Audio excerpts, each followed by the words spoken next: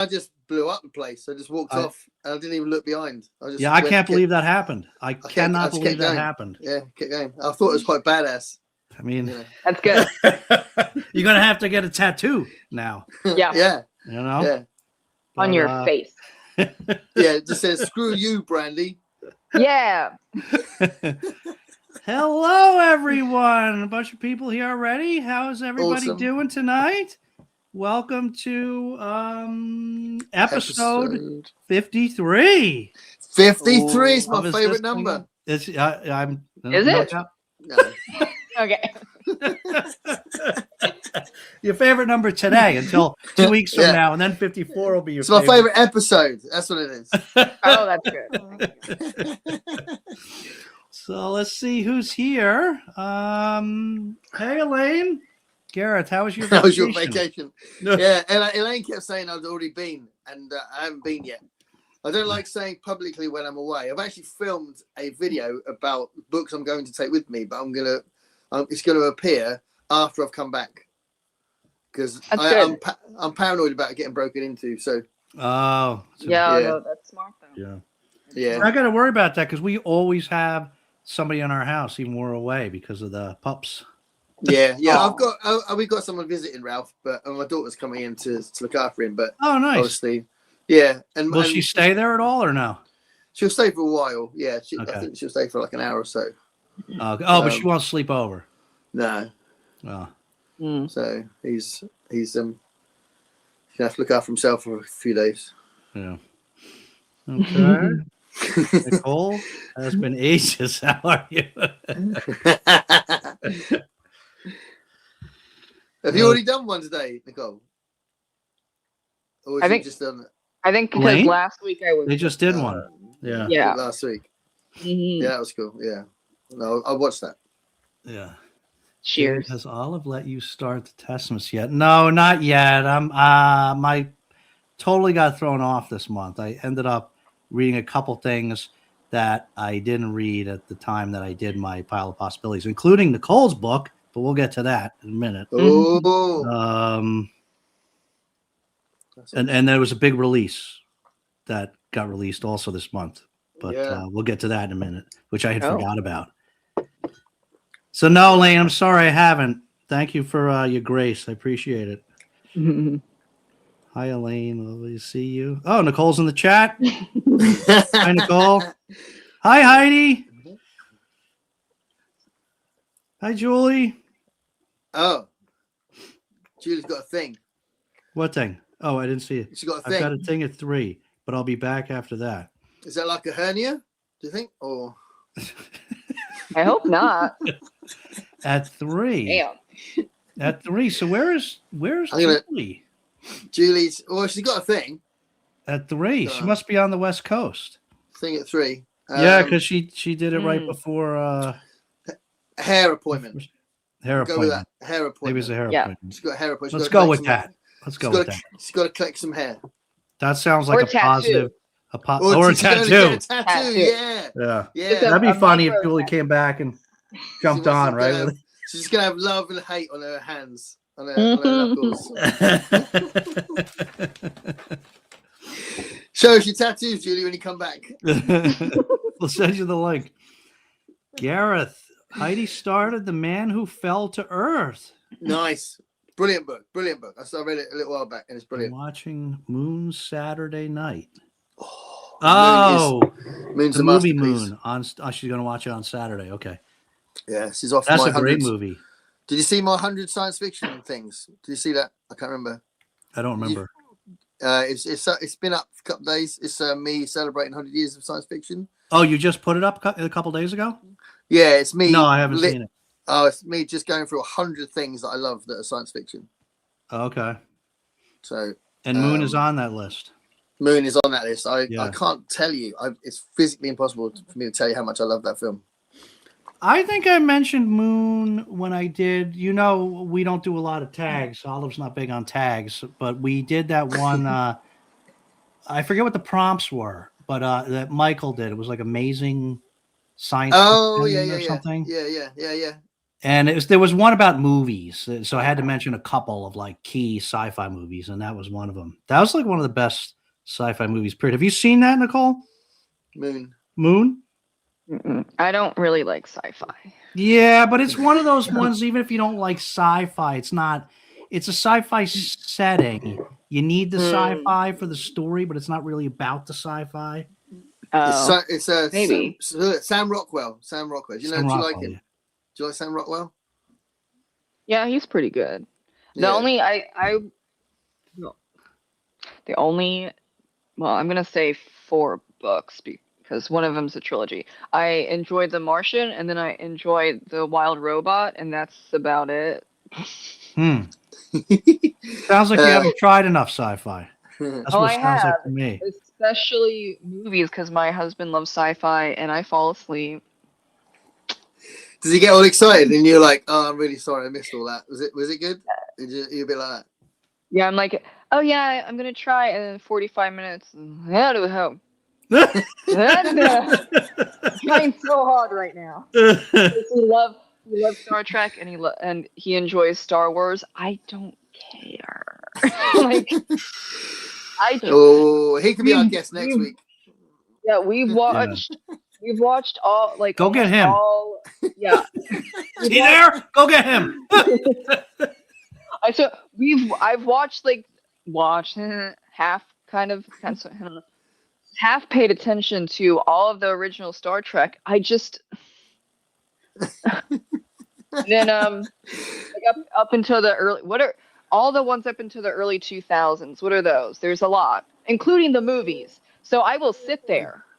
Oh, you've seen quite a lot then, but you just don't. I don't know. You just don't like it. Try. Well, you mentioned The Martian. I've just literally 2 hours ago come back from the cinema, having seen Project Hail Mary. And oh, it was so wonderful. I'm going Saturday. So just literally perfect. Ooh, I DNF. You DNF that? You DNF the book. Wow. Yeah, but when I was reading it, I was like, this would be better as a movie.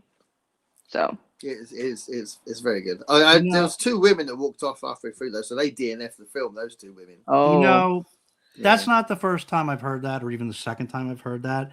And the more I think about it, is that like deja vu? I can get it. I actually can kind of get it just based on the way the book is broken up, the different parts of the book. I could see people DNFing it if they don't. Did you get to Rocky? You didn't get to Rocky, right? I got to like page 70 or something. I'm like, I'm out. See, I can see why somebody would DNF it at that. Yeah. Well, also, like, I understand the main character being an elementary school teacher, and like he's speaking, like, or his cadence or his word choices would be school appropriate, and it can definitely, because I know a lot of teachers that can blend into their personal lives because they're so used to being a certain way. But then like the writing itself was written, it felt like it was written for sixth graders, and I'm like, what happened here compared to The Martian? The writing threw me off. You can definitely have a character, like the main character, speak in a certain way and it makes sense. But if it translated to the descriptions and all of that storytelling, and it was not for me. But you can't do that in a movie. Like, the movie is what it is. Yeah, but there's more physics in. I think you were a little science in Project Hail Mary. I think Nicole was a little smarter in 6th grade than I was then. Yeah, there's a lot of physics in it, and because I would say that the film explains the physics not better, but it makes it easier because there's a lot of passages of proper hard science in the book, isn't there? Yeah. But, yeah, maybe it got better, but I was like, it is written like it was for 12-year-olds, and it's not, like, it's too bland for me. But when when you came to The Martian, it's The Martian and then Project Hail Mary. It's like it's two completely different writers, and I was thrown off. Wow, it was not the same at all for me. That's really interesting. That's because he gets accused of being too similar. So interesting. That's an interesting take. I think maybe you should give it another shot. I'm not going to be pushy. Garrett tells me I'm too pushy, but maybe just give it one more chance. Yeah, it just might not be her. Well, maybe thing. after the movie. I'm so excited for that movie. Yeah, I watched. Wait, did I watch?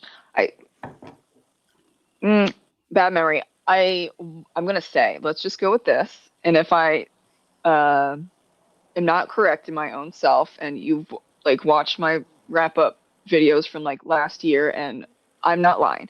I watched The Martian first, and it was 5 stars, perfect, 10 out of 10. I cried. Then my husband bought The Martian and the Project Hail Mary. I read The Martian first and gave it 4 stars, and then did a book review on it. And then I jumped right into Project Hail Mary, and I'm like, what happened?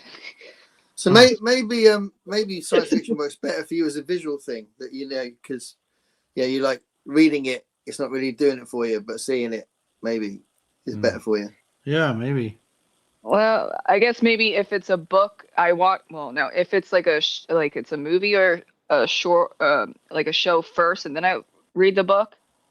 I don't know, but like all of Star Trek and Star Wars, I don't care enough. Even though I've watched it all with my husband, I have paid attention. It just isn't interesting. But like, how many other I enjoy like 15 different genres. I think at a certain point you can only enjoy so much.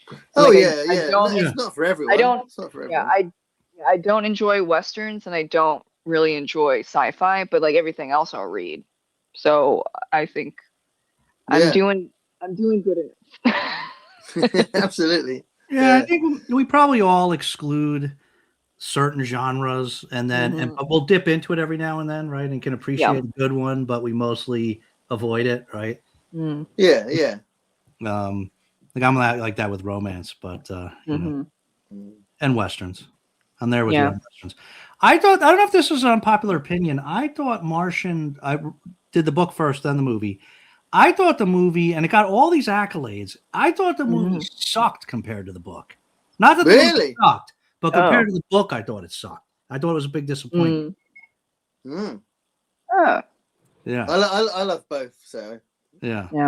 I mean, I liked it, but I'm just it was a big disappointment after the book. Maybe I said that the wrong way. Well, it could be. I think. Like, how many people would say for like movie or TV adaptations, if they read the book or book series first and they absolutely adore the show or movie? Usually it's like, oh, you read the book and it's really hard to live up to. I think that's like across the board. So that's probably that's true. Because certainly with The Martian, I can't imagine them doing anything else in the film. So it might be just the experience of reading it you enjoyed more. Yeah. But not that it was a bad adaptation, but you just enjoyed reading it more. Yeah. Sorry. Okay, Al's here. Hey, Al. Hi, Al. Hey, Constance. In the house. Hello. Yeah. Hey, Celeste. Celeste. Hello. It's late for Celeste. Yeah. It's not as late for me now. It will be after next week. Yeah. Our clocks change. Everybody's saying hi. Hi.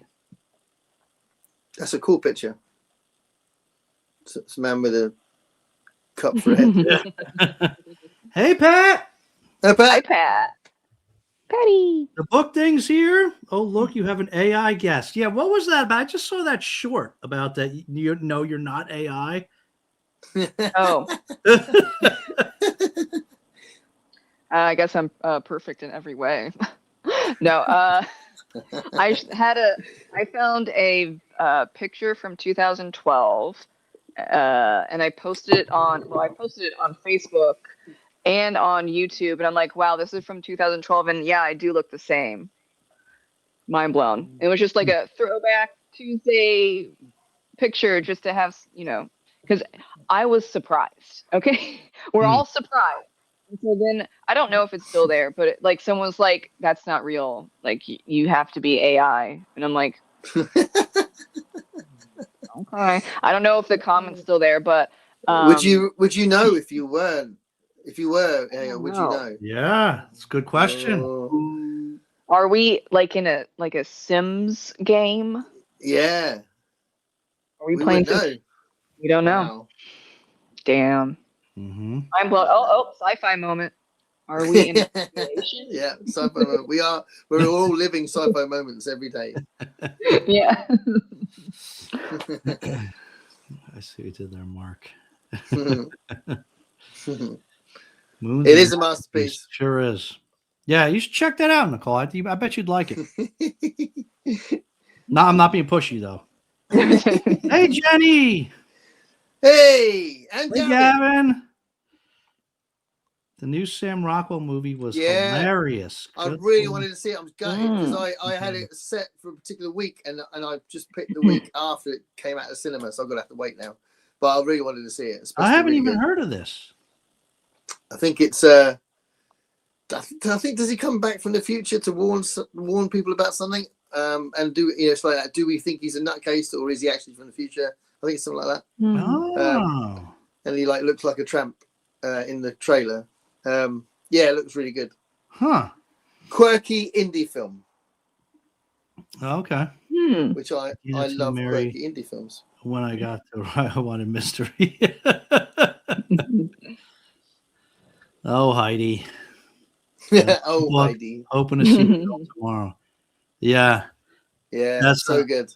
I don't go to the theater much anymore, unless like a superhero film or something. But I just told my wife, I'm like, listen, this is out, and I want to go see this in the theater. So are you gonna come or not? The cinematography, like when it's quite beautiful in places, like when he's out spacewalking and stuff, and like and the astrophage is going mental, and he's by the planet, and the planet looks really weird. It's very visually stunning. You're gonna see the movie, Nicole? Probably when it comes out, like on DVD or like streaming. Oh, okay. Unless your partner wants to go, right? And then you go, all right, I'll go. Yeah, I'm surprised he's not bugging you to go. Well, he hasn't read the book. Oh. So I think he just wants to wait. He read The Martian. He wants to wait, and I'm like, yeah, that's fine. Yeah, I'm like that with some things, to be fair. Sometimes if I know I'm going to read it, I'd rather read it first. If I can, because that's usually because ultimately the film is the biggest spoiler you can get in it. Yeah. Hey, Greg. As we were talking about film, hello, Greg. Plug that I will be the guest on this week's Cinephile Sunday with James, Quentin, Curious, and Randy. Oh, okay. Awesome. I've seen that they've been doing those, and I've been trying to catch them. He's doing Shane. They're looking at Shane this week, I think.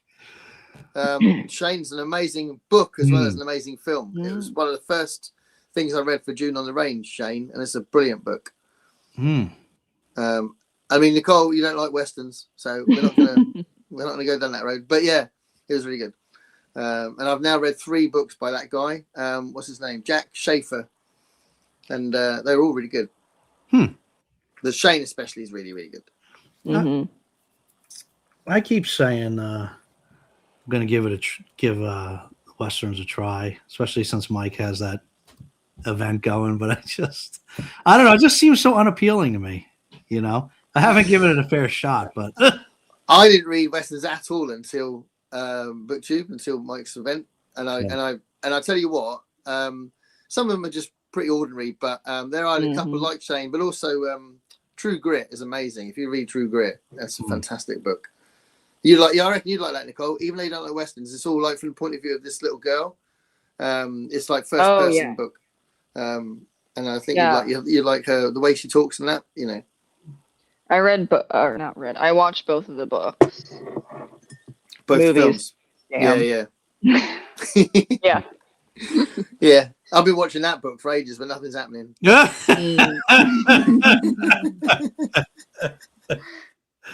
I didn't know there was there's an older one, or because I only saw True Grit movies. There's the Coen brothers and John Wayne. Oh, okay. Yeah. But they're both good films. Mm-hmm. I'm a massive Coen brothers fan. He's reading Lonesome Dove. That's a chunker. That's a huge book for somebody who doesn't like westerns. That's a big ask, I think. Yeah. You read that, Garrett? Look. Too big. No, but I it's not too weird for me because I do like westerns. But yeah, that's a tough one to recommend, I reckon. But don't start there, Nicole. No. Start with True Grit. I don't know their show, but I love movies, so it should be fun. Yep. Yeah, I need to do another Desert Island Flick soon. It might be with Mark actually from Please Read Your Book. I think no, not Please Read Your Book from Book Thing. I think it might be Mark. Is that right, Mark? Because we've been emailing each other, so that might be he might be the next guest. I asked Dave, and Dave was like, "Oh yeah, I'll get around to that one day." That was you know what? I swear I actually started making a list of my movies on the phone. Yeah, I was just waiting for you to ask me again. Bullshit. I did. I started making a list. Is he talking bollocks? I think he's talking bollocks. Nicole, do you watch a lot of films, Nicole, in general? Yeah, though my husband and I have been on a TV binge. So when was the last time we watched a movie? I don't even remember. It's been a while. First, we started on Sons of Anarchy. Oh. And nice. then he's like, I hate Gemma. I need a break. And it was halfway through season six, and he's like, because I think it's different when you obviously there's 7 seasons and you watch it as it comes out, which is a span of like almost a decade or whatever, however long it. Yeah. Versus you're seeing it back to back to back, and we weren't taking breaks at all. And like the first and second season, awesome. Then you get to the third season, you see how weird and manipulative and batshit crazy Gemma is, and then it just gets worse. Then you get to like, we are in a pause after season 6, episode 5. He's like, I can't. He's like, it's taken over by Gemma. This isn't what it was anymore. We need to take a break and watch something else. So I'm like, okay, damn. But I get it because rewatching it back to back to back, I see where he's coming from. I watched it spaced out through many, many years. So, and Olive agrees. So you weren't as irritated by as he was. No, I mean I can see why, and it was getting. If anyone hasn't seen Sons of Anarchy, sorry, but after a certain point, it's like for Tara specifically, who's with Jax, girl, you need to leave. Obviously, you don't, but I don't want to hear you whining anymore. You have all this time. There's 3 instances where Jack says, get out and go. And in the last one, he says, go to Oregon with the kids. I'll be with you. She doesn't. Nicole has like very strong feelings about this show. Have you seen it, Garrett? I do. I've seen clips of it. So I know I'd probably like it, but I haven't seen it properly. I just know I've seen enough to know that I'd probably like it. Yeah, you seem very emotional about it. Yeah, it gets annoying. I get why he's annoyed. Though it's like, why did you pause halfway through season 6? Yeah. It's annoying. And now we're on Black Sails.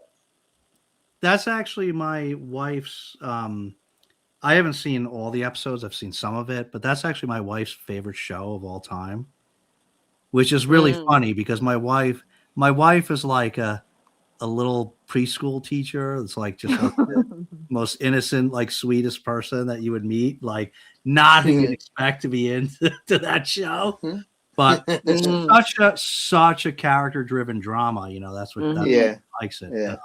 But that's rough, that show, man. Yeah, Well, and also, this was when it was airing, and I was in college. where so, and I don't know what specifically it might have. It was probably happening in multiple states where you can get merch for Sons of Anarchy, and you can get patches and all that stuff, which not the best idea. Putting those patches on your leather vest or your leather jacket and walking into actual motorcycle bars, and people were getting into trouble. Huh. And she's like, wow. But the show, it is very violent. Okay. And there are certain biker gangs, the one percenters, and there that are kind of like how it is in real life. But real life biker gangs are not that nice. And I think people were messing around and they found out real fast, especially, unfortunately, especially there were a couple instances with women that they did not understand the difference between Sons of Anarchy, which they don't treat the women like great, but the 1% actual biker gangs, you're not a human being. So like there was a lot of problems when that was happening, and I'm like, oh yeah, don't do that. You can put yourself in danger, can't you? Yeah, my dad, he wasn't in a biker gang, but he started driving motorcycles and fixing them up and all that stuff when he was a teenager, and he didn't run with the best of crowds, but he was never in a 1%er gang. So, I mean, he would see, it's on the East Coast because he's on the East Coast. He would see the pagans and the Hells Angels fight all the time. And it's not like fun fighting. No, like people were getting stabbed. I mean, it's a serious thing. And the show is serious, but I don't think there is a disconnect between the 1%ers that are real life, that if you look at them funny, they will fight you. You keep using that term. You keep using that term 1%er. What does that mean? They're like gang members that will do, like they're biker gang members. They the 1%ers are the ones that basically do like different sorts of crimes. Okay. As within, like the pagans or the Hells Angels. The Mongols say that they're not, but they depends, and there's some other ones. But there are also biker clubs that don't participate in any type of crime. So it's like a lot of them don't, and you have like the 1%ers that do that type of thing. It's just the well-known badass motorcycle clubs. That's what the 1%ers are. No, they're doing like crimes, like trafficking. Okay. Yeah. Don't go anywhere near that. That's like if you want to, but like the regular join one of those clubs, Dave. Don't do that. That's the wrong badass. Yeah, you don't want that. Yeah. That's badass, though, Dave. We actually, funny enough, whatever. We actually have, not real close to here, but we have gone there quite a few times actually for lunch. There's this place. It's called the Dewdrop Inn. It's like a little bit ways from here, but it's basically a bar. It's a bar with a few like bar tables in it, and it is known as like an excellent place for wings. Oh yeah. So it's like, I mean, they have like literally like 60 flavors of wings, like all your traditional thing, but like all these crazy flavors, like peanut butter and jelly wings, and like just all sorts of crazy wings, right? And they're excellent. But it's also a biker bar. So like you go there like normal people go there at lunchtime to get wings. You do not go there like on weekend nights, because there's a sign on the door that says no colors inside the bar. And it's like, I'm pretty sure, there's probably more than one Dewdrop Inn, but I think Dewdrop Inn is mentioned in a Warren Zevon song, I think. I definitely know a song well that mentions the Dewdrop Inn. I think now that I talked about this, I think when you eventually come, Gareth, we're gonna have to go visit Dewdrop Inn during the day. You're during the day.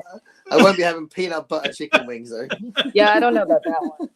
Oh, they got so many. They got so many. It's they got lemon curd chicken wings. They might. They literally might. All right, so this one was for you, Nicole. You ever tried Philip K. Dick's writings? Never that heard stuff's of him. mental. I never heard him. Oh. He did the book that became Blade Runner. Oh. Okay. Yeah. He's one of the most famous classic sci-fi writers. I have not seen A Scanner Darkly. Have you seen that, Gareth? Yeah. I haven't read it, but I've seen the film. Okay. Is it worth watching?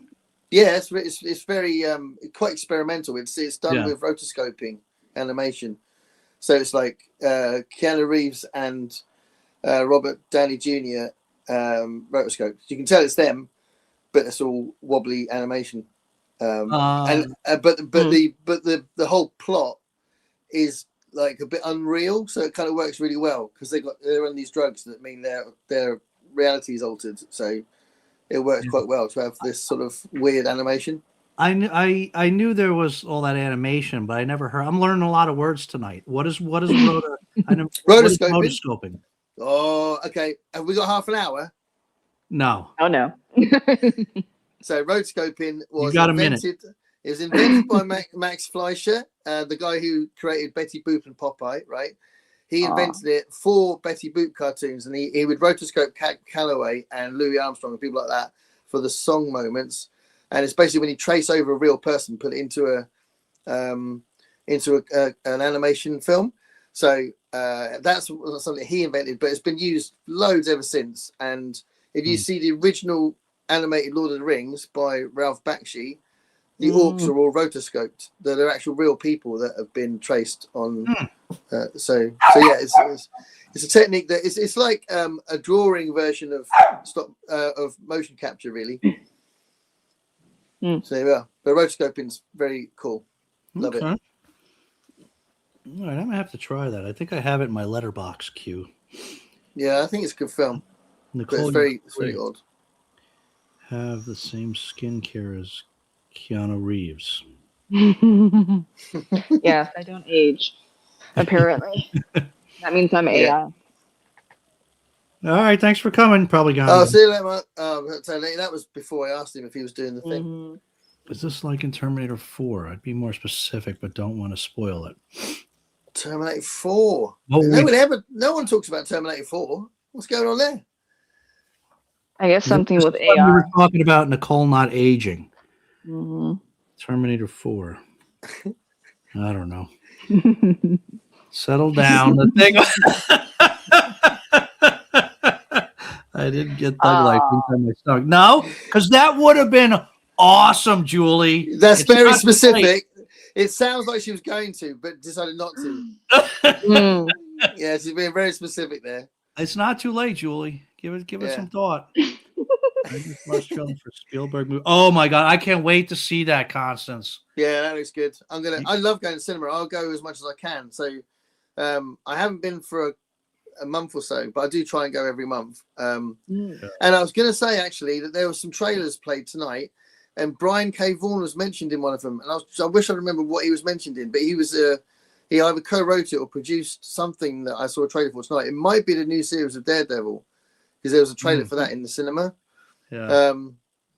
But yeah, I don't know. I'm surprised how many seeing his name come up over and over again on these Lost episodes, because I didn't know him 20 years ago, so now I'm noticing the name each time I see he wrote an episode. He's done loads, isn't he? Yeah, he's a very busy boy. Have you seen this trailer, Nicole, for Disclosure Day? You know what we're talking about here? No. Oh, it looks good. You need, after the show, you need to Google Disclosure Day trailer. Yeah. It's Spielberg's doing Alien Visitation again, isn't he? Basically. I mean, we technically don't know what's being disclosed. They've done the trailers really well. They imply that there's some kind of, it certainly looks like it, doesn't it? Alternate entity involvement, but it looks like a dark version of Close Encounters to me. Something dark, something more sinister's happening. It looks good. Did we talk about this just reminds me this topic. Did we talk about Begonia during the last show? I haven't seen it. I desperately want to see that film, but I haven't seen it. So don't spoil it. Have you heard about this, Nicole? Well, I've heard of it. I haven't watched it. Oh, it's definitely worth a watch. It's Emma Stone is so brilliant, isn't she? Emma Stone and Jesse Plemons. The two of them who were great both do a phenomenal job, and almost the whole movie is just them and their dialogue. And I like those kind of films. Oh, it's good. It's good. Did you say you know what it's about, Nicole, or no? Yeah, I do. Yeah. Mm-hmm. Yeah, it's pretty good. Yeah. I missed it in the cinema, so I'm waiting to see it on one of the streaming services, which should appear soon, I think. And it really keeps just one of those back and forth things, like the whole movie. You're like, it's pretty good.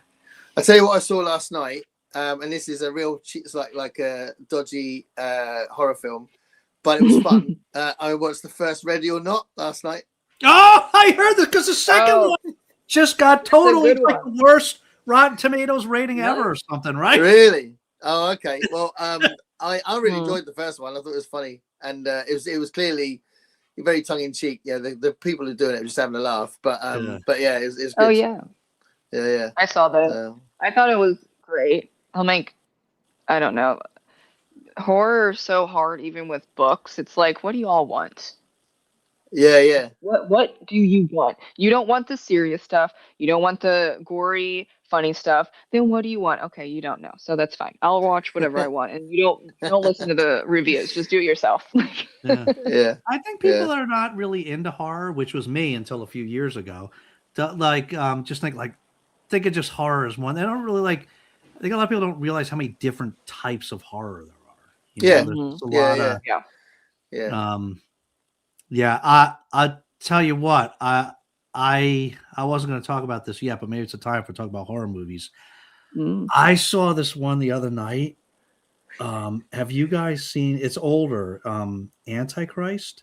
Have you guys seen this? Oh no, I've heard of it. I haven't seen that with one yet. William Dafoe. Yeah, it's supposed to be amazing. It's like from 2012. Yeah, I mean, I guess it depends on your definition of amazing. I think it was clearly meant to be like very artistic, but it was too. Wow, was it extreme? First of all, I did not know. I really did not know what I was going into when I saw. I had it in my letterbox queue. My wife went down to her mother's for the night, so I'm like, I just have the time to myself. I'm going to read a little bit, and I'm going to read The Flowers for Algernon, and then I'm going to watch a movie, right? And that nobody else is going to watch with me. And I had it in my queue, and I really didn't know the exactly what it was going in, which maybe is a good thing. I don't know, but it was. First of all, I cannot believe that the movie didn't get an X rating. Like there are some scenes that are so explicit. I've never seen an R-rated movie with that kind of just clear imagery. I think nowadays, I think there's stuff that's acceptable now for younger audiences that wouldn't have been 10. Yeah, 15, but this was. I mean, this is the most graphic of. It doesn't get more graphic than this. I can't believe it would go get by as an R. I've never seen this before. Yeah. And this was back. I think it was like 2012ish, something like that. And it was so. There was a couple. So I don't want to make the whole thing seem like this, but it was like there was a couple things. So I mean, do you know anything about it or no? No, I want to go in blind really as well. So. Yeah. Not sure. Yeah. So you want me to say nothing, or can I give you like the 20 seconds? Go on. No, go. Give me 20 seconds. So the 20-second thing 25 is seconds. The 25 seconds. It's a couple, and their little toddler boy dies, and it sets in motion this sort of stuff. And he's actually a psychotherapist, and so he tries to help her work through the grief. So it's about a lot of things. Grief of which is one of them. but she becomes very starts exhibiting a lot of sadomasochistic behavior, and which he's trying to not, he's trying to deal with her help her as a professional psychotherapist, but also her husband. And that's their first mistake. You're not allowed to do that. You cannot do that. Yeah. It was there was some bad, there was some rough stuff in there, and I'm sitting there by myself watching this movie, and more than once I literally yelled out loud, which is not me, where I went, "Oh!" like out loud, which I'm doing when I'm sitting there by myself. But it was pretty shocking. There's some scenes just stay with you, right? Talking about horror films and stuff like that. I'll never forget, because it stays in my mind. It sits there in a Wes Craven film called People Under the Stairs. Have you seen that? Oh my god, that's great. I've heard about it. I think you. Oh my god, that's so good. It's a really good film, but I can't get the image out of my head of that. I think it's the mother putting the daughter in boiling water in the bath. Oh, it's horrible. It's really horrible. Yeah. It's a great film, but God, that seems horrible. Yeah, that was good. You had me at daughter in the boiling water. Yeah. That's People what they say. Yeah. That's a good one. It's not, mine isn't a horror movie, but American History X. Yeah. The prison scene, I'm like, damn. I'm like, I'm gonna pause for a second. That was quite a movie. That was a quality movie, though. That was a good, yeah, it was good. And I was like, oh, you're gonna show that? Shit. Okay, we're gonna show that. But I knew about it going in, but I didn't know it would be that long of a scene. Yeah. But it was. All right. Yeah. But the most disgusting movie I watched was Sweet Movie. Sweet Movie? Sweet Movie? It's not sweet. It's disgusting. I think it got an X rating, and I had to watch it in college for sex and violence class. Huh. Sex and violence class. That sounds like you got to have a lot of energy for that one. Yeah, that was a lot. Yeah, sex and violence film class. That's great. They should just build a gym in the college. Surely that would have been better. More. Well, and I signed up for it, but I was like, sex and violence, please. No.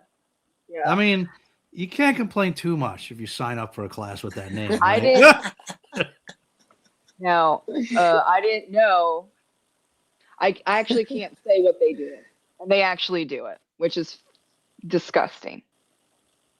You would be reported. This thing would be reported if I said what they did, and the actors actually didn't, so they're not like acting, and that's why it's disgusting. And I'm gonna walk out of this. I'm gonna walk, but I heard that it was vile, but they did for each movie that you had to watch, and it was a build up. Like that was the last one. It was like the worst. I'm like, oh, I understand. I heard that it was the worst, so I didn't go to the free screening that particular professor did, and instead, I don't know where I got it, but I watched it in my apartment, and I'm like, I am so glad I did not watch this with everyone else.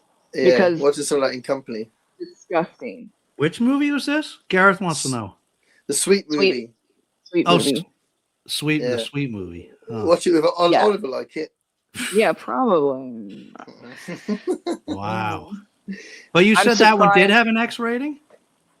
I'm pretty sure it did. I would hope so. Or it's not rated. It's nasty. I would have expected Antichrist to have an X rating. So, hey, Jess. Jess believes in aliens. Jess. I'm actually from planet Mars and temporarily staying Austin. My new alien book tag is a gift from my friend. Nice. Check that out.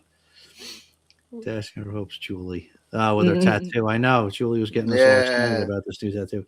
Jenna, everyone. Hi, Dave and Gareth and Olive and Nicole. Hey. Hello.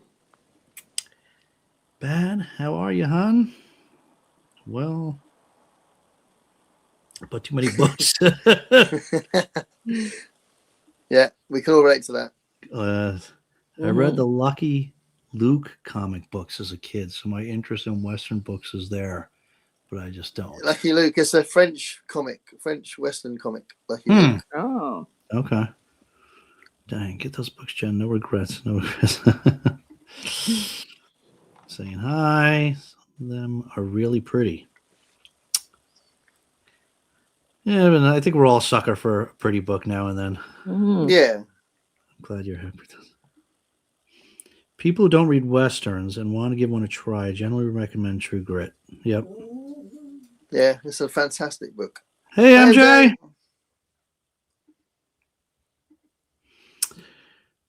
I just wrote and performed the theme song. MJ and Celeste have been talking on the Lost Chat as well, because that's been coming up on my iPad as we've been reading these things as well. Oh. oh, sorry, sweetie. I'm sorry. Curtis Stigers. Yeah, he had some hits over here. Proud to call him an acquaintance. Okay, cool. So you know him. I'm sure he's a nice guy. Greg is like an encyclopedia with this stuff. He's playing in a festival that I may be getting booked at. Not sure. But he's playing in Surrey in the summer. Curtis Stigers. I don't have anything else right now. So sit down. Have you got biscuits, Nicole? Hey. All right. Yeah, we'll talk about it in a minute. Gareth's anxious to get the biscuit time. I've got the Big Daddy. The Big Daddy. When are we just talking? Yeah. Scanner Darkly, that is. So I should read it first. Okay. Did you read and watch it, Gareth? I haven't read it yet. Oh. There you go. Everybody saying hi. Ba-ba-ba. Yes, we were talking about. I thought it was a lost time slip. Agent Spywalker. So Agent Spywalker changed his name, so it no longer includes ice. Nobody can keep an eye on him. He's changing it all the time. He's like slippery Jim. It's amazing how quickly we're getting through the Lost episodes, isn't it? It is. Season 4 now. It is. It's crazy. Gareth, looks like they have been running us secretly for a long time. I'm still looking forward to that movie. It's the summer, right? Probably like July. Yeah, I think so. Yeah, it's nice that Spielberg's going back to what he started with. You know. Yeah. All right. See you, Celeste. Jeez, I gotta be more serious. I wish they separated some TV shows. I downloaded Letterboxd to do reviews, but it's just another thing that I've got to find time to do. So I'm well behind on. I've seen, because I am going to do a video about 16 or 17 films I've seen over the last couple of months. I'm just going to do a quick review type thing, but I haven't put any of those on Letterboxd, even though I downloaded the app. You know. It's just something else to remember to do, you know. I like the idea though. Yeah. You know. I just use it just to keep, instead of another notes thing on my phone, I just use it to keep track of movies that I might want to see. I don't. Yeah, it's another thing. I don't have time to use all that kind of stuff. Yeah. But hi everyone. Bye. Ta. Okay. Whoop. Dave, you need to watch the TV show Outlander. Seems to be considered X-rated, and that is Star's channel. I don't watch shows just for the smut, Heidi. I don't know what you've been hearing. I don't think that's my kind of show, actually. You guys watch Outlander either? Outlander, no. I know of it. I read all the books and watched most of the show. Oh yeah, so I guess you like it. Love-hate relationship. Love-hate. Is it steamy? Is it really proper, full on? Apparently. Oh, for the show? Yeah, but that's Stars. I totally forgot. We watched Spartacus from Stars, and And that was I was talking about that a couple weeks ago, where it's like my husband was like, "Why are there so many damn tatas on the screen for no reason? Get them off." And I'm like, but yeah, no, it is true. Like they're like Spartacus would have sex scenes that lasted 5 minutes. I get his point. What's the point? Well, it might be why people are watching it, to be fair. That might be why they're doing it. Well, no, because then he was like, "What are you going to do with 5 minutes?" And I'm like, I'm sure some people could do something with 5 minutes, but it's like, yeah, it's a bit awkward. And then, there were a lot of things where it's like, and he got really bothered by the historical inaccuracies as someone who has multiple history degrees. Oh god, yeah. Oh, yeah. You don't watch that show for accuracy, do you? Yeah, it's not a history lesson, right? That show. Yeah. Having a good day. Yeah, stay saying hi. Plan on having brownies this evening. Is that acceptable? It is. Yeah, always. It is. Wait till you see my biscuits for tonight, Constance. Mm-hmm. Agent Spywalker. They Will Kill You looks like a fun horror. Oh, there's movie. A poster of that in the cinema. So that must be one that's not come out yet. What's that one about? Someone's going to get killed. Yes. Oh, I think he texted me this actually. If I forget, remind me. I just saw the poster. I don't know. Yes, yeah. Agent Ice. Let us know what's about. Ice. We can still call him Ice as long as his handle's not Agent Ice, right? Okay, we can. Okay, so just Iceman. Iceman. We can say Iceman. Iceman. Remind us what that's about, Iceman. I forget. I like shortening people's names, so I just go I.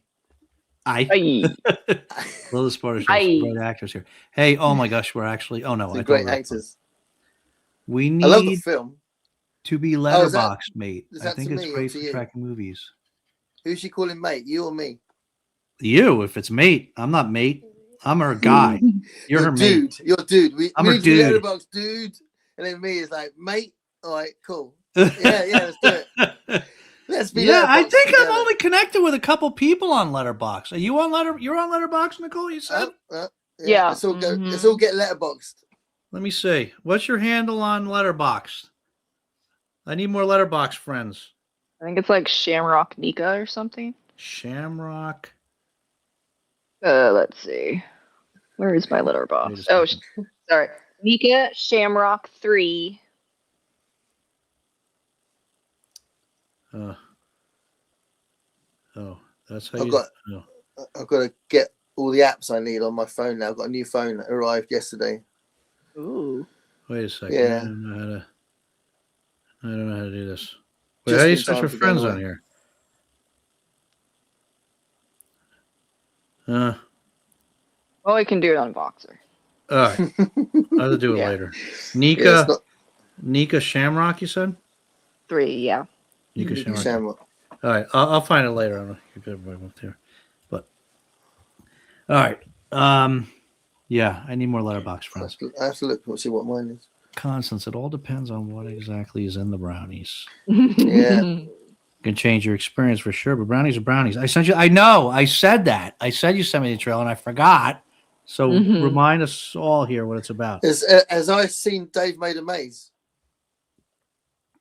Ice? I don't think so. Ice, have you seen Dave Made a Maze? Yeah, you got to watch that. You haven't seen that, have you, Nicole? Which one? Dave Made a Maze. No. You like weird stuff? Did you like Being John Malkovich? Did you see that movie? Yeah, it was okay.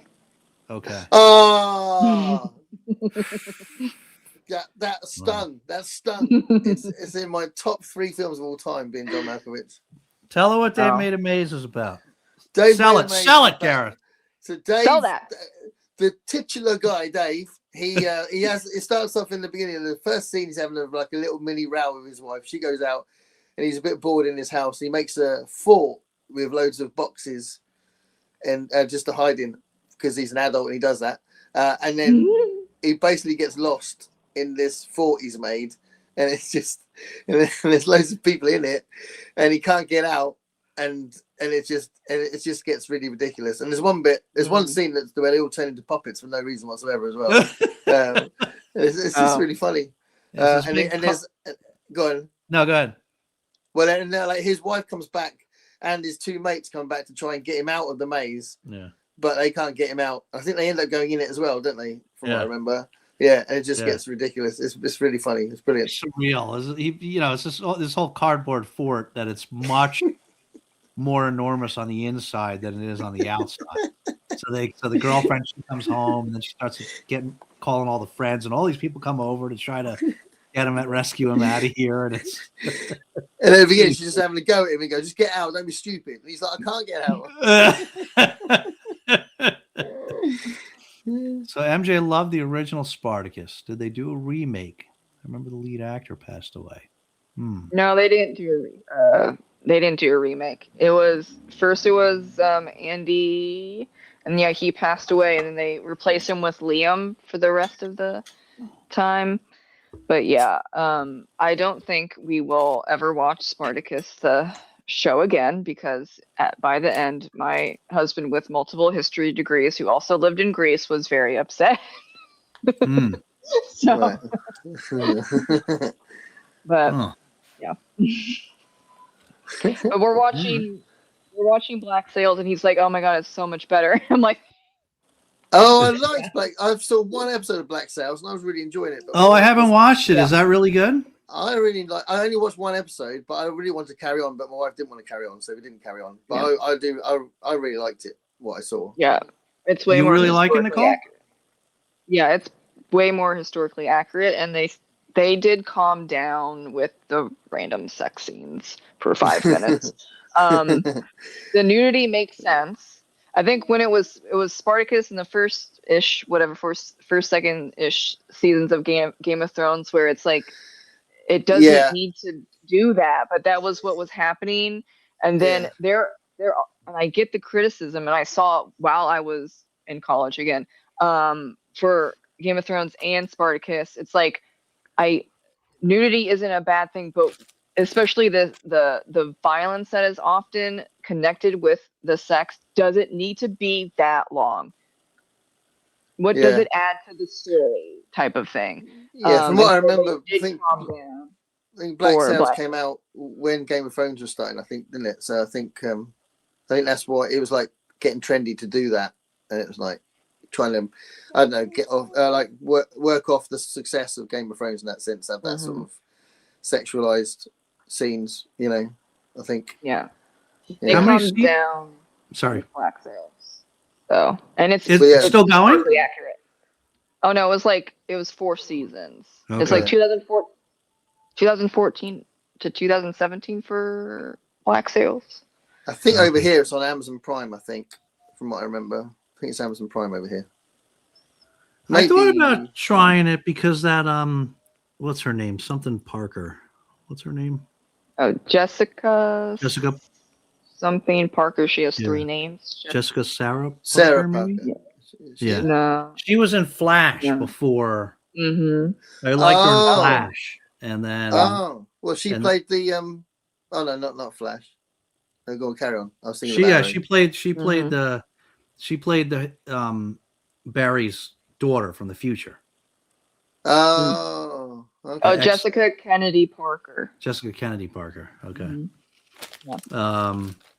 Well, it's like I didn't know that Michael Bay produced Black Sails, and I'm like, oh, you really held off on the big booms. There are booms, but it's not like calm down. Yeah. Right. To be fair, I watched one episode of Peaky Blinders with my wife as well, and she didn't like that, and I was really enjoying that as well. I should just watch TV on my own. Yeah. You know what I mean? Oh, Peaky Blinders. I was enjoying that as well. Yeah. Well, I thought it was. Cool. I don't know. Oh, I think it's sometime in season 3 where sorry, this is how historical whatever my husband is, where it's like there was a silk flag, which is not apparently a thing. Okay. But he's like, everything is historically accurate, but why do they have a silk flag at the end of that boat? And I'm like, Enough. Okay. Yeah. Relax. Just enjoy the bloody show. Yeah. I do watch. That's it. I've stopped for a while, but I know I had to watch The Boys on my own because she really didn't like that. Oh. She doesn't like the language in it and stuff. But I've got through to halfway through season 2. That's a pretty graphic show. Yeah. Yeah. Are you loving it? I really like it. She doesn't like the C word, and I don't like it really, but I don't mind it in drama. Oh, Butcher. Yeah. Butcher loves that word. He likes the C word. Yeah. You ever see The Boys, Nicole? No, I haven't. I've heard of it. You know I don't what it's mind about? the C word. Yeah, so it's very good. I don't know what it's about. I really like what's his face, the actor who plays what's his name?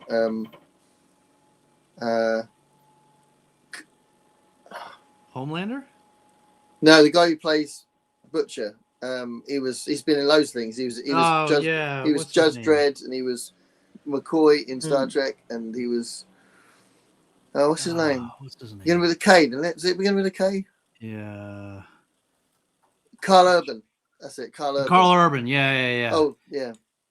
Oh, from Lord of the Rings. I think he's really good. Yeah. Who was married to? No, wait. Was he married or he dated? Didn't he date Starbuck from Battlestar Galactica? Did he? Don't know. I think so. MJ will know that. Will she? She knows. She's into all that. which celebrities date which celebrity? My dude and my matey. My matey. Yeah, The Boys. I don't know if it's your kind of show, Nicole, but it's about it's a world where superheroes. There's these famous superheroes, the 7. Well, there's a lot of superheroes, but basically they're gone bad. They're corporate, really nasty. They're corporate funded, and they're nasty. They pretend to be great, and but they selfish and nasty. And the Boys are actually a group of non-superheroes that are fighting them in secret. Oh. But it's very graphic, very violent. Yeah, that's fine. I usually don't like superheroes because it's just the same shit over and over again. I'm tired. The superhero stuff that I find interesting is Deadpool, Iron Man, and Guardians of the Galaxy. And actually Shazam, the 2 movies, that was entertaining like that. But other than that, I'm like, oh, Captain America, oh, you're so perfect. Yeah, so you're gonna like The Boys because The Boys is the opposite of that. Yeah, it is different. It is like it's way different. Yeah. My dude and my matey. Those are the terms. Dude and matey. Jenny, have you? Oh, okay. Doesn't so? Yeah, we talked about Black Sails. I have not seen. Dave has made a maze. I do know Dave has not seen Daredevil. Still teasing me about that. Is that the Netflix then, or the Disney Plus? The original Netflix one. Those are good. You're crazy. It's absolutely incredible. I know. They've been harassing me for years that I haven't watched it. He's absolutely right. Yeah, you need to sort your life out. Constance loved being John Malkovich. That film is incredible. I love it so much. I've seen it about 8 times, and every time I've got a massive grin on my face for the entire film. I love it. What does your sweater say there, Nicole? Serial killer or something? Serial killer documentaries and chill. Nice.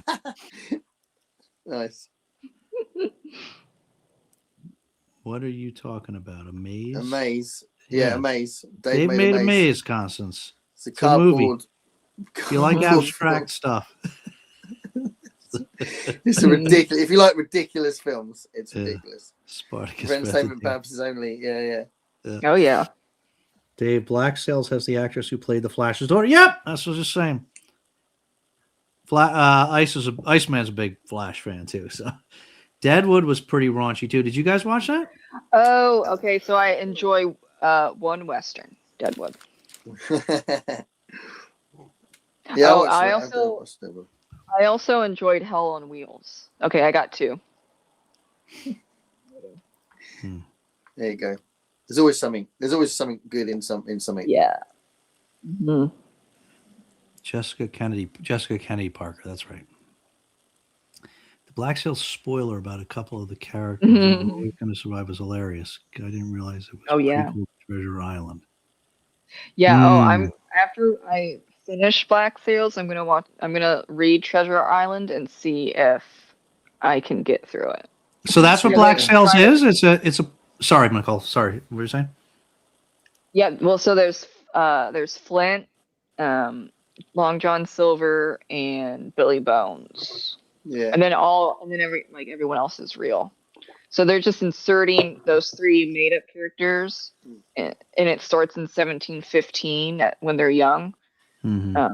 Yeah. So I tried Treasure Island when I was a kid, and I was like, no. And before I knew what DNFing was, I DNF'd it. But I'm gonna see if watching all 4 seasons would pique my interest for the book. We'll see. Yeah, I haven't read the book either. You read the book, Gareth? Yeah, when I was really young. Well, I think we did it in school. Pre-ish, yeah, we did it in school. I wonder if that's the way to do it, to watch the show first and then read Treasure Island. Huh. Let us know if that works. Yeah. Nicole. But ironically, the made-up names would be the most famous and familiar names, wouldn't they? Well, there's Blackbeard. I think Blackbeard's the most. Yeah. And Blackbeard as well. Yeah, that's true. People know him as well. Yeah. As A. Scott, I love the C word. I know. Lots of my friends love the C word. There's on the festival scene. There's lots of people that use that word all the time. I really? Personally don't like it. Yeah. That's generally considered like pretty much the nastiest over here, right? Wouldn't you say, Nicole, in the U.S.? Yeah, but I don't agree. I use it all the time. Oh really? See, a lot of people that will use the F word, or I mean, I guess I could say them because Gareth says the shit or fuck, whatever, still won't use that word. Like that's like the dirty word, I think, for a lot of people. I never use it. I'm not a potty mouth like Nicole, so I don't use that word. But or Jenny. I'm sorry, I'm married to a Marine. Come on now. A Marine who can probably tell you the historical origins of these words, maybe as well. Mm-hmm. Yeah. Well, I recently was listening to History Hit. Which one was the podcast? Eleanor Hanniga, who does a lot about sex and history, especially in the medieval times. Oh wait, I blanked out. Okay. Yeah. So I'm pretty sure the name is still there, where in medieval times the peasants would go to fucking forest, and that's where they would do the stuff, and that's kind of like the beginning of the F word. Fun fact. Nice. If you want more fun facts, go to History Hit on YouTube. History Hit. Yeah. So that was the beginning of that word, but like that wasn't a curse word because they went there to do it. It wasn't a curse word then. It was fucking forest or whatever. You ever hear of this forest, Gareth? No. The nearest you should go one to me is 100 Acre Wood, which clearly is very different. You wouldn't get Winnie the Pooh doing that, would you? Oh. Gareth's like, I'm going to go camping this weekend. Yeah. Carl Urban, yeah. He was my lovely Ioma. Yeah. Lord of the Rings? Yeah. No. Yeah. Carl. Yeah, it's one of the Rowan. Mm-hmm. Great stuff. Two Towers. Homelander is a great psychotic Superman. Yeah. Yes, Carl Urban dated Katie Sackhoff, Starbuck. Yeah, that's what I thought. Thanks, Ice. Sounds like they're not together now, though. No. Sackhoff is married to some other guy. She's got a kid with somebody else. No. Dirk My Benedict. Starbuck is always Dirk Benedict. Well. Yeah. Face. Black Sails is set up as a yeah. Okay. Red Treasure Island after I watched Black Sails, and I thought the consistencies. Oh, okay. All right. So maybe I'll try that too. That's cool. So yeah, Greg says good consistency. Mm-hmm. Elaine is partial to Dirk. At Red Treasure Island and Kidnapped in school. Don't remember anything except that I love them both. What's Kidnapped? that related? It's another Robert Louis Stevenson book. Oh. You guys read that? I think I read some of it in school. Yeah. There's a lot of these classics. Jenny, I feel like using the C word more and more. Extreme times call for extreme measures. Just shouting it in the middle of the street. Oh my God. We use the C word for everything. Yeah. From besties to enemies and everything in between. It's all about. I think that's probably the way we use the word bitch. Hell yeah. Oh, really? Yeah. Mm-hmm. Because we'll call our friends out. We'll be like, oh, stop it, bitch.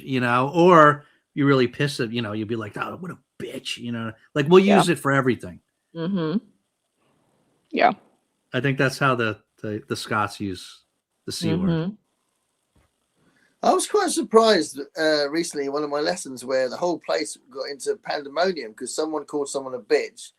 And they were like, that's the worst thing you could call me. And it all went a bit mental. And I was just like, what? Oh, really? Really? Yeah. That's funny. That's very shocked, nice of them to think that's the worst. Good. Keep that innocence. Yeah. Very strange. Keep that innocence. Because I've heard them say worse words. So for some reason, it was that word for that group of people that they were freaked out by. Really weird. Oh, that's funny. Yeah, because I call Iceman a bitch all the time. Is he your bitch? Uh-oh. No snap. I recently read Train Spotting. I'm not sure there was any sentence in that book that I could the C word. Yeah. That's a Scottish book, isn't it? We're caught up for a second here. Should we do biscuits? Wow, we're caught up. Well done. Yeah. Whoa. So should I bring out the big ones? Yeah, I gotta go get mine. They're special. 1 second, I'll be right back. Okay. Hobnobs. Chocolate hobnobs. Hi, Olive. Hi, Olive. How you doing? Olive. Yeah. Olive. She hasn't got headphones on. I'm gonna open them as well. So you look like you had some. Was it like? Well, they're protein bars that don't have egg, wheat, or dairy in them, because they shouldn't have those. That's fair enough. Yes. This one's mine. I'm gonna eat this one because this is great. Yeah. And there's also this one, but I'll save that for tomorrow. Lenny and Larry's Trippy Side Bar. 12 grams of protein. Okay. Here we go. Oh, now Olive's got excited. Here, no. She knows it's biscuit time. So yeah, I've shown mine, so I'll start eating these as we chat because people know what hobnobs are, don't they? If you've seen our shows at all, you know what a hobnob is. But I haven't shown them on screen for a while, so that's your standby. Hey, you love what you love, I absolutely love these. What you got, Nicole? Lenny and Larry's cookies and cream protein bar. Ooh. Because it doesn't have milk, eggs, or wheat in it. I shouldn't have those. Oh. Yeah, that's just what it looks like. Nice. I'm basic. What have you got, Dave? How is it? Good? You've had them before. Yeah. All right, let's see the inside of that. Nicole, you got to hold it up so we can see the inside. The inside. Yeah, like that. I mean the inside. The end of it. Let's see the end of it. The end of the bar. Show us your insides. Yeah, insides. Flip it. Yeah. It's basic. I can't have a lot of stuff. So show us your X-rays. Yeah. So it's like it has 12 grams of protein and it doesn't have dairy, eggs, or wheat. So it's like one of one protein bar that I can have because everything else has those. And if I have any of those three or like all of them, then I get stomach aches and I bloat up and I burp and it's disgusting. So I try to avoid it. But in the United States, avoiding those three things, yeah, right. So I'm always bloated. It's just great. Well, you won't be offended. We won't be offended if you burp on this channel. Yeah, not at all. On this show, we welcome it. We do. That's good. Yeah, we want everybody to be themselves on this show. Yeah. If you're regularly burping in general, then don't hold back. If that's your thing, rock on. If that's your thing. Okay, look, I'm super excited about these. The first time I've done this. Oh, let me see. Not that I haven't seen it before, but yeah. So it's a chocolate. My wife really liked those hobnobs. When you gave us the bag, and would you come on? That's enough for now, please. Come on. This is the first time I've done this. I baked fresh biscuits for tonight. I mean, I didn't make them from scratch, but I made them fresh. Look at this. Oh yeah. Chocolate chunk salted caramel. Ooh. Love. So is that like a mix that you put in a nice? So you did that yourself? It came out of the package. I didn't make it. I put them on the pan all by myself. I put them on the pan and I heated up the oven and I put the pan in the oven. Well done, Dave. Yeah. I know. I can bake. You should be proud of yourself. That's good. Yeah. Oh, it's crunchy. Yeah, I prefer soft cookies. Oh, really? So. Yeah, if I want to make myself sick for like a couple days, give me a cookie. Wait a second. Oh, this is good. That's good. I'm celebrating the end of a crappy week. With a hobnob. Yeah, go for it, Dave. We need a bit of this. Don't fall asleep. Don't get turned on. That's nasty. That's what it looks like. Stop, please. That's awesome. Yeah, that looks really nice. Delicious. Wow, you're being a little too much tonight, man. Do you have to get down or what? You're being very aggressive. You're being very aggressive tonight. I've been very nice to you tonight with the treats. Okay. You want to get down for a little bit? Come on. Okay. All right. Wow. I got the two of them here, and they're like being relentless. So I don't know what to do. All right, let's see. She needs to take a leaf out of Ralph's book. He just sits there doing nothing. And if I try and disturb him, he growls at me. Oh, well, he is old man. That's true. It is true. He does what he wants.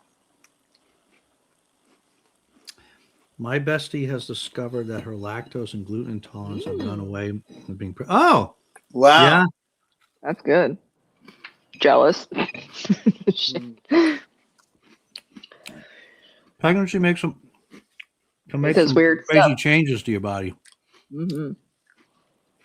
Yeah. Oh. Oh, okay. High on his list of all-time favorites.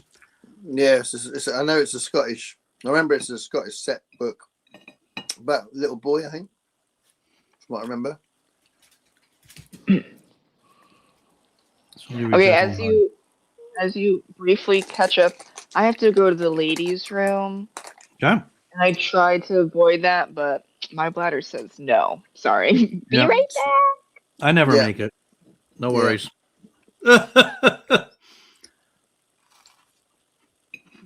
I've read Jekyll and Hyde. You did? Yeah. I love. Did you like it? I love the content. I'm just not a fan of that kind of prose. But I like the story. I like a lot. I like the story a lot. I just think I didn't really enjoy reading it, but I like the plot. You know.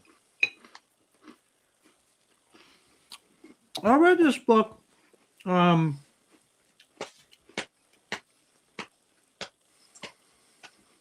I don't even really remember that much about it anymore. because what was it called?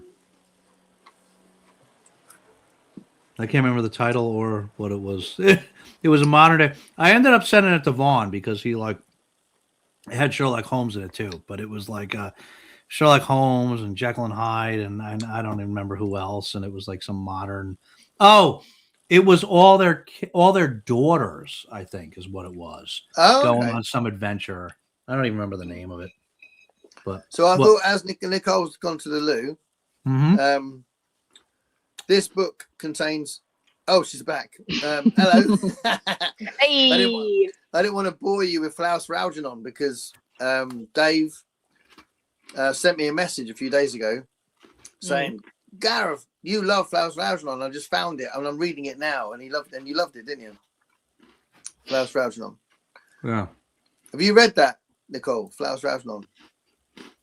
No, but I think someone that I know read it and was really upset. Is it about like hardcore bullying?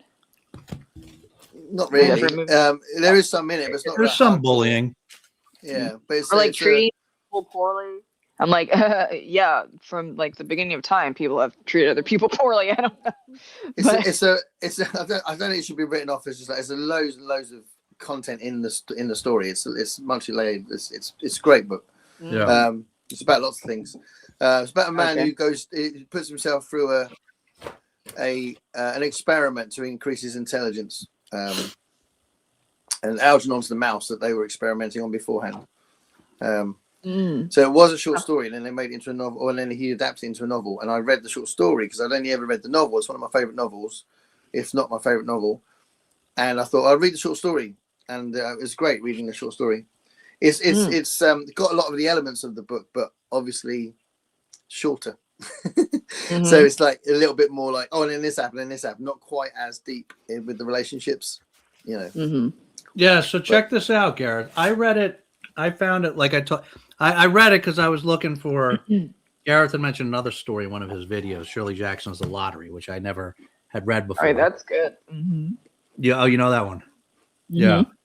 And so Gareth was like, well, you probably have it in one of your books around, because I got all these anthologies and everything. You probably have in one of those. So I'm like, you probably. So I went looking through all my anthologies, never did find The Lottery, but I saw Flowers for Algernon more than once. I'm like, I think that's one of Garrett's favorites. Maybe I'll just sit down and read that. So I had time that night that I watched Antichrist. Before I watched the movie, I sat down and read Flowers for Algernon. And anyway, one of the books I found it in was this old book of like Hugo winners from like, this was like 15-year span or something like that. But listen to this, Garrett. There was I thought this was cool. There's a brief little thing, before the story. And this was this is the 1960 convention. It was the 18th convention, I guess. And I won't read the whole thing, but right at the end, it's Asimov put this together, Isaac Asimov, right? And he's talking about how he was going to introduce Daniel Keyes and this story, and so it goes on, and he says, and then he's about to turn. He talked about it, and then he's about to turn to Daniel, like, and introduce him to everybody, do the award, and he says. So Asimov says, and then I looked up at a level 9 or 10 feet from the floor in order to encounter the face of this giant, whom I had never until that moment met. A hand plucked at my elbow, and I brought my eyes down to ordinary man height. And from the round and gentle face of Daniel Keyes issued the immortal words, "Listen, when you find out how I did it, let me know, will you? I want to do it again."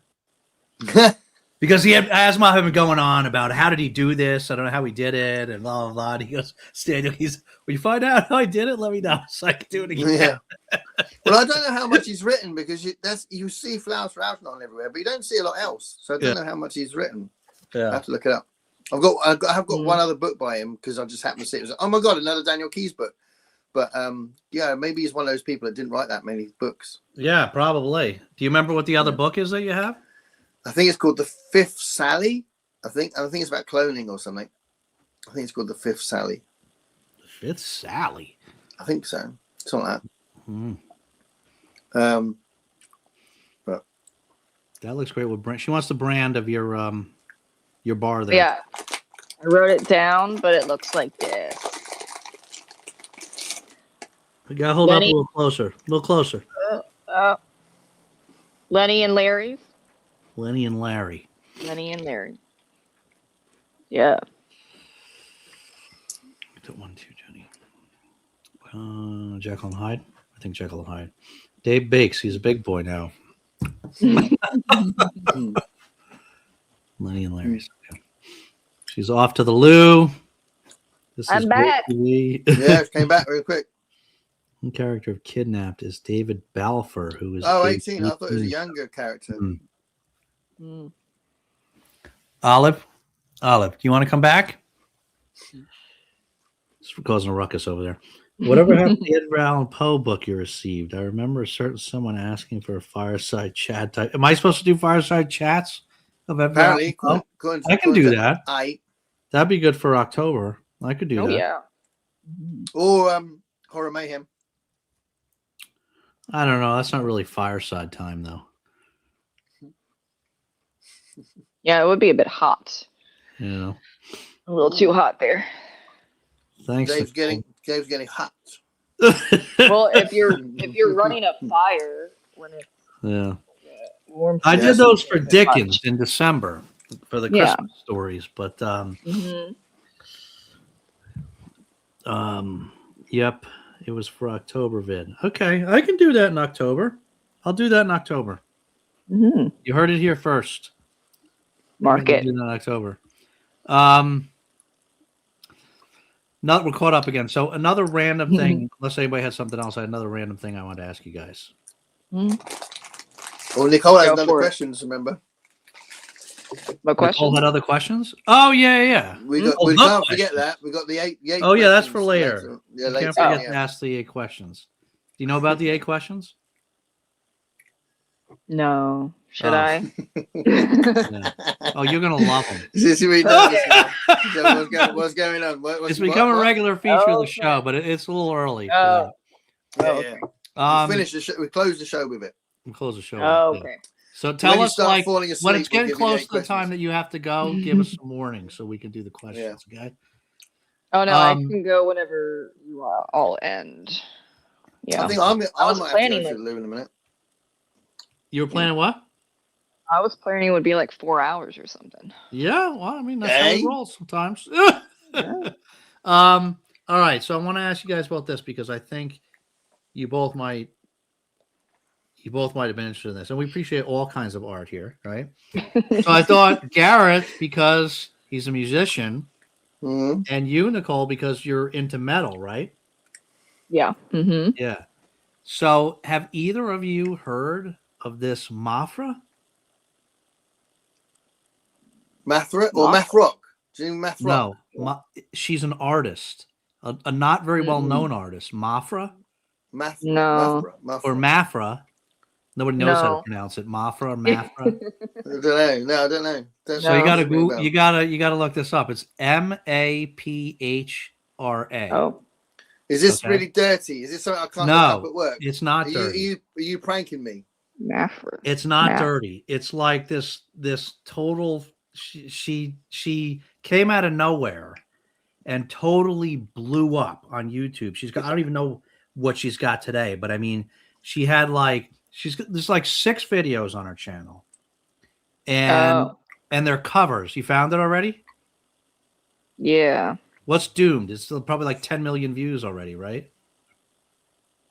Oh. I don't have that app on my. Oh, hold on. I'll find out if my students know her as well. So she's got, for any, I can put it in the chat, but for anybody that's watching, it's Maphra is her name, and she's already got like hundreds of thousands of subscribers. It's only like 6 videos, and they have like millions of views. And the one that really set her off was this. She did a cover of Bring the Horizons, Doomed. Oh, she does covers. Okay. Yeah. And Does she play all the instruments as well, or is she just she just sings. She's got a band. Yeah, but she kind of like remakes. Yeah, 9.9 million views. Doomed has already. It's been up a month, and so she just like totally went crazy. And she is. I'm not even like into. You're gonna say she's your daughter? No. So she's got this goth look, and she has this voice that is like, I've never seen anything like this. Like this is what she does with the song. She kind of like remakes them a little bit and like makes them her own. That's what she did with this Doomed. And it's like this song, you got to go watch it. It like gives you chills. She just starts off singing it, like just naturally has just like a beautiful, beautiful voice. And just if you watch like the first, I don't know what it is, like 45 seconds, minute of it, where it's just she's using her normal voice. Even that, just the things that she does are pretty cool. And then all of a sudden, she transitions into certain parts. She transitions into, what do you call it? Like distortion, like that the metal singers use. Yeah. And the transitions that she does, like back and forth, like it's crazy. I've never seen anything like it. And I only saw it popped up on my feed, not because I'm watching metal, but just randomly somebody that started doing analysis of her song. And so if you look now, there's tons of people, there's tons of videos of like professional voice coaches and teachers and everything that are analyzing this cover of Doom that she did, because there's tons of channels that do that, like in general, that do like vocal coach watches blah blah blah for the first time. And it's like just like all these people, they're just like, and when she they're like, whoa, like all these people that are like breaking it down very technically, all the different stuff she does. And I'm not an expert at music or anything, but even just like a normal non-expert like me can like appreciate like how amazing this thing is. I've listened to it. I probably listened to this thing like 25 times already, just like in the last couple of days. It's like you got to go check it out. It's amazing. Are you getting into metal? No, I haven't really been into metal, but I've just from this little bit that I've watched her a couple other videos too, the couple other ones that she did. Just from this, if she came out with an album tomorrow, I'd buy it tomorrow. Oh, that's good. Even though it's not generally my kind of thing. Let's see here. Let's catch up here. Sorry, I got lost. Let's see. You say that name, and all I keep thinking that's Mothra. Godzilla. Oh, Mothra. Oh, you're thinking Mothra. Yeah, one of the kaiju, isn't it? Yeah. My daughter's got a Mothra tattoo on her leg. Oh yeah. She's got about 10 tattoos, but that's one of them. She's got a Mothra. Oh. One of her babies, she says. Mothman is cute. Close and practicing her stamina. Let's go. Yeah, 4-hour show. That's what Jenny's referring to. I said to my husband, I'm like, okay, so the live stream, it might go 4 hours, it might go 4.5, I don't know, but I'll see you later. Don't wait up for dinner. He's like, okay, so I'm gonna do chicken nuggies. Do you want me to bake the chicken nuggies for both of us? I'm like, fuck yeah, you should. You can eat chicken nuggets on the show if you want. You can have that's true. Yeah. It's so a usually separate moment in the show, a new regular feature: chicken nuggets. Chicken nuggies. Yeah. I love an excuse to eat chicken nuggets. Listen, we have been known to only go for like 2 hours and 45 minutes on occasion. Just Dave's starting to panic. It's probably like the shortest we've ever done is like 2 hours and 45 minutes. Yeah. It's only 7 in the evening for you, mate. It's nearly 1 o'clock. No, it's nearly midnight for me. I know, but you had your kip, right? Well, I had about 20 minutes. Kip. Yeah. Little So I known went to cinema. I secret, went to Gareth cinema, always didn't takes I? a nap before these shows. So I don't Oh, that always makes- do it. I went to the cinema tonight, so I couldn't. I came in and I was like, "Oh, show's in a minute." So I started getting ready, and then I went, "Oh, I just had a quick 20 minutes." And then you drink some coffee or something. Yeah, I had coffee I've actually got my dinner. My wife made me some dinner. It's in the fridge, waiting to go in the microwave. I haven't done it yet. I'm gonna. Hey, we could have my dinner. at 2 and 2, Have 3 a dinner. Live stream dinner. Chicken Yeah. nuggets. I've got Chicken Caribbean nuggets. chicken. That's what I've got Oh, with rice that's- and what else? This is right. It's Caribbean chicken, rice, and some sort of sauce, lettuce, salady thing. But yeah, Caribbean. It's really nice actually. She said she brought it from her kitchen. She works in a school, and so when she brought Caribbean chicken back last time, it was amazing. I was like, your kids are well lucky. You know, the kids she cooks for. Bloody hell. It was it's like the chicken was full off the bone. Do you know what I mean? It was really nice. So, that's better than any lunch that I had in any lower education. yeah. Damn. It's better than I just had pizza and chips every day when I was in school. But yeah, she cooks some very good meals, and she brings some home for me sometimes. She makes a separate plate and brings it home, and it's like, you got that tonight. So all right, good. Cool. Yeah, these kids have in the schools today, man, they don't realize how well they have at some of these schools. You know, like, yeah. There's all these new rules. When we went, it was like you didn't have all these choices. And I remember Pizza Day. Pizza Day was like you got it once every 2 weeks on a Friday. The line was all the way around down into the hall, and it was just an Elio's. You know, it was like a generic Elio's pizza, and that was like the big, that was like the big crazy day when you got that. Now these kids, even in the high school, they have like different stations. They got the deli station, the pizza station, the hot station. It's like crazy. When I was in like junior year and senior year in high school, they made something fancy. So I would get the fried rice, not knowing I shouldn't have eggs, but whatever. I was a kid. And so I would just pack it so high, and it would be, whatever it was, like maybe $5 to $7, because even still we were having problems with food. So I would just stack it as high as I could, and I would just shove it in my mouth because I didn't have breakfast. So then I would have like a bunch of fried rice, and then probably something pretty basic for dinner, but that would be it. And I was like, oh, thank you. Thank you for adding this, other than, like, it was kind of bland, but I did not care. Like, that's how you get the carbs. Yeah. You could last until I got home and had whatever. It says, talking about my mic cover. I really don't like this, but it's a very effective mic, so I use it. But I always think it's a bit weird, and it's got to be on camera, because if it's down here, you can't hear me as well, can you? It's not as loud, right? Can you hear that as well? You can kind of hear it. Okay. Yeah. Oh, so I could just do that. Yeah. But hey, you do you, man. You can show your fluffy mic cover. Just my fluffy animal. Don't let anybody tell you how to be, man. Do you want to see my tiny fluffy animal? That doesn't come off that cover, huh? Yeah, that doesn't come off. No, it probably does. Oh, don't break it.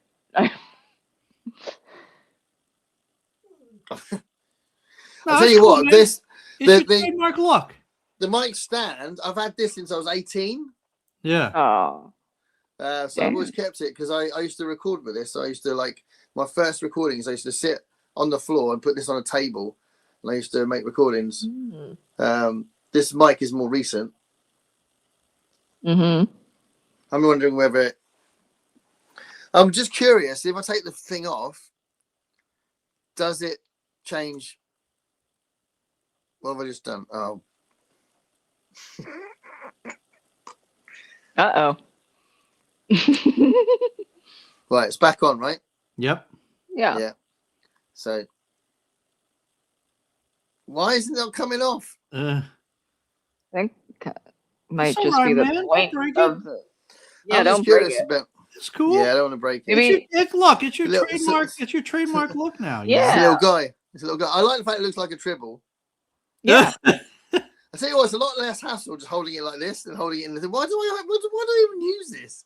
This is much nicer. I've just changed my life by just doing that.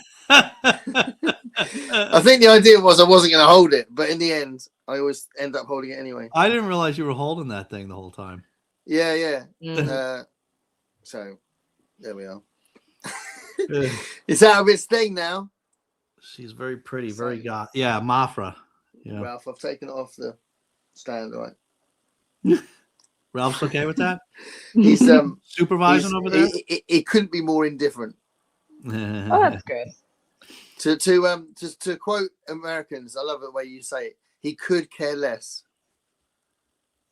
Well, I don't Yeah. say it like that, but Yeah. Yeah. Couldn't care Americans less. say that, mate. He could care less, which is the opposite of what you should be saying. yeah. I usually say I don't give a shit, but yeah. You don't give a shit. It's a lot clearer. No double negative involved. My mum, who's 80 now, and she's got issues. She loves saying the word shit. Love that it's for like, you. That's very odd. And then we were like, all right, thanks, mum. And she'll just like, I don't know, she'll talk about her bowel movements and you go, I had a shit today. All right, nice, thanks, love. Brilliant. Thanks Yeah. for telling me. That's And my nice. wife's like, I know, she's a lunatic. People evolve with their profanity use, you know? Are you trying to suggest Yeah. my mum has evolved? I'm not sure she has evolved, to be fair. Yeah. My wife never used to drop the F-bomb, you know. It'd be like if she did, it was like everybody was like, "Oh shit." You know, like it like never happened, you know what I mean? Shit's But now it's going like, down. you know, life changes and Yeah. you know, you Yeah. need to vent Life in is different short. ways. And when you've been in an unhappy marriage for a long time, you start swearing more, don't you, Dave? As well. That's Oh, another no. alternative hypothetical that could happen. Sure, yeah. Maybe it once was. Yes, well, maybe that Mike cover was once a man. Mine's nice of a hedgehog. It's hedgehog. It's a very light hedgehog now. Dave, I'm just gonna bin are we this. sure she is real? Yeah, she's real. It's like just like with Nicole. You have people say maybe she's AI. That might be a comment about AI. Yeah. Yeah. It's a bit worrying. There's so much AI music around. Mhm. Wrong. It's just wrong. I love Yep. YouTube. She has another video. If you look there, where she doesn't have the goth look, where you can see what she really looks like. What she really looks like. Well, what she looks like, not being all made up like that. Yeah. Mhm. You know what I mean. Yeah. I love YouTube for helping some artists get noticed. Yeah, that's how I found Peyton Parrish, Citizen Soldier, Alina Ginger. Yeah. And Jenny's obviously she meant to write Ann Bemis. and but Bemis. She forgot. She forgot Right. to write it. Well, it wouldn't really fit wouldn't have fit because Bemis is famous. I mean, you walk into a store over there, you're liable to hear Bemis That has happened to me. on which is the nice. speakers. Mhm. Yeah, I know. That That's what I'm has saying. Yeah. You know, she's talking about unknown artists, not famous people. I told you about this. I told you about when I was outside a venue in London, and someone read, "Are you the guy in Bemis?" I was like, "Yeah." Oh wait, It was I don't know if I amazing. know this story. I know the one in the store. Yeah, this is crazy. So we were watching. We were waiting in line to watch Bruce Cockburn, Canadian songwriter. He was playing at Shepherd's Bush Empire in London, and I was just standing there. And then someone walked past and they stopped and they said, "Are you the guy in Bemis?" And I was like, "Yeah." They said, "Oh, I love your stuff." Like, what? Oh, You know, I was in London. I was well happy with that. that's And then, cool. but my wife rolled her eyes. She was like, "Oh, for God's sake." Mhm. She wasn't impressed at all, but I was. I was like, "Did you just see that?" I wanted to tell everyone in the queue, "Did you just see that?" That was good. Yes, that That's made me cool. happy. If it had been a shit gig, I would have enjoyed the night anyway. Just living off that for the entire night. Yeah, I would have Oh, done. yeah. I would have been the same. It was well good. We are everybody. We are everybody. What about Dino Chicken? Are those Dino Chicken nuggies? No, they're just regular. 'Cause they were on sale. But I was looking at, we were like, which one's going to be on sale? The Dino chicken nuggets or the regular chicken nuggets? And we were going to go the one on sale, but the Dinos, they were regular price. I was like, okay, fine. You sound like chicken nugget experts. You eat a lot of chicken nuggets? You like chicken nuggets? Yeah, well, yeah, it's just that, like, we have a really strict budget, so it's like we get stuff on sale, and it just happens to be that the chicken nuggets are always on sale. Oh, they always are? At least where we're at, yeah. I was the same. So sorry, I was only going to say when I was working in retail, we used to always buy our stuff that was on sale. Always, all our meals were all whatever was being reduced. So we go, you know, and sometimes it can get a bit hectic because clearly there's other families that are trying to get the stuff that's on sale, and it's like, all right, mate, it gets a bit full on.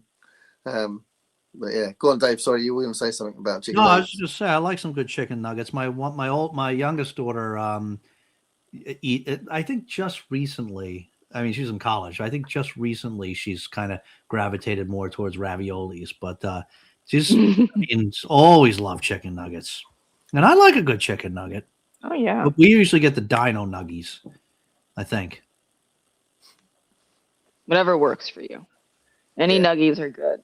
I feel hard for Sophia Izella through YouTube. She writes songs, performs them, and directs videos. Amazing, very unique. Try Doll People. Okay. Doll People. Okay, I'll write that down. So Sophia Izella. Doll People. Okay.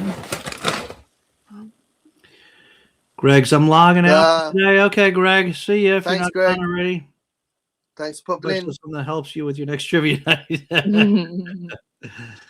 Stephen Greg. Oh, you're fluffy animal. I thought you didn't do OnlyFans. OnlyFans. Well, yeah, when you starting that up, man? Well, whatever Jenny's willing to pay. I bet Jenny would pay any amount of money to see you in the diaper. In a diaper? Yeah. Where did you get that from, my fluffy animal? Is it a fluffy diaper? I mean, you have to do a variety of things, you know. Well, they like niche stuff. Unless you get a certain amount of viewers or paid prescriptions, and then they'll, you know, do I'm not as experienced as you, Dave. Dave's had many years of doing it, so he knows these tricks. Yeah. Literally, he knows about tricks. If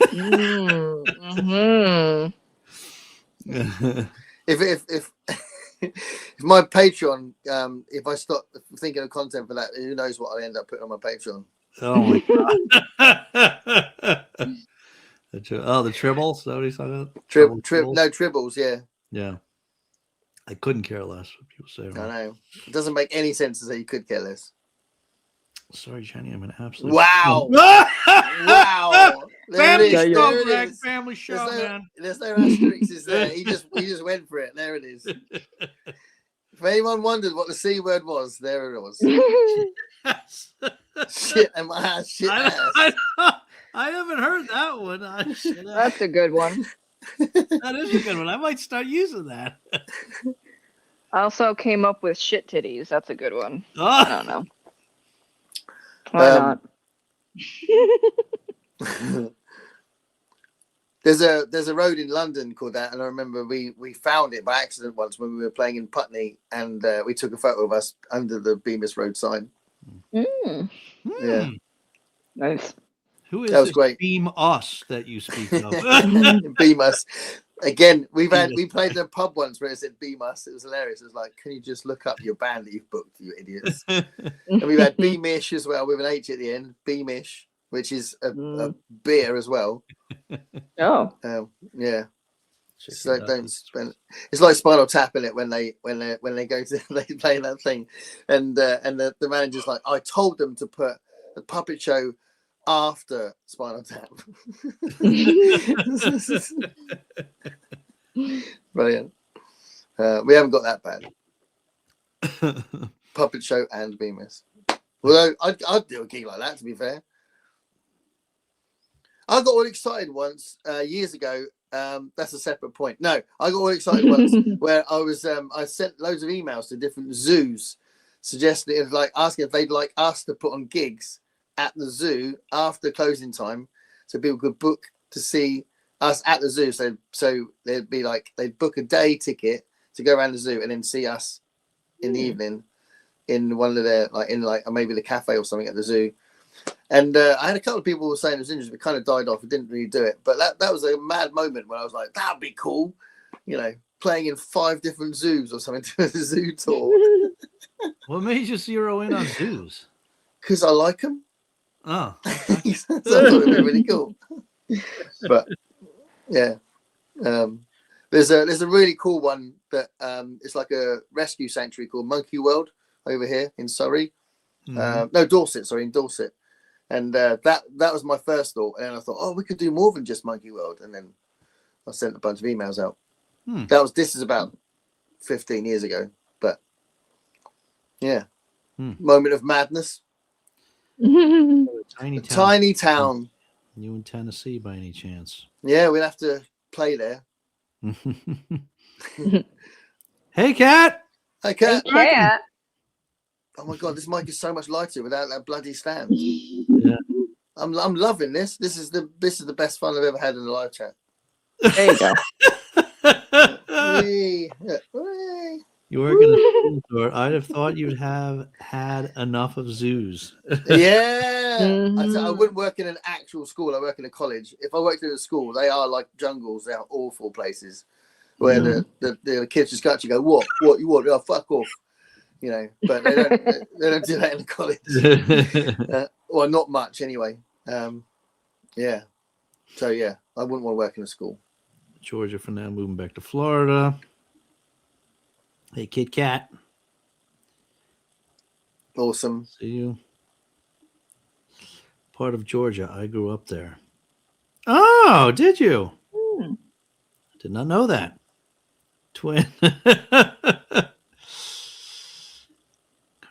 Adolsta.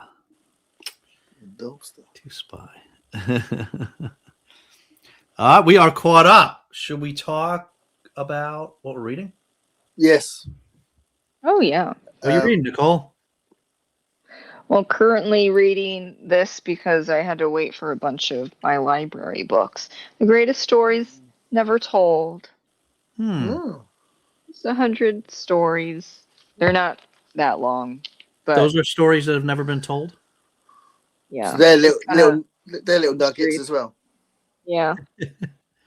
And then I did on my lunch break, I got my library books. Oh, it's 5. Let's see. I have to be careful so I don't dox myself. So it's going to be over here. Okay.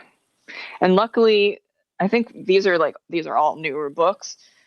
So they don't put them on, they don't put the county blah, blah, blah on the front cover, which is so annoying. Yeah. So this one, probably we'll try this one first, but the cover and the yeah, I've heard about that one. That's been reviewed a bit on BookTube. Yeah, the cover and the title are not the genre, and that's why the first book is so low, because I don't know why. This is traditionally published. It's romance. All of this gives cozy mystery. Why would you do that? If I were the writer, I would be pissed. SideQuest, that's SideQuest. Okay. And we got another one. Oh, this is a historical romance, but I love the cover. It's cute. Wait, and then we got another, the Wisteria Society of Lady Scoundrels. Okay. Yeah. It's a great word, scoundrel, isn't it? Scoundrel. And we got the Spell Shop. Oh. This is cozy fantasy. I before we were talking about being suckers for pretty books, I bought that recently just because it was on sale, and it is one of the prettiest books I've seen in a long time. Yeah, it's cute. And then we've got historical fiction, The Brar Club. Exactly. Yeah, she likes that one. She's read that one. Is that a filthy book, Nicole? Historical fiction? No. Just because Olive's got excited, so I was assuming it's filthy. Okay. Well, this is supposedly romantasy, and it's the Knight and the Moth. I like that cover too. Yeah. That's a pretty wicked cover. Yeah. So these aren't heavy topics or anything. I've run out of books. I'm on a book buying ban. The books that I have left are all nonfiction, and I'm just like, I am too, like, the stress has been too high for too long that my memory is even worse than it usually is. So I would just feel like it's kind of useless to read nonfiction, and I would not remember it. I like that's kind of a waste of time. So I'm trying, like, well, I chose more lighthearted stuff. Not like I wouldn't remember them. If it's more lighthearted, I would probably remember them a little bit more than like scientific nonfiction, you know? Right. Yeah. No, I've Which I got have. terrible. I can't retain information at all. Yeah. Yeah, I'm usually good, but it's not right now. I can Which learn build are you lyrics. gonna hit If next? Sorry, go ahead. No, go Huh? on. Carry on. Am I? Oh, I'm unmuted. Okay. Which one are you going to dive into first after you finish that other one you read? Oh, probably this pumpkin spice cafe to see if I will like it. But if I do like it, I'll probably have like a whole rant of like, why did you do this to this writer? Publishers, why did you do this to the writer? It's romance.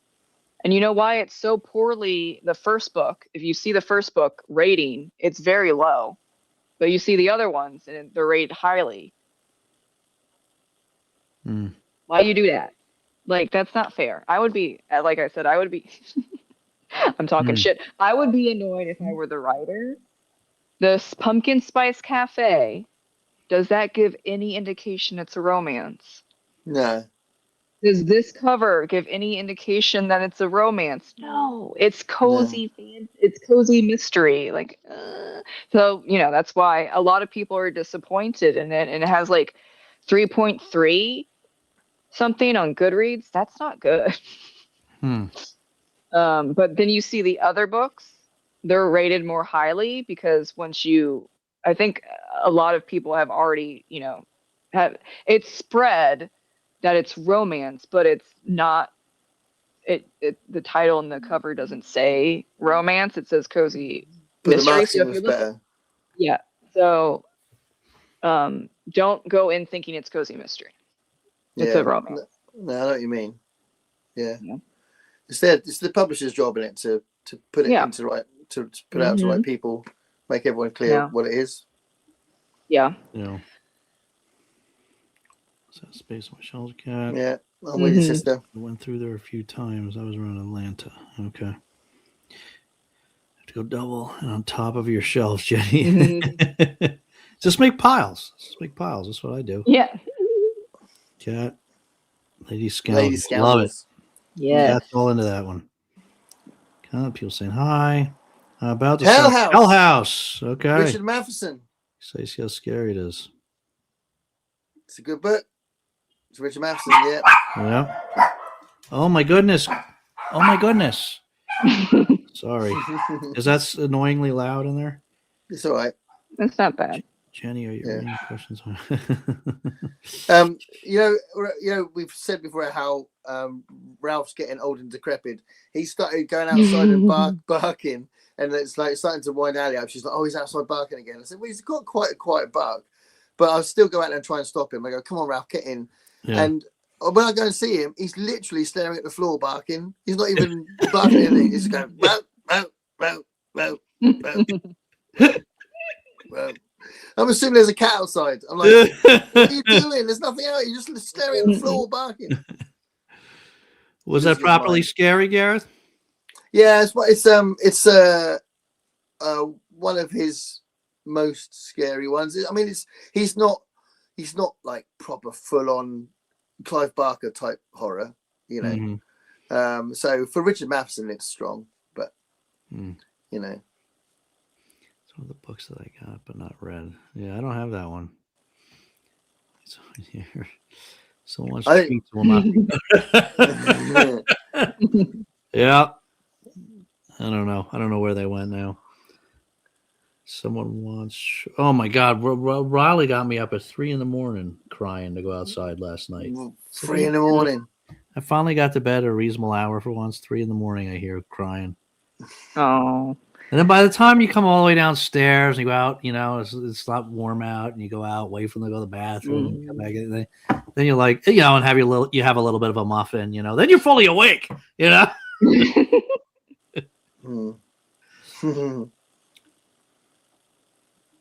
Ralph. My dog used to really barked when awake. Really barked when awake, though. Well, I love the one of the really cute things with dogs when they maybe you'll wet yourself from fear, not from excitement. Oh, okay. The hell house. or not from just being old and incontinent. Both is good. Yeah. We're not judging, mate. If you do wet yourself, you just don't worry about it. Just crack on. Just don't tell anyone. Yeah. You don't need to tell us. Or you could tell us. Either way. Oh, For the record, it's we're all totally family. cool if you wet yourself.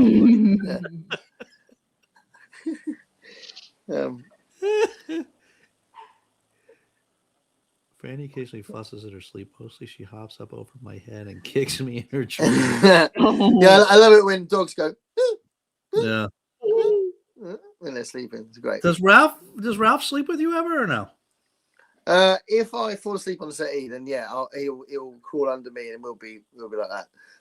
And if Louis comes down, stays with us for a bit, then they have lots of Louis Ralph time when they're asleep. But yeah, I mean he doesn't come upstairs, so we've never had the dogs upstairs. So yeah, if I actually get to bed, which I should do, and don't just fall asleep on the settee, then I won't be with him. But okay. Yeah, I don't know why we've always had that rule. The dogs stay downstairs. Some people they just have the dog sleep with them, don't they? But yeah, ours sleep with us. Olive. Riley is, Riley's more of my wife's dog, and so she kind of just sleeps at her feet. She's not very. Olive is always like up on me. You know what I mean? Like sometimes she's in the crook of my arm. Sometimes she's like right by my head or whatever. She's also one of those like rowdy sleepers, so she's constantly kicking me in the night. So this might be too personal, but didn't she get in the way of some couple time? No, they somehow they know, Oh yeah. Oh, Dave's getting frisky. I'm getting out of this room. They know to give you space. Love it. OF content is Only back. fans content's back. 2 things can be true. He's got 2 ways of wetting himself. Yeah, that's right. Gotta get paid somehow, Jenny. Get expensive. Good rich. Being D and content is my channel. So glad I enjoy being a hermit and have no dependents. Can't imagine how parents or people with outdoor hobbies are coping. Yeah. Yeah, it's expensive. It's really expensive. Yeah. It's nuts. What are you reading, Gareth? So I was going to. I'll do it. Okay, hold on. He's actually going to pop off at the Louvre while he's pretending he's getting his books. Mm-hmm. But that means you're hydrating. And that's Whoa. Whoa. Whoa. Yo. I was going to give you an incomplete answer. So I've got a book there that I'm reading, but I'm also reading these. So I'm carrying on with the J.G. Ballard stuff. So every week we're reading a story, little group of us. Mm-hmm. The J.G. Ballard thing is going really well, actually. He's been writing some really good stuff in this mix of mid-60s, I think we are now, that stuff, which is good. But there's the buddy read of Dr. Sleep. Bookish Chaz has finished his, but I haven't finished my version yet. Elaine's finished it.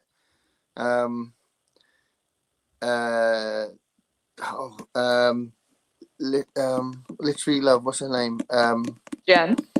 Jen is still halfway through it as well. So she's also in the group. It's really good. It's really good. But I stopped it by accident because I started this. Mm-hmm. Barehead by. You can see. Can you hear me? All right? I've just put my mic over there. Mm-hmm. Yeah, so I you can do can this hear. again.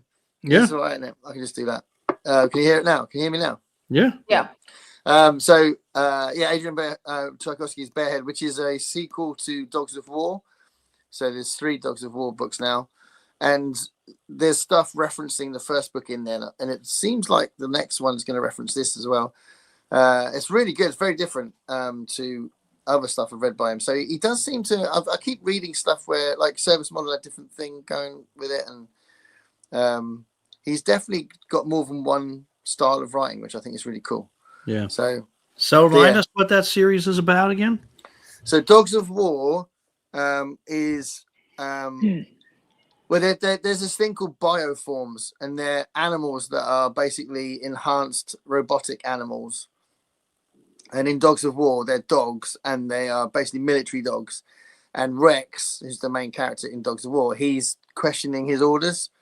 So it's kind of like that's the whole, because he wants to be a good boy and he wants to obey the masters, but he's also thinking I shouldn't be doing this because he's getting orders that are wrong. And this is a bit more complicated. There's like 2 or 3 plots going on with this, and this is got robotic bears in it and bees as well. So there's a lot of robotic bees in it, and I think that seems to be the nature, the main animals in the 3rd book. So yeah, it's a really cool concept, I think. But there's definitely a Donald Trump type character in this. There's a corporate arsehole basically, and it's so obviously Trump, and he's going. I think he's going to end up. His plot is going to end up mixing with the other character that's also mixed in with these robotic bears. So I think it's all going to converge. Do you know what I mean? Yeah. But I've read that much so far. So when was that one published? This one was 2021, 25 years ago, 2021. I think there was the 3rd one that came out 2 years ago because I bought that one, Speaker of Bees or something, I think it's called. Bee Speaker, right? Bee Speaker. Yeah. I bought that one because I got all excited straight away. I was like, oh my God, it's another Dogs of War one. And I bought that. That's a very pretty cover. It's a gorgeous cover. About pretty covers. Yeah. But I quite like this one. It's a bit evocative. Yeah, I like this cover as well. It's a bit subtle. But yeah, so Adrian doing some good stuff again. This will be my 9th Adrian Tchaikovsky book. Wow. Yeah. So we're Nicole, we're talking about getting him on the show at some point, aren't we? Yeah. So we're just trying to get a few more of the books under our belt. yeah. And then we can fire questions at him for 4 hours. But you were going to talk about Adrian Tchaikovsky, weren't you, Dave? Yes. So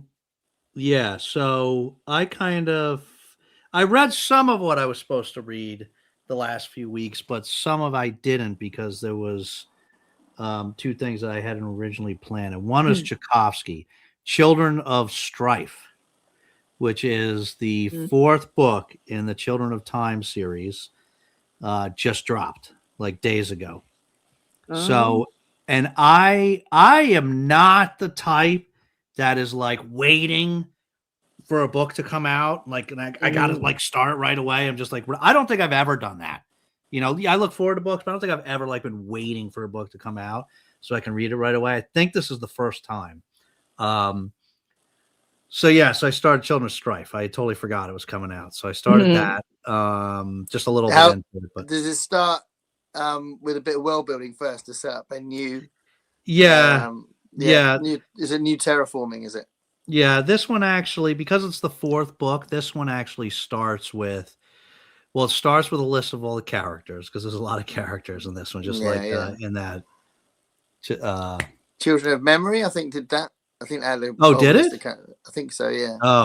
But it also has, like a recap of the everything what's gone on before, and it's got a brief recap of like the different ages, right? Because we have the the original terraformers, right? Then we have the what happened on some of these planets. Then we have the Ark ships, the next when humanity came back again, you know what I mean? Without spoiling, I don't want to spoil anything, but so there's some recap and not too much, not spoilery, doesn't like ruin any of the books, but it's like it's just a brief overview of those ages and those planets and like the key couple things that happened on each of those planets, you know.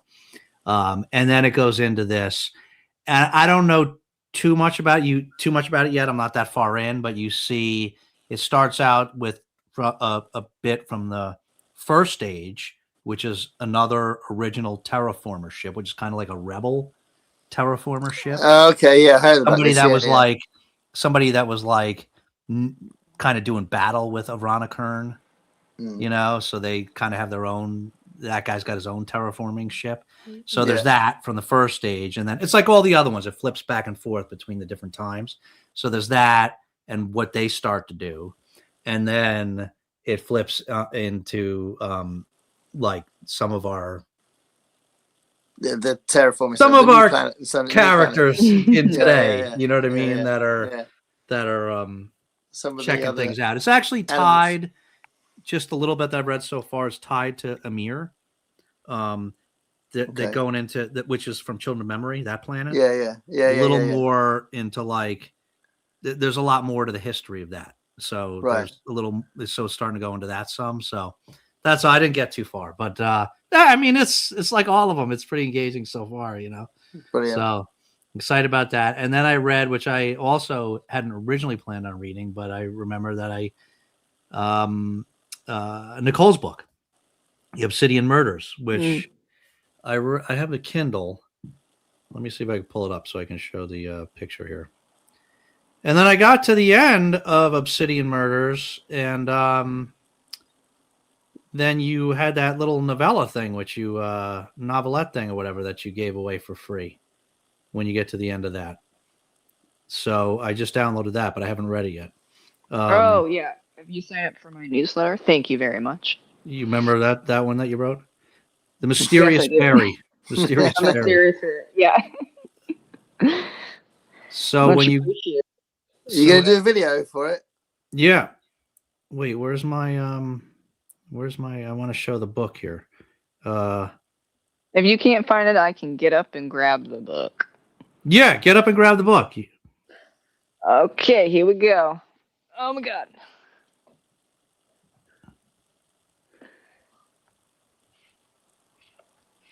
Oh, come on. Oh. Oh my goodness, girls. You tell them, Olive. Yes. Just moving around now. Oh god. Oh. Foxes. Okay. That was a side quest. You have a blankie. Yeah, that's this one. Again, lovely cover. Thank you. This is the second and third. You can definitely tell it's a series, and that's the point. That's good though. That's important.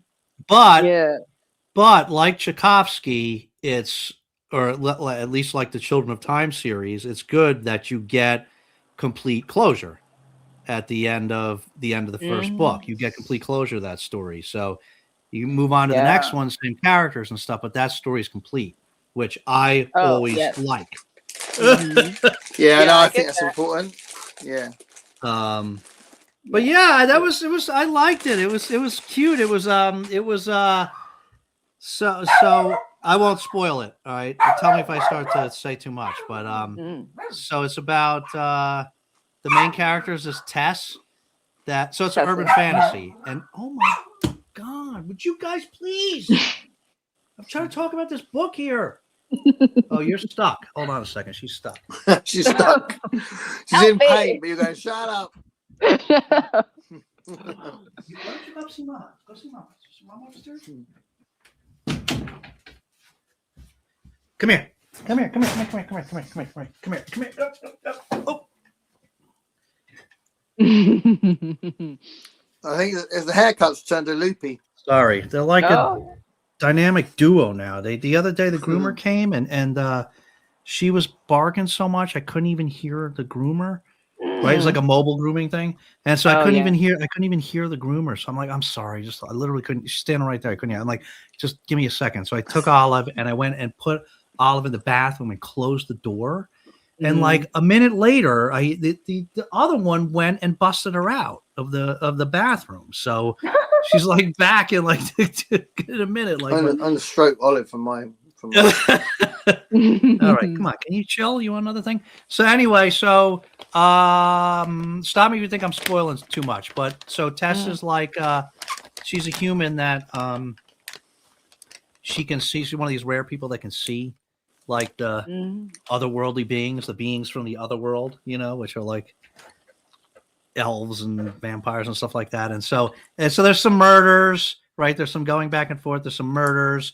And she gets involved with somebody. I don't want to say too much, but she gets involved with somebody that an entity from the other world, and try to help. They work together to try to solve what she's a writer, but she ends up like trying to help be the part of the team that helps solve what's going on, And look at Nicole going, like I'm like informing her what the story's about. Like, oh yeah, that sounds good. It sounds good. But it was checking you read it. If you say it, she's like, no, that's not what happened. What are you on about? Did you skim it? Was that try not to spoil. But it was neat because it had like a I just experienced Jim Butcher for the first time last year, and it had like a Jim Butcher feel, definitely same type of thing, urban fantasy, but also like the sort of like dry humor, like Nicole. Anybody that knows Nicole knows she has a kind of like sarcastic humor, and that really comes out in this book, and in particular in the main character Tess. She's got that kind of sarcastic humor, so it's kind of like awesome. like listening to Nicole. Yeah, you have did you have Nicole's? Did you have Nicole's voice when you were reading it? Yeah, it was fun. It was a fun book. Yeah, that's it wasn't. Well, apparently, I guess who was it? Anne Bishop, kind of got urban fantasy in book form going, because before that it was Buffy, and like that's TV form, or first it was the movie and then it's TV form. But like there were other urban fantasy stuff before Buffy, of course, but like I think Buffy made it really like more mainstream, and then Anne Bishop came in like the 90s, and it was pretty serious. But then Buffy happened like around the same time, and people were like, no, I want that. So the expectation for urban fantasy is like snarky or sassy or sarcastic. So that just magically happened. So it's hard to write an urban fantasy that's serious nowadays. The expectation for the genre is not that. Like, you're handling serious stuff, but it's like you lessen it by the sparking stuff. And then I like that kind of writing now. Yeah. Yeah, and there's sorry, go ahead. Oh, I was gonna say it's an urban fantasy mystery because it is magical murders, and it's set so the beats are mystery, but it's also urban fantasy. For urban fantasy, it's either you solve a magical mystery or you're solving a magical problem. So I chose with mystery because you can really this can keep going. I have 6 books planned, 3 are out. I'm like on a writing pause because I'm not creative when I'm stressed out. But like it could keep going, just like most actual mystery books can. You just keep going with the mystery because how many times someone can get killed? A lot. So you've got 3 more planned for that series. Yeah, I can keep going as well, but it's minimum 6. It's just that I'm too stressed out right now to write. I haven't written since like summer of last year. Okay. Yeah, I'm not that creative. I know a lot of people or a lot of writers will say, "Oh, yeah, I write to relieve stress," but everyone's different. So I'm on a pause. Yeah. It's okay to pause. I don't want to write something stupid because I can't do it. Have a clear head, and you don't want to be editing to death because you weren't in the right frame of mind to write. Yeah, that would just be worse for me personally. That's too much cleanup. I would have to clean it up, and that's just a little too much work instead of just pausing. And then when the stress goes down, then I just write the whole thing and do the usual. I don't really have to fix any developmental things anymore.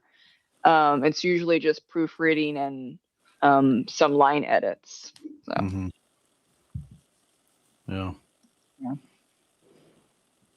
Yeah, it was a funny. It had me chuckling a bit, and it had like a good cast of characters. There was like, there was several different like, just the characters themselves. Can I say the characters, or is that too spoily? Like who some of them? Oh no, it's in the blurb. Yeah, like Bloodsworth. He's the 500-year-old vampire. Yeah, but I mean, he wasn't really a comedic one. Like I got like a kick out of the Drusilla. George. Oh yeah, George. Can I say what George was, or he's the ghost in her apartment that lives in the closet. Yeah, ghost that lives in the closet. It reminded me there was there was a comedy show once where a woman moved into an apartment, but there was a guy on like oxygen. I forget what the name of it was, but he like lived in the closet. And I guess she just didn't have the heart to kick him out or something like that. So it made me think, but it's George Kid, except George is a ghost. But it made me think of that. And that was inspired by, it's probably just an American show, A Haunting. Anyone know that from like Discovery from like the early 2000s? No. It freaked me the hell out. But there was this one specific ghost that like he had, it's what they described as like slick back hair. His eyes were solid black, and he was in a really cool looking suit. And he would just walk around. He was an evil ghost. George isn't. But he would just walk around, and he would be hiding in places, and like he would scare the people living in the house and all that stuff. And I'm like, what if it's like a cool, friendly ghost that's hiding in the closet? Like, what about that? Because I don't remember what episode that was, but I watched it probably a little too young, and it freaked me out, and I didn't want to go anywhere where the door would close, which was like most rooms. And I really didn't like anything involving a closet or even the pantry. So that took a few months to get over. But then I had the idea of like, yeah, but what if, George is cool. I mean, he's sadly poisoned by his wife for the insurance money in the 50s, so he's been around for a long time. But like, what if the ghosts are nice? Because how many do you see like ghosts that are cool? Not really. It's usually like they're harassing the person living in there. Yeah. So like, let's flip it. And my only complaint about the book, Nicole, is I would have liked to see more of how you pronounce his name, Druzel. Drusil. Oh yeah, he I would have liked more of him. Well, he moves in with them. Oh, so is he featured in later books as well? Yeah, he's in this one a lot. Well, he's in both of them a lot. Yeah. So you see him, Drusil, is that little sassy house fairy. Rambunctious little potato. Also love Drusil. It's a lot of like, there are of course like bad fairies or bad fae, but then it's just as when I grew up neo-pagan, yes, that was a thing, but it was also like the fae can be good and funny as well. So really the it's soft fantasy because it's like, I'm not building a whole new world. That would be hard fantasy, but basically this world is just what I believed in because I was neo-pagan for so long. So I'm not even reinventing the wheel. I'm just I am picking and choosing certain things because you can ask a neo-pagan or a Wiccan and they'll believe different things. But like generally speaking, if you spoke to neo-pagan or a Wiccan about these books and what's in it, they're like, yep, that's about it. That's about right with the religious or spiritual beliefs there. All right, let me just catch up here for a sec. So glad I enjoy being a hermit and have no depend. Oh, we saw that. I did that one already. I'll be back in a sec. Hermit is nice. Books. He's going to use the Louvre. Hermit is nice. Books, pets, plants, no people. Feel that. High Rise is the only ballad that I've gotten to so far. Oh, we'll have to. Yeah, I want to. You haven't read that, have you? Mm-mm. Yeah, I haven't either. I really want to read that one though. Yeah, that sounds like a good one. Rage is here. I'd say I'm just catching the end of this, but with you two, who knows? That's right. You never know. You never know when the end will come. Actually, while we're waiting for Garrett to come back, I don't want to go through too many of these while we're waiting for. Maybe now would be a good time for you to tell like who's here. We should have asked you this in the beginning, but maybe to talk about, because you've written a bit more than just this Murderous Fairy series. What do you call the Murderous Fairy series, by the way? It's the Midnight Detective Agency. Midnight Detective, right? Okay. Kind of lengthy. So what? Maybe you want to tell whoever's here who doesn't know already what other type of stuff you write. Yeah, well, or show them if you've got them there. Oh yeah. Well, under Nicole Brona, it's just going to be urban fantasy. That's my pen name just for urban fantasy. And then Nicole Pierman, I have poetry, historical fiction, and historical fantasy. Yes. So there's 4 poetry chapbooks, and then there's 3 standalones, and then there's a short story prequel that's connected to A Patriot's Tale. And then I have these. I want to publish that short story because it's 1.5. So like you read this and then you read the short story Mysterious Fairy. That's like around New Year's Day, and then you move forward. But I want to redo the cover, but that means money, and I don't have that right now.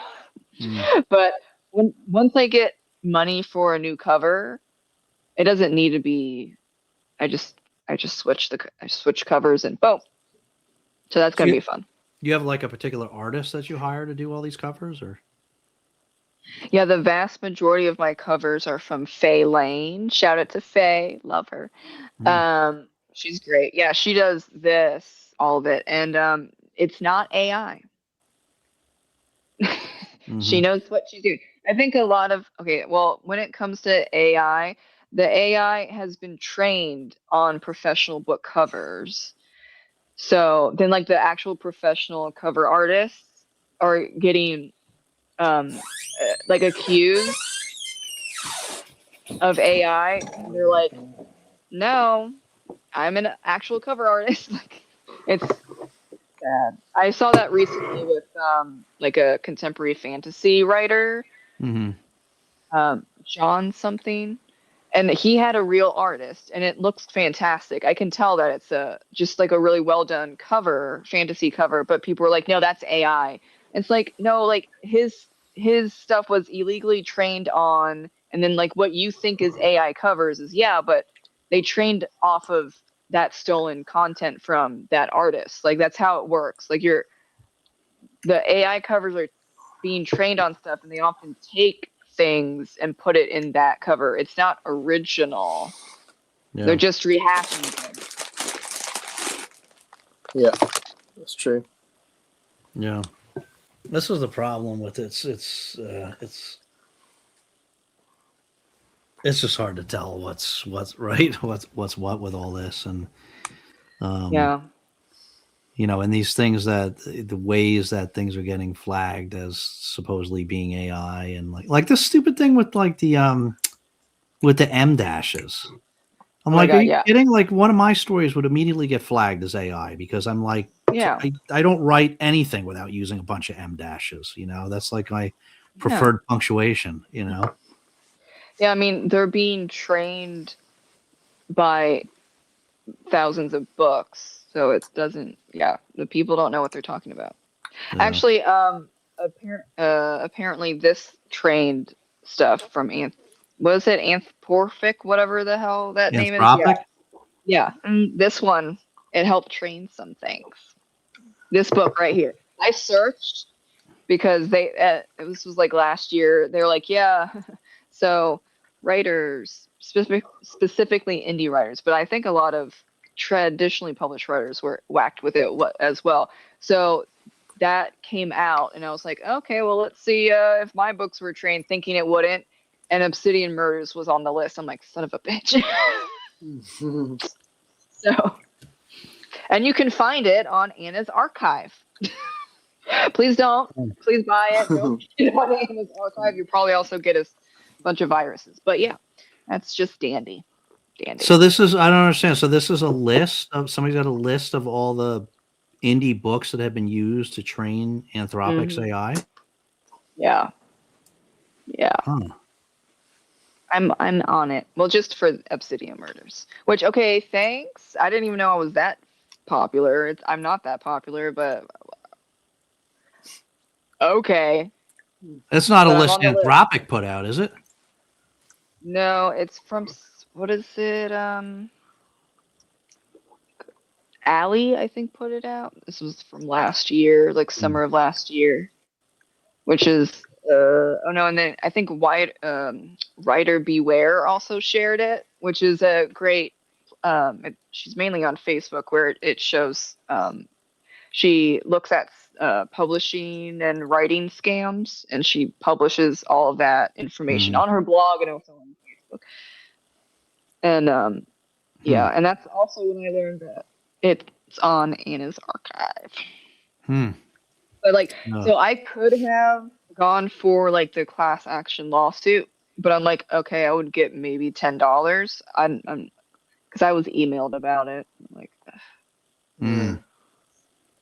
I'm not famous enough. I don't know if I want to do all of that. So I decided not to do that. So you're talking about the text of the book itself was used, not the cover. You're talking about the text. Yeah, but probably maybe the cover for like Midjourney or something. I don't know. But like it did whatever it scanned Obsidian Murders and it learned on it. It was trained on it. Something apparently, or supposedly, allegedly. Don't sue me. I don't have that money, but it was. Yeah, you have like this whole. It was shared out, so I don't know why I would be sued, but allegedly, don't sue me. Please don't. But I learned about it because I was tracking it, and then I was like, when they set out the a bunch of people sent out I guess it's a website database where you type in your title and or your name, and it will show what is and isn't, like if your book was or wasn't used and Obsidian. Yeah. So I guess that's not like if it popped up, then like maybe I'm not. Yeah, I mean, I would say that there were a lot of people that like indies that were checking, and some were like, "Oh, mine wasn't," but there were some like, I think a friend had almost all of her books on there. It was trained by it, and I was like, that sucks. I don't know. Yeah. Maybe consider it a compliment, right? If they used your book for the training. Yeah. Small consolation, but Gareth, High Rise, only Ballard. High Rise is really good. High Rise is a brilliant novel. Very nasty, but it's brilliant. And that I wanted to read that one. That has a lot to do with like the stratification of like different social classes, right? Yeah. It's like the rich are right at the top, and then the poor at the bottom, and it gets just really violent. And then I think it's like he's trying to say that humans in a tense situation will get animalistic, and they do turn into animals by the end of it. It's really good. Rage is here. Rage is here. Yep. It's true. We could go on for another 2 days. Yes. A lot of bathroom breaks, though. Yeah, it's true. All dogs are good boys. I made a cup of tea. Then they're good girls. Bees are a big no. They terrify me. Well, Adrian Tchaikovsky clearly likes writing about animals. Do you know what I mean? Because you've got the Children of Time series where he does it in a terraform way. And obviously this series, wherever it's gone, the Dogs of War series is about robotic versions of animals. So he likes playing with all that, you know, and he did study zoology as well. So I don't think it's that weird in some ways, because he's clearly using his knowledge, scientific knowledge, to develop stories. Yeah. You know. Rage. Hello! I really need to get to Tchaikovsky. Okay. Yes, you do, Jenny. He's very good. I'm going to get to Tchaikovsky. I have 19 on your Kindle? Wow. And haven't touched a single one yet. Although those were only the ones he released this year. Yeah, right. I guess he's doing 2 a year pretty much, right? Yeah, I think so, yeah. And then probably now and again another novella or something. But yeah, 2 full novels a year, I think. So you said this one's your 9th? Yeah. So the 3 Children of Time ones, Alien Clay, Service Model, 2 novellas, and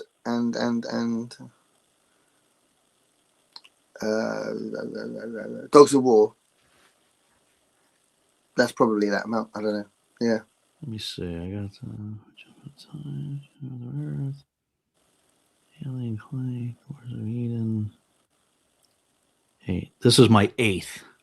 Yeah, but you've read slightly bigger ones as well, I think. Yeah. Don't know. I don't think a lot so. of his stuff is quite big. Yeah. Yeah. But yeah. All good. Hi, Dave. It's Slam. Long time. Oh wow! Hello. So your mate Slam. Is Slam? Is that an acronym? Yeah, that's wow. Hey, buddy. That is a that's a fraternity brother from college, actually. Wow, love it. That was one of my pledge brothers, actually. I haven't talked to him in a very, very long time. Hey, Ed. Oh, wow. Awesome. That's very cool. Thanks for coming in, man. Wow. Has he got your email address? I don't think so. I don't know. Where are we connected, Ed? We must be connected on Instagram or something. Huh. So that was his nickname in the frat, was Slam. Yeah. Don't let that go wasted, though. Do you know what I mean? Keep in touch. That's awesome. That's great. 8:14. Is he still here? That kind of threw me. Oh, that was a while ago. Oh, he just hour ago. Yeah, he just said he said something else. Oh, okay. So it's all good. So if you don't talk books here, you liar, I will not be. Sorry, Kat. Every once in a while, I'll be the damsel in distress. Oh, I think that was her quoting Olive. Olive. Yeah. Olive. Yeah. Olive, damsel in distress. Oh, Jenny, like you're gonna stop shopping, don't. Slam. Everybody's saying hi to Slam now. Probably not. I like having all the stories. I'm greedy. Such a good story. More folks need to read it. Which one's that? I don't know. Oh, that might be Obsidian Murders. Yeah. Oh, okay. Because Kat's read it as well. Thank you, Kat. Thank you, everyone. Are we shocked that I have all 3 but not read yet? Buy a whole series before reading a single book. Hey, that's okay though. We bought them. Yeah. Can't go wrong. Fantastic. 6. Yay. 6. I thought it was just gonna be a trilogy and that was it. I said friendly ghost, my mind immediately screams Casper. We love Casper.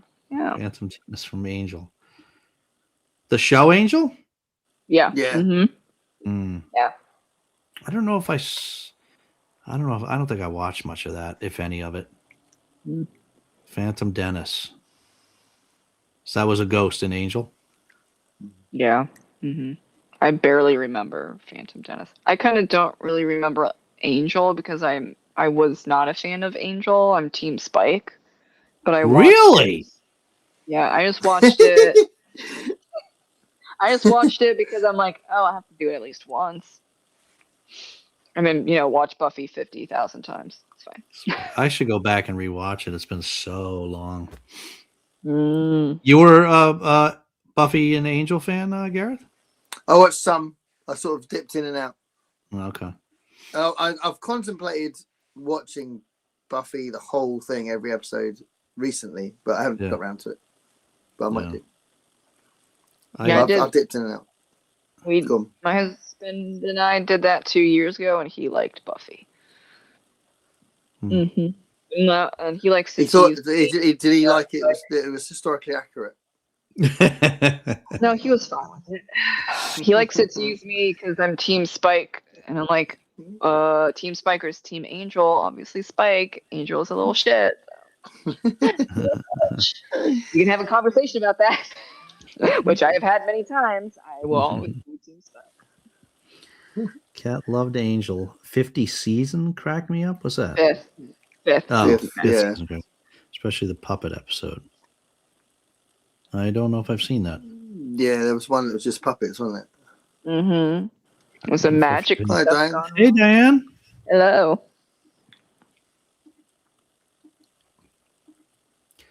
Dan said hi. Saying hi. It's going to be fun to see what gets pumped out when AI is trained on other AI books. Yeah, but that's the point. That's how AI works. So it's just going to be repeating itself and just churning out itself. Which might be its downfall. That could be when people realize this is bullshit. Yeah. So might be a flash in the pan. Maybe. And people realize they need people to do creative things. AI must have read Emily Dickinson. She used a lot of M dashes, probably. Yeah. Jeez, yeah, that is going to be an increasing mess twin. Yeah. Poop spiral.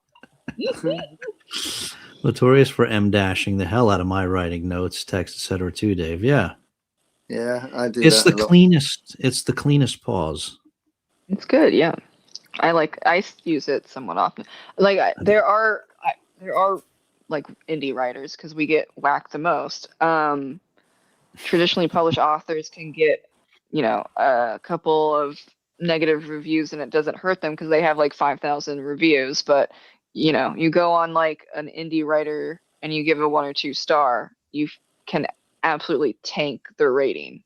So a lot of indie writers are like taking out M dashes on that stuff. I'm like, it's not gonna help. I don't. Like, just don't go backwards. And because they're taking out the M dashes and they're doing whatever else. Then they're republishing the book. I'm like, fuck that. I understand. Like I was, because my skin's so great. Whatever. That I was told that I was an AI person. Okay, it's stupidly funny. Now, would I change my mind if I got 1-star review bombed? Maybe, but then I would make a video saying, no, my books aren't AI, and please support me because I just got a review bomb tanked. Please read my book. This book is not AI. None of my books are AI. And you have to then explain that the AI is trained on already published works, like thousands upon thousands of them, and that's why it's similar but it's not as good. And we're gonna have the conversation, fine, let's go, but I'm not going to go backwards and delete stuff because there's it's happened to a couple of indie writers, but it's not enough where I personally don't see the point, I guess, of going through all of your books and taking out M dashes and then republishing it. But some are. No, if that's your style, that's your style, isn't it? Yeah. One's poop spiral on a t-shirt.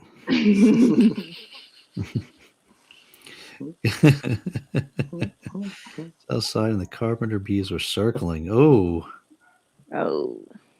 There he is. So good. Yeah, that's great. Oh, Facebook. We're connected on Facebook. Okay. Yeah. I don't remember because I don't use Facebook. You guys use Facebook? I don't use it much anymore. Yeah, I use it. Yeah, I didn't realize Nicole was on it, so I'll add you on Facebook, Nicole, when I get off this.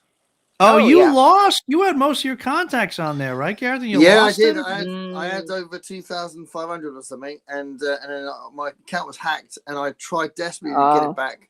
Couldn't get it back. Facebook customer service is shit. So because I do think Facebook is brilliant, even though it's really bad customer service, but there's so many features on it that are really good. Like, you know, you can put endless amount of photos on it, you know, so if I go on holiday, it's nice to put all of my photos on it, stuff like that. So because of that, I made a new account, and I've now got over 1,000, but I know there's loads of people that would want to see Bemis I can't get to because they don't realize I was hacked, you know. Yeah. So it's you know, I only have it I don't only have it for this reason, but I did start it and did a lot of activity on it for the band. But you know, I like, you know, when I get in to work, I like sticking a song on Facebook, going, "Morning, everyone. You know, listen to this. It's cool." You know, like not of mine, of just in general. Do you know what I mean? Just to kind of get people playing a cool song in the morning. You know, things like that. I think Facebook can be good for that. You know, just to put up something cheery. There's some political stuff I might put on there. I called Donald Trump a dickhead a few days ago on something I put up. I was when he was going on about surprising Japan. He did something about, oh, you know about surprises. It was an awful thing he said. Oh my god! And I put that clip on Facebook and said, this man's clearly the biggest dickhead. You know, which means I wouldn't be allowed in America, obviously, at the minute if I'm posting that sort of thing on Facebook. Yeah. Would you please? But yeah, so I do that occasionally, and obviously we got a local election happening soon, which is kind of interesting. I didn't even know that until recently. So there'll be loads of stuff being posted locally as well with the parties, but also national stuff will be, you know, be banded about as well. So, and my wife belongs to the anti-racist community group thing. So when there's a demonstration, she finds out about it, and that's all Facebook led as well. So that can be good for that sort of thing as well. Yeah, you know, so Facebook is useful. That's a no. I will shamelessly scream and run. What's that a reference to? Bees. Bees. Yeah, bees. Yeah, don't like bees. Oh. Do you have fun stories of a wee young Dave? Yeah. Come on, Ed. Spill the beans. We want to know what Dave was up to when he was younger. Oh, Ezra and Gormenghast books right now. Nice. That's cool. That's one of my. I'm scared of those books. I'm a bit intimidated because I feel like it would be like the content and style would be my taste, but I reckon I wouldn't like the prose. I think so. I'm a bit worried about that side of it, but I reckon I'd probably like the kind of the sort of fantastical sort of weirdness of it, you know. So slam like the old bam. Slam bam, thank you, ma'am. Buffy was great and Angel was meh. Yeah. I think that was quite Charms. Oh, that was my favorite program, Charms. So I watched that every week. Yeah, because Ali loved it. She absolutely loved it, and I liked it too, but she loved it. You aren't that smart. I work with a guy promoting AI, not realizing that they usually take his job. Yeah. Julie, that's strange about the M dashes because Microsoft Word changes a single dash to a double dash and M dash. Am I wrong about this? Yeah, it does do that. Yeah. If I ever manage to leave, they won't let me back in. I watched a video a while back, Nicole. You were spot on in your knowledge and thoughts. Yeah, I'm going to do like a conversation when I'm not so tired and overwhelmed about my thoughts on AI. Because, I think people don't know exactly what AI is because you say, oh my God, it's AI. And I'm like, okay, you know the AI, like when you type into Google and then it finishes your sentence, that's AI. When you have a typo in Word and it tells you the correct spelling, that's AI. So what are you specifically saying? Because we all have AI, you can't get around it. But then it's generative AI and like Chat GPT and Midjourney and all that stuff. That is more of an issue. Not like I'm gonna fix all these typos in Word. We're being encouraged to create teacher resources using AI, and I did a presentation this morning, and I had to rewrite the whole thing, pretty much. So it's like I could have just done this anyway. Do you know what I mean? This will save me time. No, it doesn't. It doesn't save me time at all. No, it's like wrong half the time. Yeah. And maybe, I don't. People are like have said, "Oh, have you put that in Chat GPT?" I'm like, absolutely not. I'm not. I don't have an account. I don't have a free account. I've never clicked on that website. I'm not going to do that. I'm not doing it with Claude. I'm not doing it with anything. Not just because me being an artist, but like I don't want to contribute in any way, shape, or form, especially when like around where I'm at, the data centers are jacking up the energy prices. It's already really expensive for electric. I'm not wanting to contribute to that. So, like in Virginia, I'm not in Virginia, but I used to live in Virginia. Like it's an estimated 22% increase because of all of the AI, the data centers that are just jacking up the prices for electric bills. Come on. The trouble is, there's not enough people. There's a very small amount of people resisting it, and there's like tons and tons of companies and individual people saying, "Oh yeah, we've got to get behind this. This is the future." So it's very difficult to resist it. Sadly, it's kind of hard to get around it. To be honest, I use it every day. Well, in your job or just in my job, I use it every day. You know, for usually not that sophisticated stuff, although I will usually it's question and answer stuff. Requires a lot of QC because it does get a lot of things wrong. It does hallucinate a lot. But it is definitely helpful and time saving to use it, even just for the Q&A stuff. But I also use it for some limited analytical stuff, and it has some of those times greatly increased efficiency, and it's just it's hard. It's one of those things. It's like you're going to be the only one not using it. You're going to fall behind everybody else if you're not. It's tough. I'm cool with that. I mean, it depends what you're. I think that the big point is there's so many people using it. The idea that you have to do it because everyone else is doing it is obviously not a great reason to do something. Because if something's wrong or bad, then that means you shouldn't do it. But there are loads of people that don't think it's bad. So that's the problem with it. Yeah, well, and it depends what it is, right? I mean, there are many ways in which it's good, right? We're just sitting here talking as artists or. No, it's not just that, because even the teacher material stuff, because I absolutely get the argument, because it does. If I put in, because I was using a website called Prezi earlier, which is my favorite type of presentation. It's kind of snazzy. It kind of moves about a bit. And yes, it made a presentation, and you could use that presentation, but it did have inaccuracies, and it was wrong. And if you didn't know what you were doing, or you didn't know enough about music, you'd be like, well, there's nothing wrong with that, But simple things like them calling Duran Duran a new wave band. They weren't a new wave band, they were a new romantic band, and some of the examples they used just weren't good examples. They were examples, but aren't good examples. If you're a lazy teacher, then of course it will save you loads of time, but you're not going to be given a good lesson. You're not going to be giving them a good education. So it absolutely saves time, but is it a good thing because it's making you worse at your job? Yeah. And also it's not it's absolutely terrible for mental health and mental illness.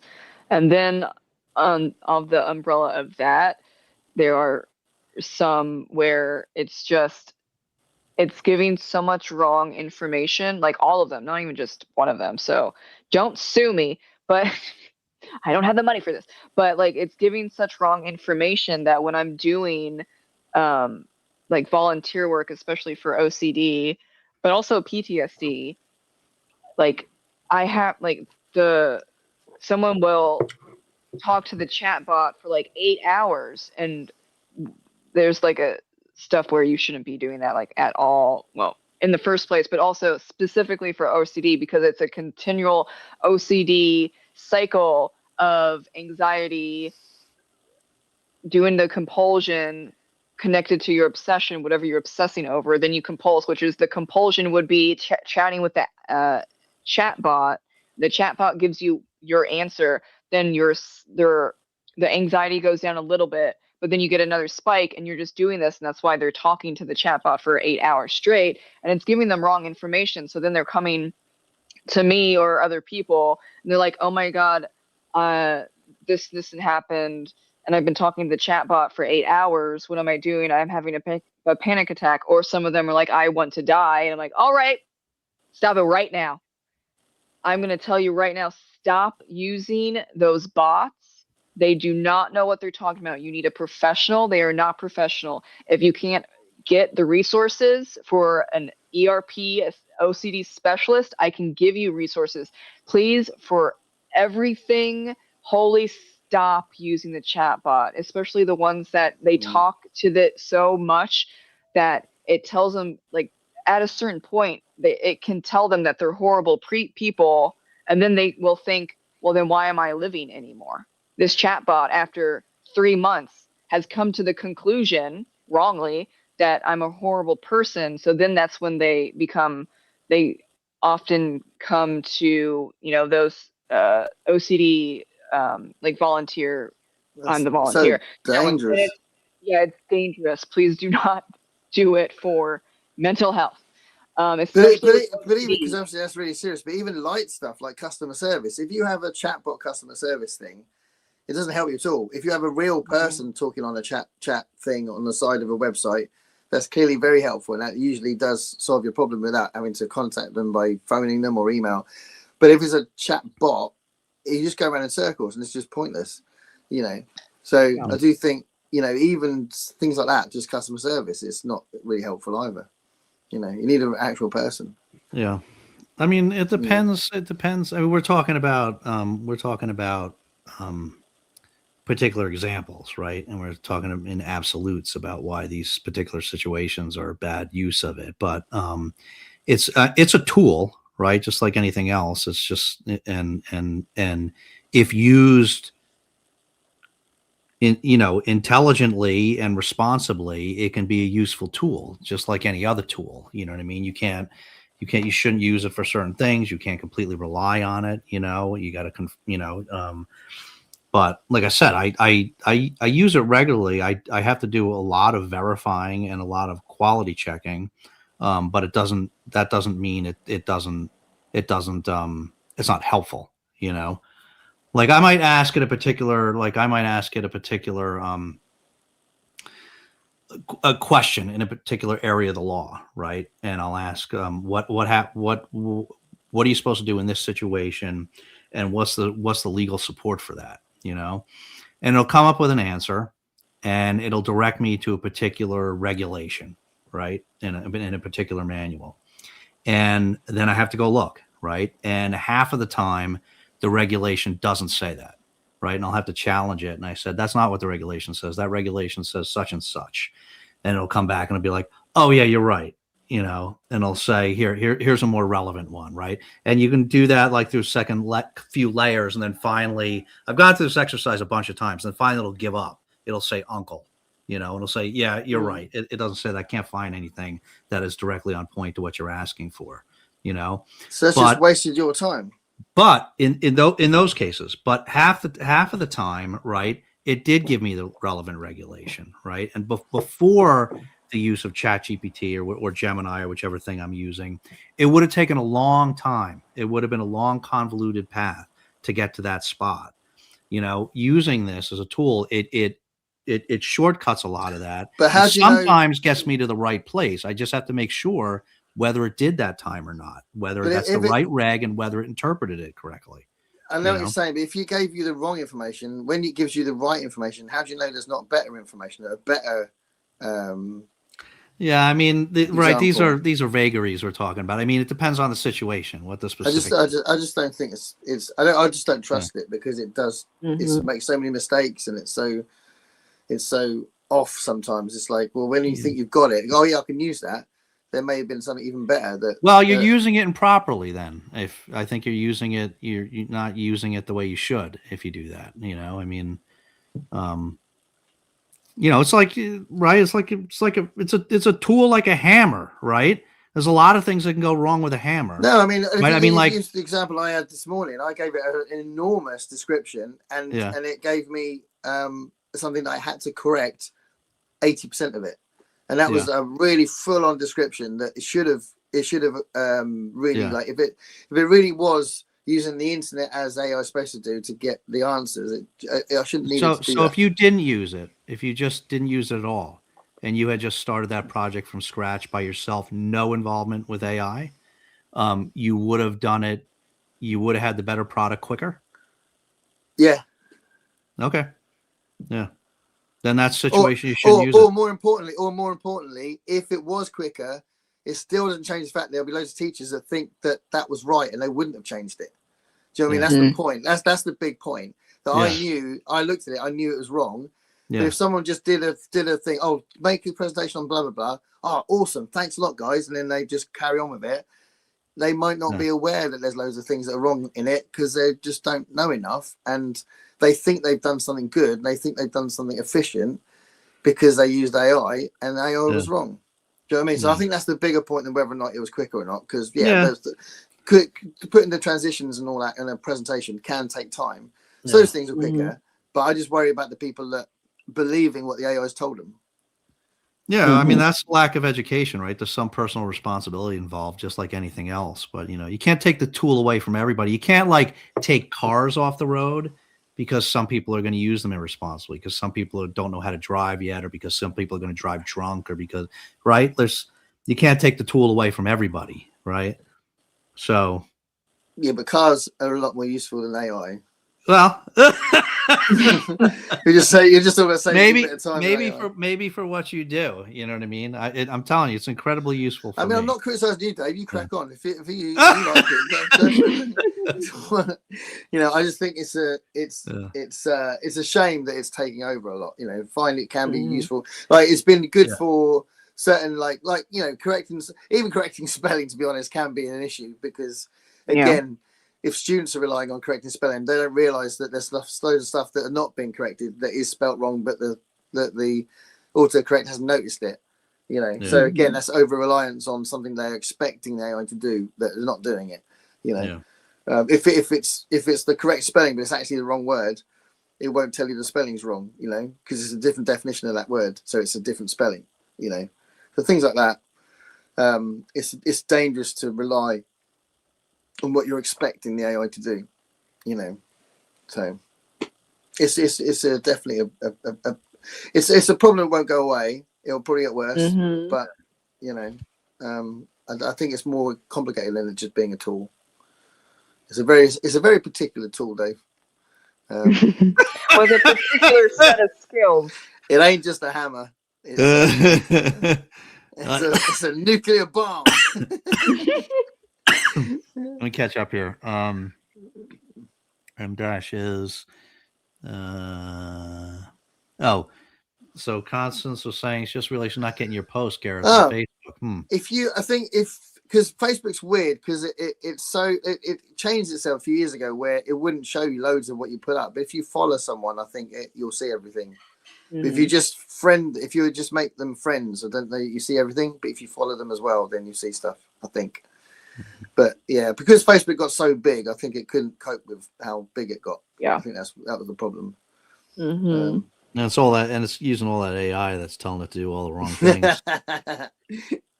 Maybe it is, Dave. Maybe it is. I'm glad you agree with me finally. People not knowing the difference between generative and predictive AI. Yes, that's for sure.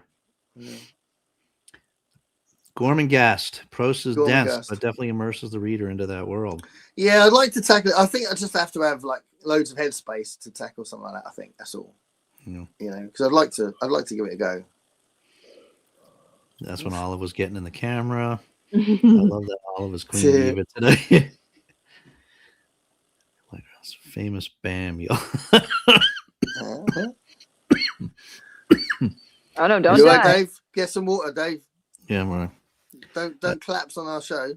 I still think AI should be tasked with. Although that could get us better views if you really do like end up in hospital or something.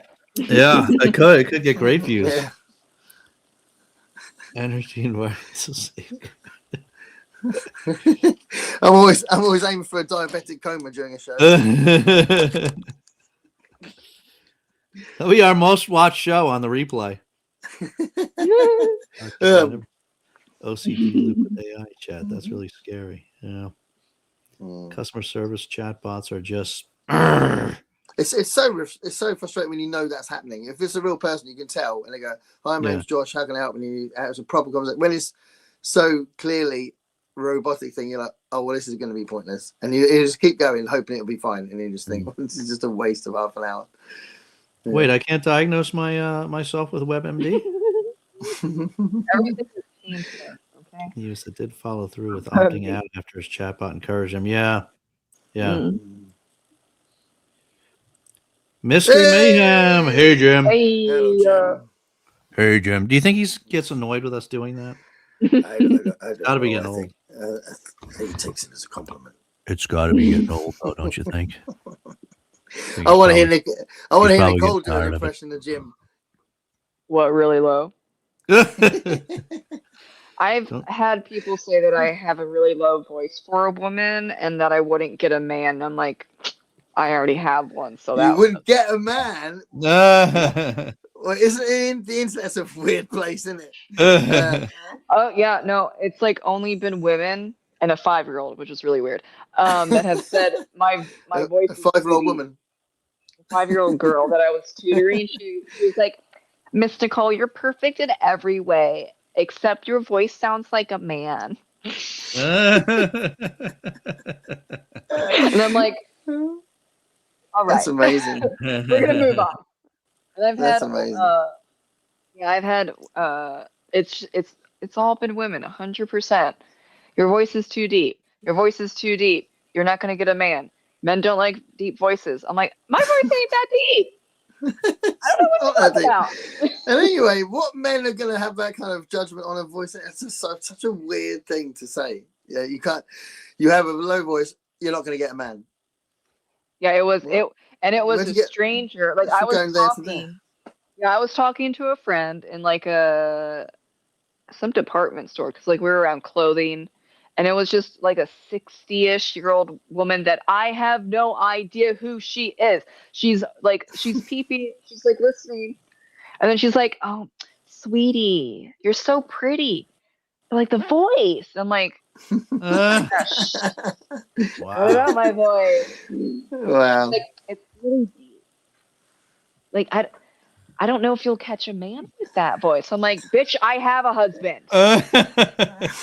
Who are you? Who are you? And she's like, I'm like, no, like, what was that? Wow. I have no problem telling you to shut the fuck up and leave. I don't know you. Who does that? I never think that way. Weird. It was one of the weirdest experiences of my life.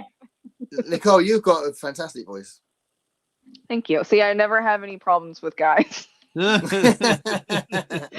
that's what counts because I'm straight, other than I've been married and I'm with my husband for 9 years, but he says I have a great voice, so it doesn't matter. Yeah, the women are just jealous. Yeah, that's what it is. Yeah, Jim says it well. Have they got weird voices? They go, yeah, you won't be able to get a man with your voices. He'd be like, yeah. It goes back to that scene in Man with Two Brains. If anyone in the chat has seen Man with Two Brains, and then that prostitute's, it's my voice. It's always my voice. So amazing. And he's like, keep talking because he's got a murderer, and he doesn't want to go through it. And everyone, it's my voice, and he's like, keep talking. Brilliant. Steve Martin's best film. Hey, So what did he say? Don't take headphones off. He said what I was trying to say. Yeah. Just will point you in the right direction. That's why we got the end times coming, because people say stuff like that. It's just a tool, mate. It's just a tool. I miss hanging in these streams. Hopefully things will even out when we get our staff transfer. Yeah, we've missed you, love Jenny. You being here, Jenny. Yeah, it's hard operating without a producer. Yeah, it goes right off the rails. We don't know what the hell we're talking about. Yeah, it's been a mess. Hours. Yeah. We're like, where's Jenny? Where's Jenny? What's going on? Olive's been taking off his clothes. Where's Jenny? Somebody's got to bring some water to this thing. Stay hydrated. Nicole's got a funny voice. What's going on, Jenny? It's too deep. Dude, why Jenny, sort her voice out. So aggressive, man. So aggressive. It's good to see you, Nicole. Did you say Olive's being aggressive? Yeah. I don't know what's a lot of licking. Yeah. Licky. Aggressive Are licking. You looking for another one of these? Here. Thursday night.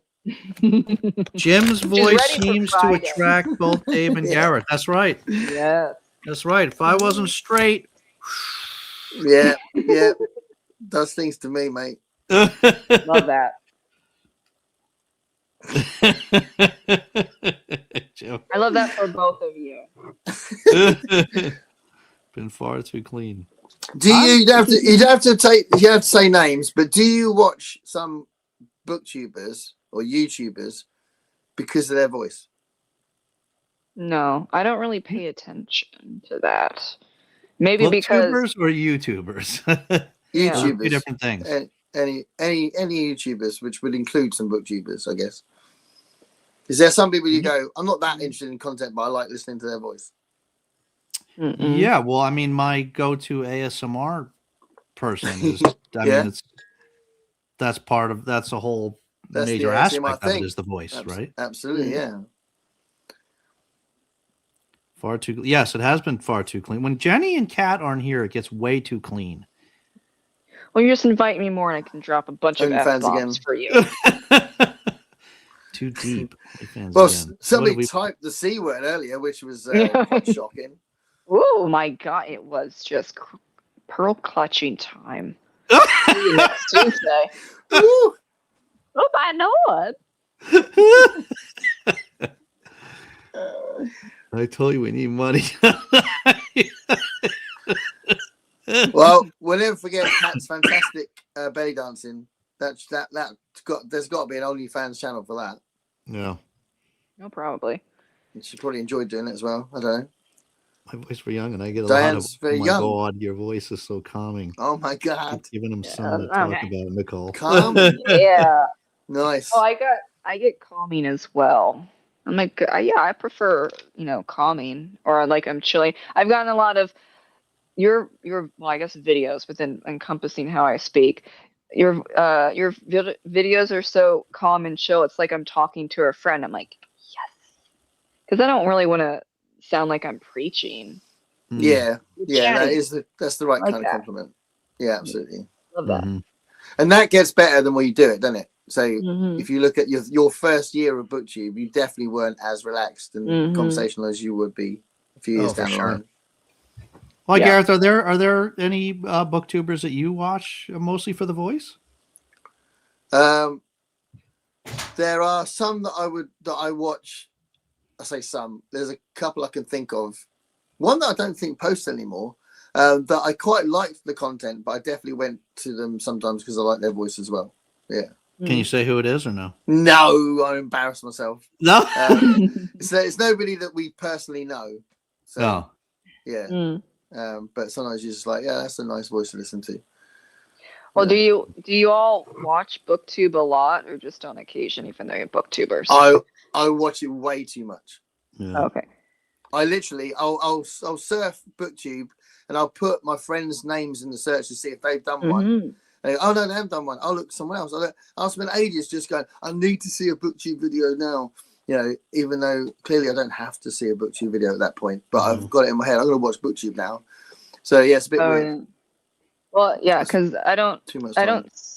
Sometimes Dave comments on stuff, but I don't see you commenting, Gareth. But I think it's a lot. Like a lot of people Oh, will put like I will watch it on just my TV a listen. lot.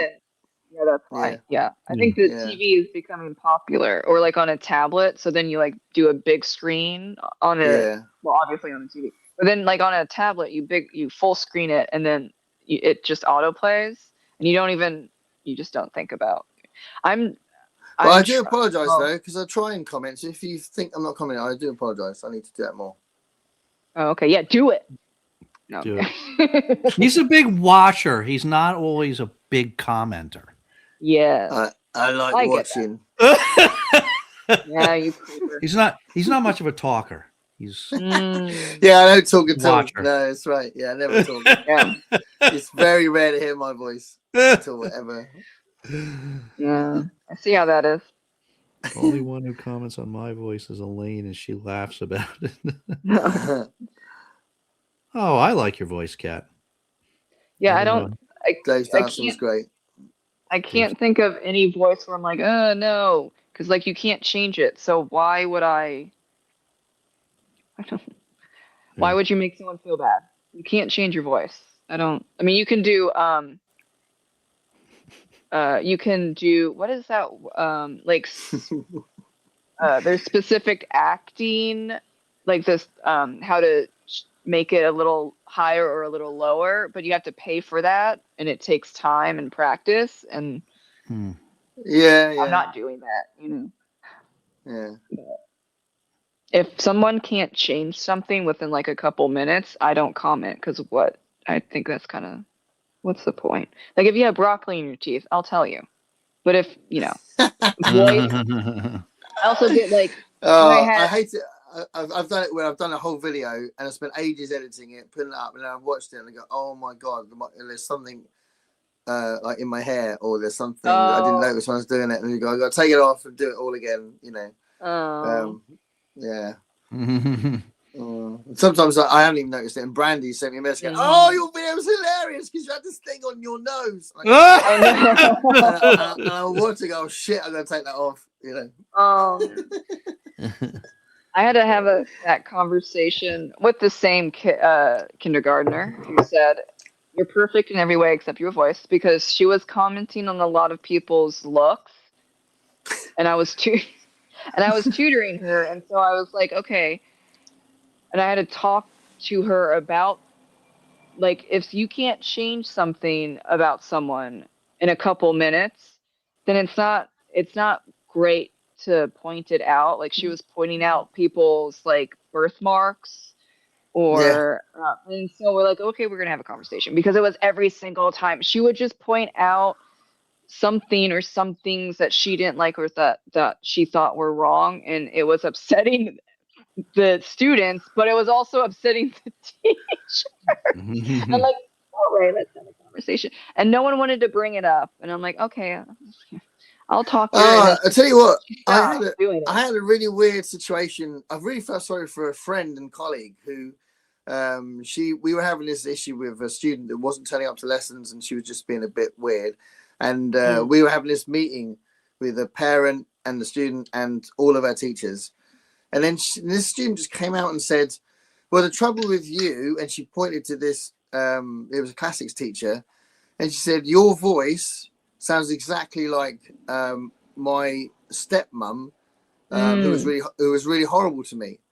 And like this teacher was like, "What? I can't do anything about that." Do you know what I mean? It's like, and then she left really upset, and she was like, "What can I do about it?" I was like, "You can't do anything about that. Please don't get upset." So, but she was like, you know, and this student was like, "I don't turn up to your lessons because you sound like my old stepmom." You know. Yeah, that's a like a lot of trauma is probably coming up with her, but that is kind of I mean, so there's always something going on, but like, how do you address it? That's the thing.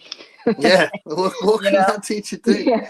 You know, she went to that meeting in good faith, hoping to try and get some sort of like, you know, development out of the situation, and then she's just told, "Well, that's the thing," you know. So good luck with that one, then. You know, it's awful.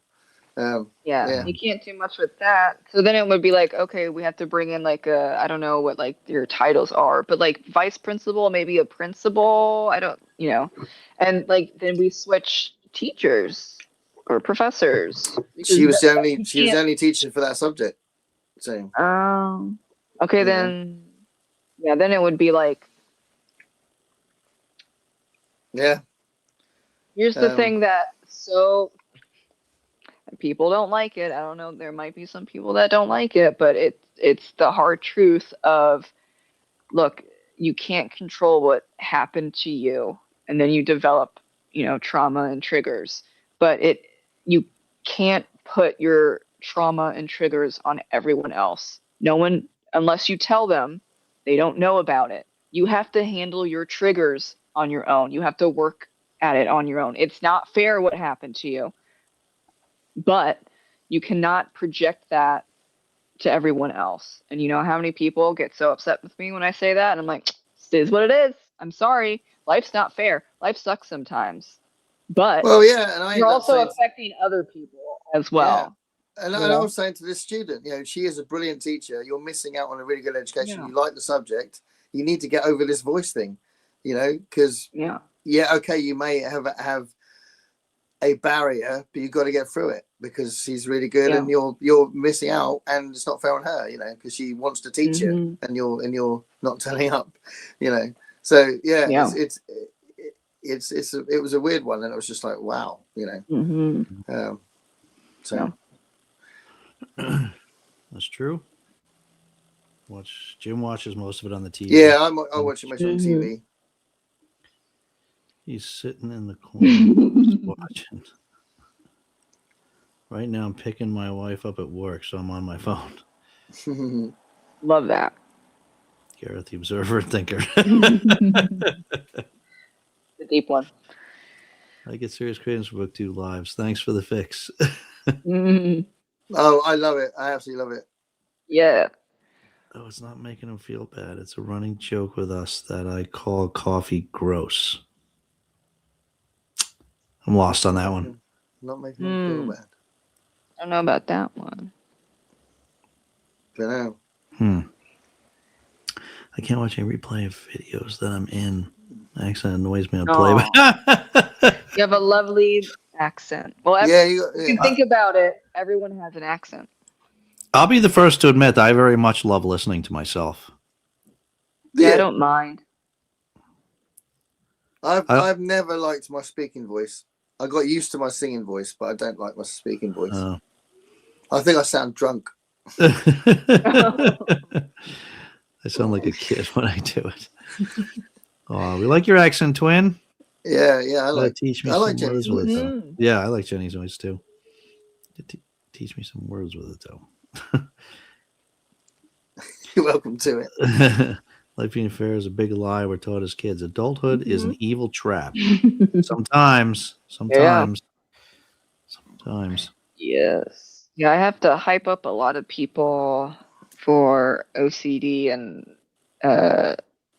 when I do the volunteer work for OCD and trauma, and it's hard to have the realization of both things. Life sucks sometimes, and life's beautiful sometimes.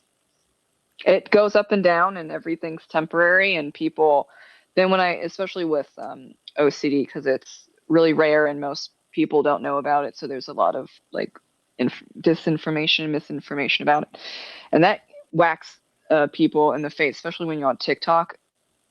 Yeah, I mean, there's a lot of bad stuff.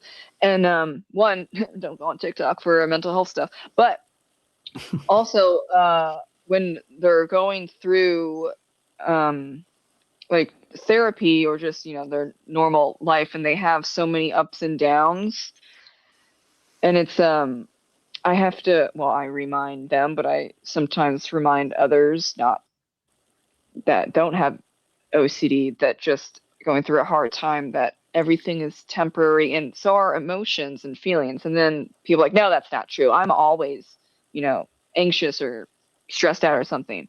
Then I have to break it down. So, and like as an example for me, because it's for everyone, at 3 p.m. I was really excited. Then I got sleepy, but then I took cups of coffee, and I woke up, and now I'm excited. And then so you have those moments of happy, tired. Oh, we're excited. Oh, that's serious. Let's talk about that. And so it is ups and downs of, yes, you have moments of happiness, then you have moments of stress. Oh, now we're sad. Oh, now we're having so. Yeah, Yes, every day you're different people, that. aren't you? You're like 5 or 6 different people every day. Yeah. Yeah, you're not Probably just like one 20 thing. things. Yeah, and so you're breaking it up, and like you could have like an underlying stress. Like I'm at like for the past like 7 months or whatever, I'm at like an anxiety level of like 5 because of everything happening. But in those moments, I don't feel the anxiousness when I'm walking outside and I'm seeing flowers. I'm feeling joy for, like 5 minutes. Then we're back and like, ooh, I'm happy. Oh, the sun's shining. And then, we have a neutral moment here. And then, oh, I'm stressed because I just got a bad email. But oh, I'm gonna watch TV with my husband. I'm excited.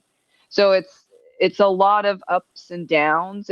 I think a lot of people want just happiness or joy, but that's not how humans who are emotional and not very logical beings operate. And then you have to fill in the blanks with rationality and logic to try and settle things down so you don't have like huge spikes and all that stuff, which that's hard. About 4 years ago, I had a student with really extreme OCD, and she used to turn up to the lessons about 10 minutes before the end. And she'd walk in sheepishly, really embarrassed. And I'd be like, all right, and I knew she had those issues every time. And she'd be like, it's a horrible condition because obviously you're driving yourself nuts inside your head.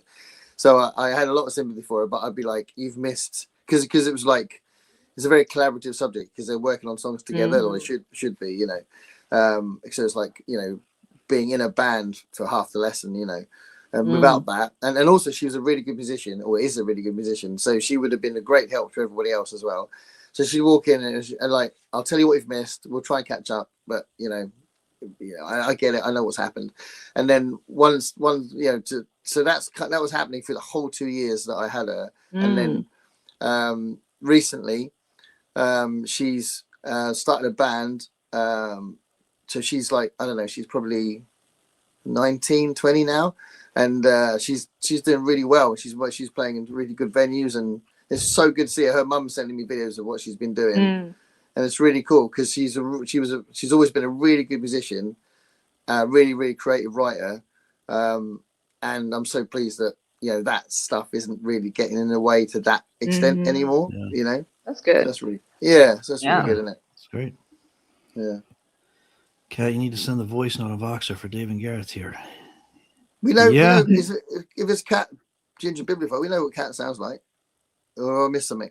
I don't know. It sounds like it's a special voice, though. Now I'm intrigued. Send that over, Kat. Let's hear it. Jenny, I love your voice and what you have today. To say, I think she corrects it. What you have to say. Got it. Yeah. Yeah. What you have to say, yeah. Thanks, Constance. Hey, I ditto Constance, Jenny. She's that and your Tina costume. Weird that my accent is a lot stronger on video compared to what I hear day to day. Because you're maybe used to it. You might not notice it, yeah. And it might be that you speak faster in real life and you speak slower in the videos, maybe. Yeah, I mean, I have to say, like, used to be, and I think most people are like this when they hear themselves then on a recording, they're like, oh my God, I sound like that. You know what I mean? I totally, and I think it's just from years now of doing these videos and seeing myself on video and stuff. I never have that reaction anymore. You know what I mean? Like now it's like, now I know, I know what I sound like. And yeah. I still get this weird thing. And I think this is not just a public YouTube thing. I think everyone in the chat probably has these moments where you hear your voice on it and you go, oh, that sounds weird. And you just have this sort of almost out of body experience where you're listening to yourself speaking, thinking that's a weird voice. And you go, oh, that's my voice. Why do I sound like that? That's really what It's just that's an odd thing. You might I don't know. That still happens to you? Yeah, now and again. I'll just think. There's a scientific reason for that. Like you're not what is the I used to know. But it's your voice is different. You're gonna tell me I'm bipolar. No. Well, that would be interesting. I have research for that if you need help. No. But like there is a reason. Like if you hear it on a recording, like the voice in your head sounds different because of some. It has to do with the ears. It's how the ears picking it up, isn't it? Yeah, no, definitely, because it's hearing the whole thing. It's hearing is different to what's going on outside. Definitely, the internal voice is definitely different. Yeah. So when you hear it in a recording, it is different. It's going to be different. Yeah, absolutely. We don't hear what everyone else hears. Yeah. It's probably deeper and more resonant to us, and it's probably thinner to the public. Yeah. Just think about the physics of it. So no one is alone in thinking your voice sounds weird when you hear it play back. Yeah. To only you, I think, while others sit in awe. We can't do anything about it. Our voice is our voice, Yeah. Because when I talk to singers, like especially when I first interviewed them for the following year, when they're applying to do, because I would always do auditions, and when they're applying to do it the next year, if they got a really lovely sound to their voice, I always say you're lucky, because it's just luck. You've got a really nice sound to your voice. You've got good control and you've got good breath control of that. But actually, just the sound of your voice is really nice, and no one can help that. You know what I mean? What your sound of your voice is the sound of your voice. Yeah. So people are lucky sometimes. Like what's his face?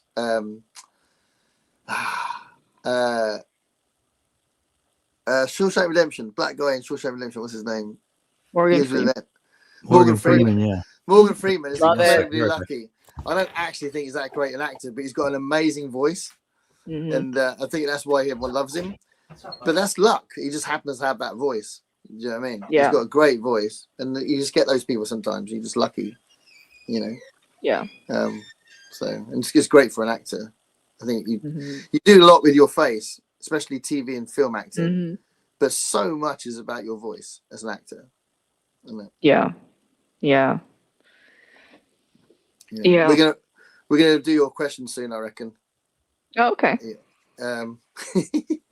But there's loads of I can see I've got the show on my TV as well. There's loads of people commenting, so I can see the comments. So Dave will get to those in a minute. I hope. Well, I think Olive's still there. So maybe he's gone to the loo as well. And maybe all three of us at some point today. That means we're hydrated. That's good. Yeah. I've got on Saturday. I've got to be on a coach for 5 hours. Oh. I hope they've got a toilet. Yeah. Normally the long distance coaches do, but can you imagine if it doesn't? It'd be horrendous. It'd be like, what? Are you serious? Yeah. Yeah. It's a cheap way to get to an airport. Yeah. Oh, well, read. Yeah. I'm taking loads more books than I normally would, because the first 12 hours of the whole thing is going to be just waiting to get on the plane. So yeah, I reckon I'll get through at least 2 books just before I even start flying. Yeah. Oh, she's excited for something. What we got? Oh yeah. Daddy's back. What I missed? Dave, we were talking about giraffes. They're like gorgeous, aren't they? Giraffes, don't you think? You were talking about what? Giraffes? Yeah. Oh yeah, I got a lot to say about giraffes. What'd you cover already? They're very tall, aren't they? Yes, they are indeed. And yellow. It's crazy how they fight. It's like Yeah, it's yeah. See, that was one of the best comments that Nicole made while you were away. I have my moment. Yeah. Now I'm gonna have to go back and watch that. What I missed. Yeah. Please do. We said a lot about giraffes. Yeah, watch it back. Okay, hold on. Let me. Nicole's obsessed. Well, my godmother loves giraffes, but I thought you were going to say my godmother was a giraffe. That would be awesome. she might want to, because she said, because I asked her why. I was like, oh, that's interesting. She's like, she collects giraffe stuff. And I'm like, as a kid, I asked why. And she's like, because I'm short. And I'm like, oh, okay. Brilliant. Ambitions. Right to the point. Aspirations. Yeah. I love that. You love to see honesty. Good point about ups and downs. Works make me stressed and angry. Then there's the occasional dirty joke that makes me making a pizza listed to y'all now. Oh, I can go for I want a pizza now. Pizza. Oh, damn it. Where can I get a pizza at 20 to 2 in the morning? So I can't, can I really? Life is hard.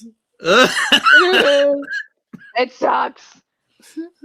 Can't get pizza. I'll tell you what, I have one of my daughters is way too obsessed with like DoorDash and Uber Eats, you know what I mean? She gets spends way too much on it.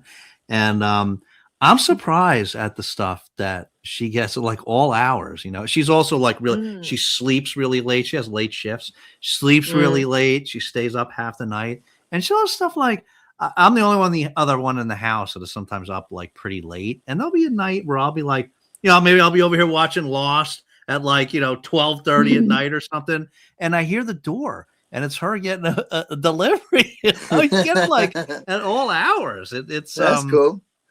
It's pretty. I don't know. Is it big over there? Tomorrow night, Uber Eats is big. Yeah. But tomorrow night, the kebab shop will be open till like, I don't know, 2 in the morning or something. Oh, the kebab shop. Yeah, on the weekend. So Friday, Saturday, and Sunday, they're always open really late. Mm-hmm. But you always frequent the kebab shop on Fridays? Not every week. But, what kind of kebabs? I to be fair, most of the time I go to a kebab shop, I get an egg burger. So it's a burger with egg in it, fried egg. But I like having chicken shish kebab as well. I haven't done it for years, but I have had doner kebabs before. But doner meat's a bit doner kebab. That's the lamb doner. Oh, it's the one on the stick. It's your standard kebab. But I'm not always in the mood for that. It's a bit leathery. Lamb doner, but kebab shops are awesome. Yeah, it's always weird hearing your own voice, like what I hear in my head. And, yeah.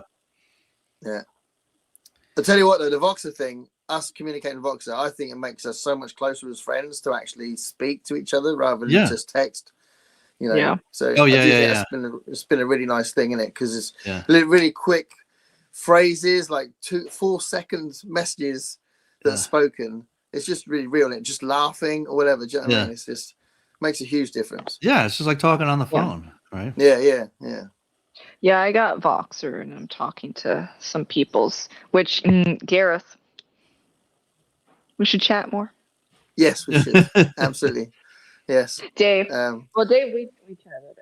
No, but I learned that you were having problems with your phone. I'm like, well, that makes sense. But I was going to be like, Dave. I've had months of such hassle with my phones. Yeah, I was like, Gareth. I was going to say, Gareth, I sent you voice messages and you saw it and you didn't even heart it. Excuse-moi. And I was like... Oh, major faux pas. Yeah, faux pas. I didn't even get a heart. Oh, he has phone problems. It's okay. Okay, I've got to up my game. This is really bad. Okay. No offense.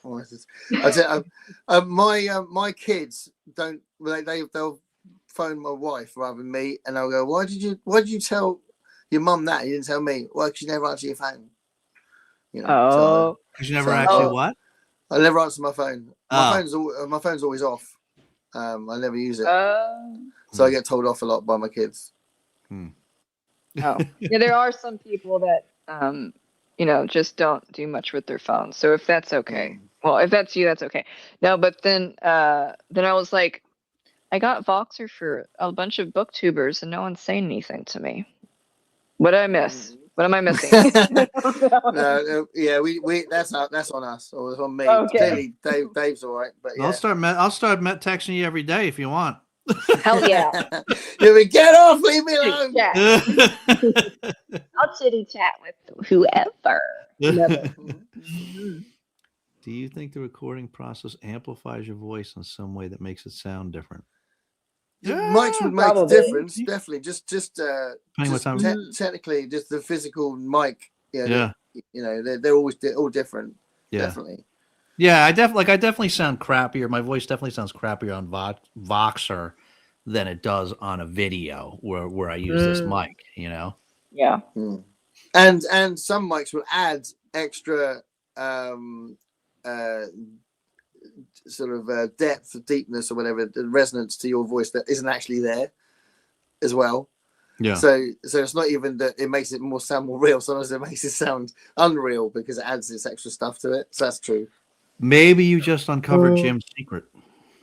Yeah, Jim's a fake bastard. Maybe if we actually met him in person, it'd be like when you just sucked in a helium balloon. Maybe that's what he sounds like. That's why he's being so humble all the time, because he's a liar. Yeah. He's a fraud. Yeah. Jim, I'm not impressed. Yeah. Defamation suit. Yeah. If you're watching this, Jim, prove it. Prove it. You're not normal. I'm not normal. Jenny, you're no. Oh. You're great. You're not normal. You're extraordinary. I'm only human after all. You'll never be boring enough to be normal, Jenny. That's right. Exactly. Mm-hmm. There is no normal. But there's nothing wrong with you either. Turn on compression in your audio capture or take some Zoloft and the voices are in your head. Fair enough. Oh, that's a different kind of medication. You want to talk about that? Oh my goodness, Riley. Oh, so what happened? He's having dog issues tonight. Oh, Come no. on now. What's happened? I heard a yelp. We get it all. We don't get the full picture, do we? It's like maybe they need to be separated. They're just really excited today. What's happened? She's looking for a particular toy. Oh. Very, very needy. These that two. Sounds quite. Well, dogs That's serious. If you had a cat, they wouldn't give a shit about you. Yeah. If a cat would wander around going, "What are you doing in my house?" Whereas the dogs are going around going, "Hello, I'm here." Yeah. What kind of pizza, Cat? Yeah. What is your favorite? What is your favorite topping, Nicole? What's your favorite pizza topping? Oh, I shouldn't have pizza. Let's say it was gluten-free pizza. What would be your favorite topping? No eggs, no milk. Yeah, eggs as well. Yeah. It's all three. So I have it like every quarter, and I just know I'll feel like crap for the next few days, but it's worth it because pizza is love. If I am going all out, it's kind of boring, but I'll get a cheese stuffed the cheese crust stuffed pizza, and then double cheese and chicken and tomatoes on it, and mushrooms. Wow, that's a pretty fancy assortment there. Well, Gareth, if I'm going all out. If you're going all out. Yeah. If you could only have one topping, Nicole, what would it be? Probably just be double cheese. Double cheese. Yeah. Gareth. Mm-hmm. I like having different types of meat on there. I like having sweet corn on there. It makes a huge difference if peppers and onions are on there as well. Sweet corn? Yeah, I like sweet corn on pizza. We don't do that here. Yeah, you can have sweet corn. You can have anything on there. You put corn on the pizza. Nice. I've never heard of such a thing. It's sweet corn yesterday as well. That's true. and controversial. This is controversial apparently, but I quite like pineapple in pizza as well, which apparently people get upset about. No, that we do. Oh, yeah. It's not super popular, but we do that. Oh, it gets people all riled up sometimes. You have pineapple on pizza? But the Hawaiian. That's the Hawaiian. Yeah, Hawaiian. Yeah, it's Hawaiian style. Yeah, but yeah, peppers especially. If I have peppers on a pizza, that makes a huge difference. I love that. Yeah, you know, it's the internet when people want to fight over pineapple on pizza, like it affects your life. Right. Calm down. I've seen people arguing, like it's not a joke. Like they're arguing and insulting people, and I'm like, get off your phone. Calm down. I've seen people talk about like having like cold cheese, and people get upset about cold cheese. It's weird on the internet. My God, calm down. Because who would actually eat a cold cheese sandwich? I mean, you can understand. He knows what you could understand, Nicole, why people would get upset about that, right? I mean, a cold cheese sandwich. He has cold cheese all the time. Americans have cold cheese. This guy's a lunatic making a big deal about something that he does himself. Total insanity. Yeah, I don't know. I have a high threshold for like basically everything. You really have to rile me up for like a long time for me to get really upset to argue. I don't know. The night is young. Night's young. Actually, it's not. It's nearly 2:00 in the morning. But the night is old. Going? It's not young. Wait a second. Where was I'm not. I'm going to be 55 in May, so I reckon I'm going to go into another bracket. You know, in forms they go, are you this age or this age or this age? I think 55 goes into another bracket, which is a bit sad. You know, I can sense I can sense the Grim Reaper in the corner of my room. Oh my God. I get it. Yeah, hey, it's okay. I mean, I'll be all right. I'll be all right. No, I had an existential crisis about death at 4, and it's really just been going on. So. At 4? It's got worse since then. Wow. My fish died, and I realized at 4 that everything dies and nothing is permanent. Yeah. I'm fun at philosophical and theological parties. Everyone else, it sounds like it. They're like, Nicole, shut up. You're so depressive. I'm like, no, but if I was at a party with philosophers and theologians, I'm having a great time. If it's just like a 4th of July party, don't talk to me about certain things. Speaking about the life of the party at philosophical parties, it's Ralph. There's Ralph. Ralph, right there. Ralph. I'm going to shout in his ear, see if he reacts. Ralph, you deaf bastard. Aww. And he still gives you a kiss, even though you're being annoying to him. Aww. Look, yeah, you parked right up. You heard Ralph was over there, right? Yeah. Kiss him. Oh. He's a handsome man, huh? Fine, distinguished older gentleman. Distinguished older gentleman. You distinguished, or are you a ragamuffin? You know, Riley. Sorry, go ahead. No, I'm just taking the piss out of him, barking at the wall, or barking at the floor, like he does now. You're gonna bark at the floor later on. Riley just turned 11 the other day, and she's not looking a day over 4. Man, she's still good. She looks great. Well, smaller dogs last longer, don't they? They do. Mm-hmm. So 11 might not be too old. Mm-hmm. He's 17, so he'll be 18 in 2 months. Riley's a cockapoo. I think it's like average 15 or something, but I think she'll last longer because she's extremely healthy. I think Labradors and Alsatians, that's like 10 years, isn't it? Yeah, if you're lucky. Mm-hmm. So that's one good thing about smaller dogs. Mm-hmm. I, in case anybody cares, prefer pepperoni. But sorry, we didn't ask you, did we? So no. When I said various types of meat, I was thinking pepperoni as one of the main ones. So I'm with you on that. Is disappointed with the puppies. He's getting stressed, isn't he? I think he's turned his mic off because he's actually shouting obscenities at his dog. He doesn't want us to hear it. We do think you're a model dog owner, Dave. Me? Don't worry. Yeah. Don't worry about. don't worry. You turned your mic off because you didn't want us to hear you swearing at Olive, but it's so good. Don't worry about it. We're not so I told my daughter to take him out for a potty break. Yeah. I mean, it depends on the place, right? There are some places where I have to get sausage instead, but usually pepperoni's preferred. Or sausage. That's an unusual one. We don't usually get sausage on pizzas. Really? Yeah. Oh, my husband. Beef and.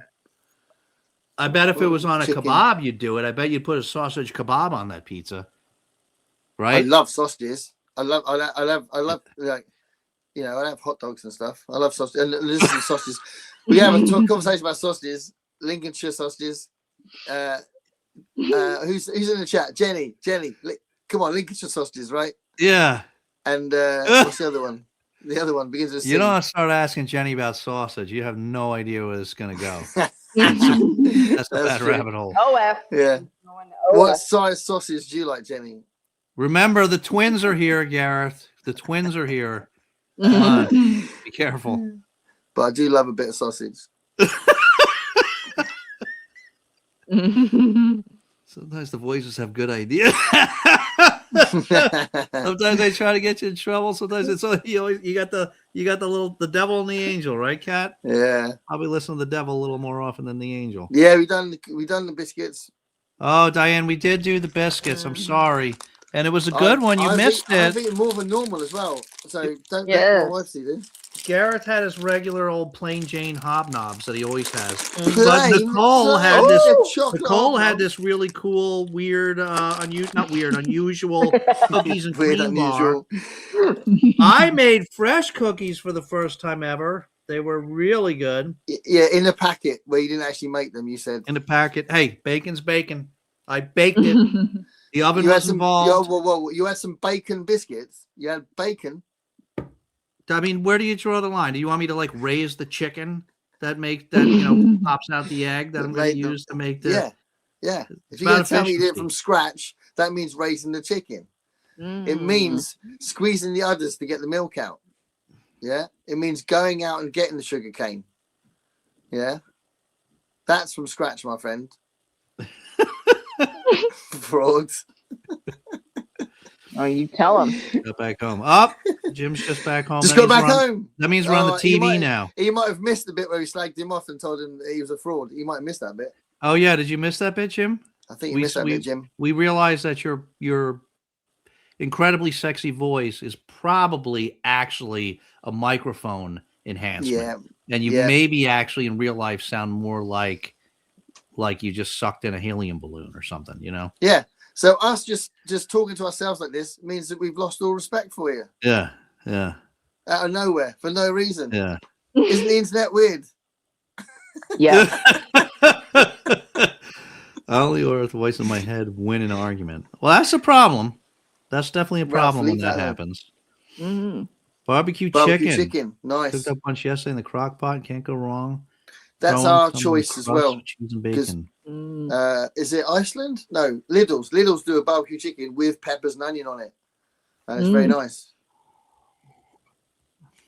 And I think sweet corn's on it as well. Just saying. Sweet corn. Lidl's barbecue chicken is a good one. Nicole, have you ever? No, I'm being serious. Have you ever heard of corn on pizza, Nicole? No, but we do not do that here. Sure. Yeah, you have limited choices in America. There's certain things. It's like there's certain things you wouldn't put carrots on a pizza, right? Like nobody's ever heard of putting carrots. Maybe you have. We don't put carrots on a pizza. We don't put corn on pizza. I don't think I've ever had carrots on a pizza. I've had carrots in a cake. Oh, carrot cake. We have carrot cake. Mm-hmm. But if the voices win, don't you win since it's your voice. I said the word roast. He's going to go mental again. What did you say? Roast? Roast. Oh, there's only one meat, Gareth. There's only one meat.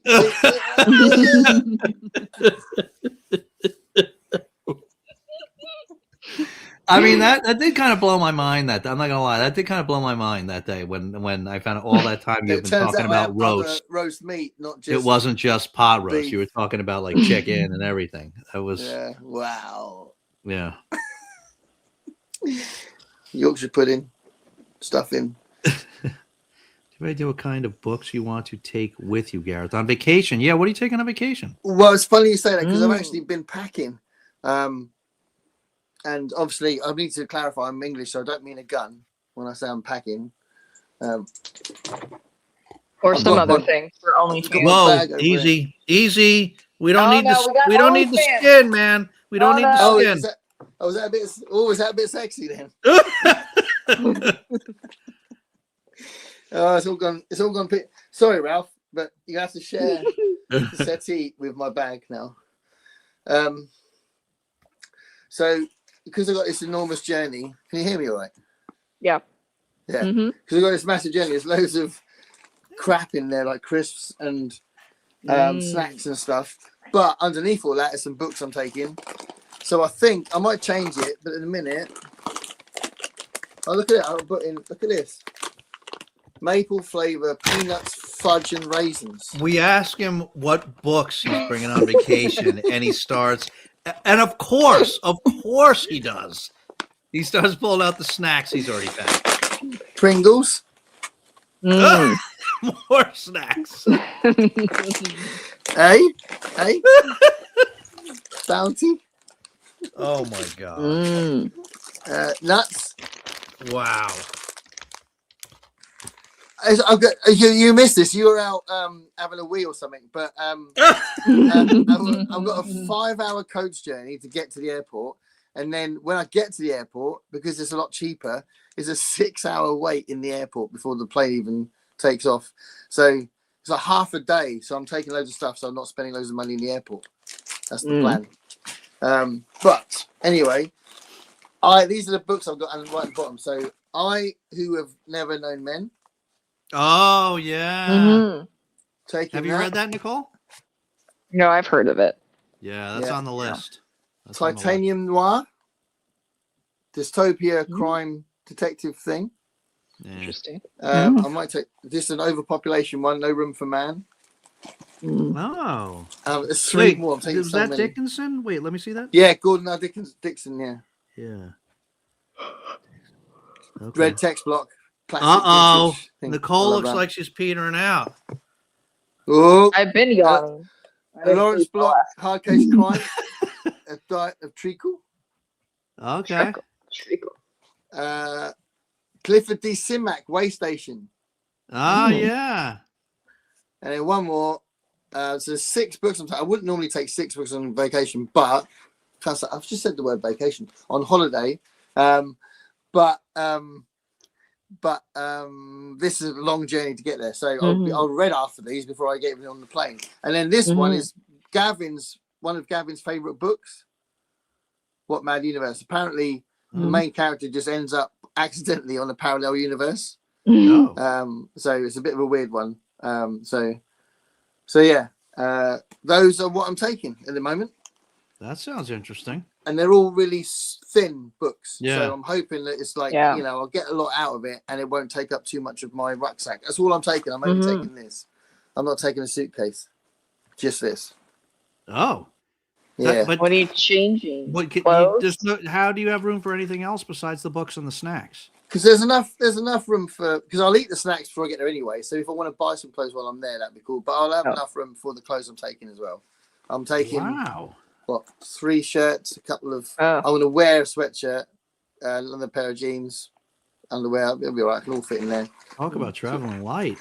Yeah. Well, the most important is clean undies. Okay. Yeah. Don't mess that up. Absolutely. If I'm sharing a room with my mate, I don't want him thinking, what the fuck? So yeah, absolutely. But when I went to Croatia, I just had a rucksack. It was fine. Let me catch up here quick because we got to give Nicole the questions before she falls asleep there. That's the start of the next book. Boo! Great grandma giraffe. Can we get donor kebab? I know. So it's a Thursday night, Friday night. No. Head now if I'm tired. Okay, see you, Diane. You're probably gone. Travis, I'm missing an animal. You guys really did talk about Travis. Oh, Jaffa cakes. Yeah. Yeah, have a look back. When you finish this, go back to our discussion. You'll see we talked loads about it. All right. Enjoy that pizza, Cat. Ooh, pizza. You twin. Okay, I'll go lurker mode. I'm earning my jiggle now. That is I think that's the statement of the night. I like that. That's good. Oh, Gareth is Ghost and Constance. I've got a terrible reputation here. Yeah. Uh-oh.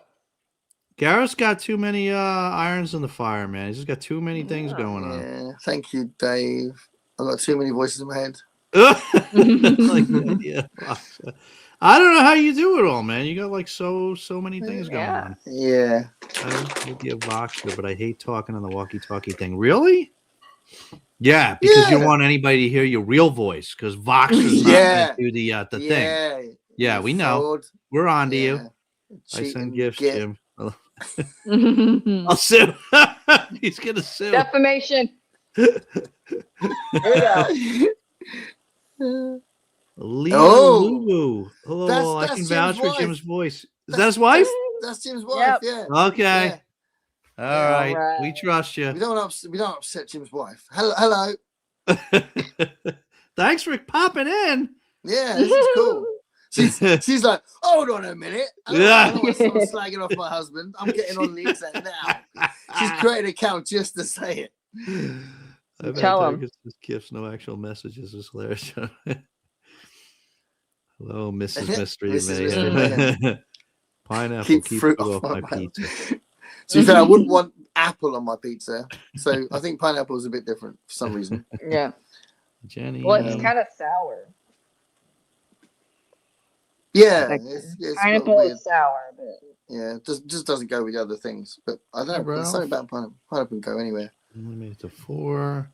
Oh, get through here. Lawrence sausage. Thank you very much. What's that? Lawrence sausage. It's a type of sausage, but we all have a bit of sausage. And for the 5th hour sausages, I'll be trying some Danish sausage next week.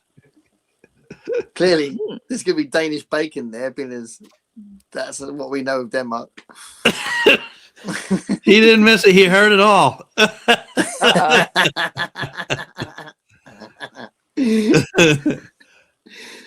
Constance had corn on a. Oh, Constance coming to your defense, Garrett. She had corn on a pizza when it was a very fancy pizza. Constance is my favorite Constance. Constance is your constant. Yeah. Didn't realize corn on pizza wasn't normal. I always get extra too. Really?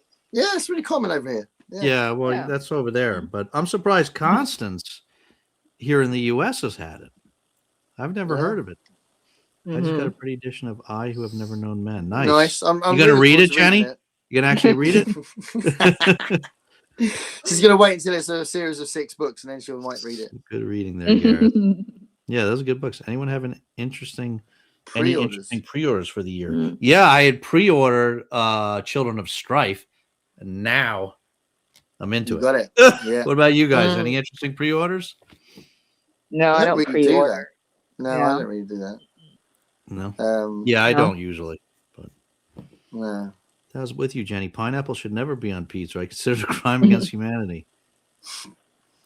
All right, Nicole, you were caught up. You ready for the questions? The question, the big 8. Are you good to do questions? Uh-oh. As soon as I pulled out the question, she froze up. This is either a technical malfunction or it's cowardice. Hello. Hello. Hello. Whoa. That's what it is. Are you good to do questions? Yeah. Okay. It's only 7:04 here. I'm like way behind. Finale. This is we're over 4 hours. So by the time we do questions, it might be 4.5 hours. Yeah, get up. Okay, so this is the Great 8 questionnaire. Okay. Some of these are this is the best bit of the show. Easier. Some of them are challenging. You will notice Gareth with a shit-eating grin every time I ask one of these questions as he anticipates the answer. Okay. Do you think I enjoy life too much? Sometimes. Yeah. Enjoy it too damn much. Yeah. Okay. I will thrash myself later. You ready, Nicole? Yeah. All right. Question 1. Favorite biscuit. I don't really have. Question. It doesn't need to be the one that you can eat without having issues, whatever. Yeah, There's no if limitations. you- Just don't overthink it. Favorite biscuit. No consequences. No consequences. I don't really eat biscuits, so. No, cookies. You know what I mean? Cookies, right? Cookies. Yeah. Okay. Favorite cookie. Not biscuit like that. The New Orleans biscuit. Your favorite cookie. Okay. I guess chocolate chip, but it has to be chewy. Chewy chocolate chip. I don't like the crunch. The crunch so chocolate makes me chip nervous. cookies that have been like left on the side for a few weeks. Is that what you're thinking? No, that they're soft, like in the middle. In the middle, not on the edges. They're moist. No, Moist chocolate chip cookies. Yeah, like if you break it apart, it's not going to snap. I don't like the hard cookies. Okay. So Dave loves saying the word moist. So. Moist. Oh, I like that. OnlyFans. I think Dave really like the way that. Jim would say it. Just kidding, Jim. No further losses. We can constants rule the universe. Yeah. Mm-hmm. Okay. Number 2. Favorite movie. Look at Garrett's face. Favorite movie. Probably The Hunchback of Notre Dame. Oh. Which version? The Disney one? The Disney. The animated. The soundtrack is, I would say, a masterpiece. If you just listen to the soundtrack, it's amazing. Like from beginning to end. And then also the movie. Because I think Frollo is the best / worst Disney villain ever because he's the most realistic and he doesn't have magical abilities or anything like that. He's just Judge Claude Frollo and he thinks that he is the law, and in some ways he is, but like his religious views and fanaticism make him do terrible things, but he thinks he's right. And how many times have we seen that throughout history? It's a human problem, and I think it's really good. That's awesome. I like that answer. All right, number 3. Favorite insult. Oh, this is a good one. You're a cock-sucking road whore. Oh, wow. A cock-sucking. Say it again. Cock-sucking road whore. Can you do it again, but direct it at Dave really aggressively? Dave, you're a cock-sucking road whore. Wow. Oh, he liked that. You whispered it as well. I think you really liked that. I gave different versions. Yeah. That is the best. Audience. Well, I can honestly say that is the best answer to number 3 that we have had thus far. Yeah, it is. Oh. I'm still a little. I'm still feeling like a little scared right now. I can be scary. I try not to. It's not a. Dave can't function properly with that. That's great. You've just completely floored him. I can be shocking at times. I don't present myself in that way on my family-friendly BookTube channel. But yeah. You're right, Dave. Yeah, I'm all right. I'm okay. I'm all right. Yeah. I'm all right. I just need a minute there. You need a rub down. Okay. OnlyFans. All right, number 4. Biggest pet peeve. Oh,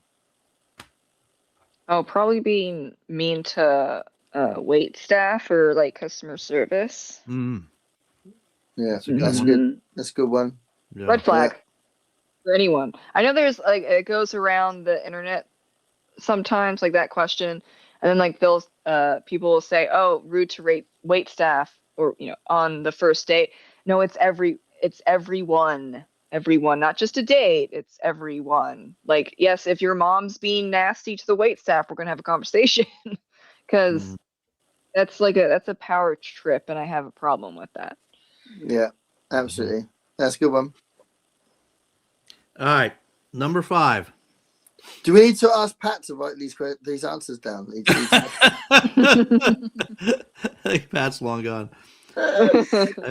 Ed has a bunch of pre-orders from Deep Vellum and Dalkey. Oh. I've never heard either of those. Yeah. Interesting. No. What are those? Mm-hmm. All right, number Sounds 5. like conditions. I've got deep vellum, but I'm getting some medicine for it. Mm-hmm. I might have a bit of Dolky in the back of my neck as well. I bet. All right, number 5. Buckle up. Do you have regrets? Man, not really. I think we've had this. I've had buckle up. We can buckle up. Yeah. All right. I was expecting big things out of you for this one. No. He's not saying you're disappointing. That. He's just chatting. Well, yeah. I don't talk about a lot of personal stuff, especially like in the past. 1, because that's not really my channel, but 2, I've learned that it's upsetting to a lot of people, and so I'm like, I don't want to do that, whatever.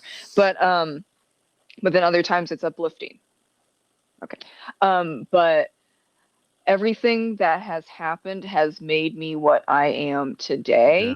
Yeah. And also the whole thing, like in long time ago, I had a lot of what ifs and a lot of wishes. Like, I wish this didn't happen, that happened. But like, then I just ruminate and I make myself sick. I can't change what happened. But it's made me what I am today. And that's more powerful, I think, because I was on the other side of life sucks. Why it's so unfair. Like, I wish nothing that bad that happened. You know, I wish I would do this and it would go away. But then talking a lot with my therapists, and also like in philosophy classes in college, I wouldn't be the person I am today without all of that. And yeah, it sucks. Like, my ACEs score, which is it's out of 10, the original. I think maybe it's out of 20 now, but I don't think it's the original one. But like, my ACEs score, which it is 10 questions to see how much trauma you have, and then the higher the score, the more likely you would be an alcoholic, in prison, drug addict, all that stuff. And mine's 9 out of 10. The only one that I didn't score is the last one. It's like, has any direct relatives ever been to jail or prison? And that's not right. I haven't had that. I've had cousins, okay, but it was direct. But everything else, 9 out of 10. And you see, and people are really surprised that know about the ACEs score. But I worked really hard to get where I'm at, and it's a continual process. But I know what it's like to feel like shit, to hate everything, to hate myself, to hate everyone, to be angry every second of every day. And that isn't healthy. It's not realistic. It helps no one. It harms yourself and harms others. And I am thankful to everyone that stuck around me when I was hating myself and everyone, because I was not pleasant to be around for a good portion of my life, because I was regretting things and I wish things didn't happen. But then you come out of it, or I came out of it after 6 years of intense therapy. And I said, I don't have any regrets anymore, because I'm not myself if I don't have all this shit that happened. But it's not my fault. It happened to me, but I am not that stuff. And then people are surprised. But like, yeah, a lot of people are surprised that of like a lot of things. Like, I lived in a bad neighborhood for a long time. I I knew a lot of like wannabe gang members or gang members like MS-13, Bloods, Crips. They don't think that would be me. They don't think that I was almost a juvenile delinquent. A lot of people assume a lot of things, and then when I say something, they're like, no. I'm like, yeah. So it's also helped me learn not to assume. Because when people assume stuff about me, it doesn't feel good. And then I have to explain, and some people don't believe me. I'm like, okay, whatever. So I really also, from lived experience, I don't assume. I don't think deeply on, like, if someone like asks me about someone, I'm like, oh, they're fantastic. Oh, thank you. They're so cool. Like, it's positive stuff. I don't think deeply on that because I don't want to assume. I observe and I take in things, and you're just you. You're Dave. You're Gareth. You are many, many different things. I'm not going to assume anything unless you tell me, and I'm going to take that seriously because I've heard crap all over the like all over the place about myself and others, and it just doesn't feel good. And it's like, okay, let's go into the life story. No, you don't want to do that. Okay, like it's a lot. I think when you've been through a lot, the reason I think that you're not that and you're something else is because all those things that happen to you, you could become a whole variety of different things from that, and you became that instead of all those other things. So that's why I think it's separate. Do you know what I mean? Yeah. Because you're not that, you're that. You know, you're the product of it, but it could have been various different products. Yeah, but you are a very special product of it. You know, very individual product of it. You know, that's what I think. Yeah, I think I look at people as individuals, and I don't assume.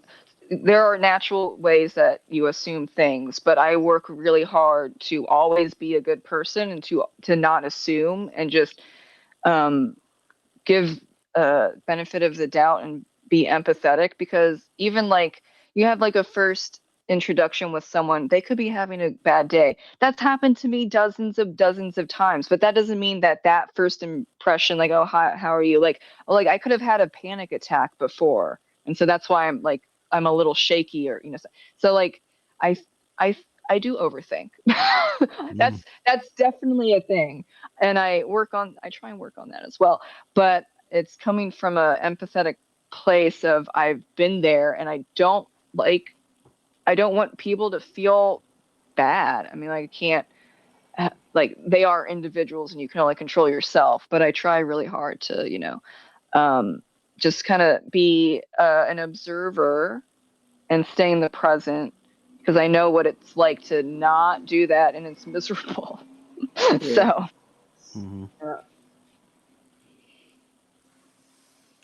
Okay. So the next one's related, isn't it? The next one, it kind of leads into the next one. Okay. So number 6 is, what would you do differently? Probably stay more in the present. It's always something that I need to work on, staying mindful. Because of all the mental illnesses and disorders and the ADHD, I do go into the past, or more so go into the future and like work myself up. But I compassionately bring myself back to the present a lot. But that is an ongoing. Well, that's a really good answer. Yeah, that's an ongoing mindfulness and meditation focus practice. It's kind of what this is. Nobody's answered it like that before. But this is like what you would still continue to try. Yeah. What you do in the future. Yeah. It's nice. Nice way of doing it, like a positive spin on the question. Yeah. Yeah, because I like to look at my strengths more than like weaknesses. Because I think getting better with your strengths, it just kind of naturally eases the weaknesses, or at least kind of neutralizes them like a little bit. And I am a pessimistic. I can be a pessimistic person because of all the shit that happened as a kid. My brain just has wired itself to be in that way. I need to. I work all the time to not be pessimistic, and sometimes that's just not going to happen. Okay. But then I try to be like neutral. There are some, like, I think it's hard for a lot of people because people are like, oh my God, be positive. You're so annoying. Be positive. But if you're naturally pessimistic, the next jump is neutral. Yeah, you got to work So, harder to get to that point. Mm-hmm. Instead of, like, you'll feel worse if you're pessimistic and you're like, oh my God, I had to go optimistic. No, just go neutral. See how that goes for you. Mm-hmm. That's way better than me trying to be optimistic, because that can be really hard sometimes. Mm-hmm. I'm just wondering if we should a couple of these comments are relevant to, so just. Oh yeah, okay, yeah. Go to comments set. All right, these are not. Those are indie publishers. Poach Dolls are the same. Okay. Yep, the same. All right. Pro Style, right? Helps me with my depression and anxiety. Just get lost in it. Huh. Yeah. That's interesting. PTSD from generational trauma is a real thing that leads to many self-image issues. I find that a lot in Russian lit. Huh. Mm-hmm. Those cameras off. Yeah. That's interesting. Mm-hmm. Jim's, you never know what people are going through in their private life. I always keep that in mind. That's right. Mm-hmm. Yeah. It's a phrase I always remember that quote. Everyone is fighting a battle you know nothing about. So be kind always. Yeah. Yeah,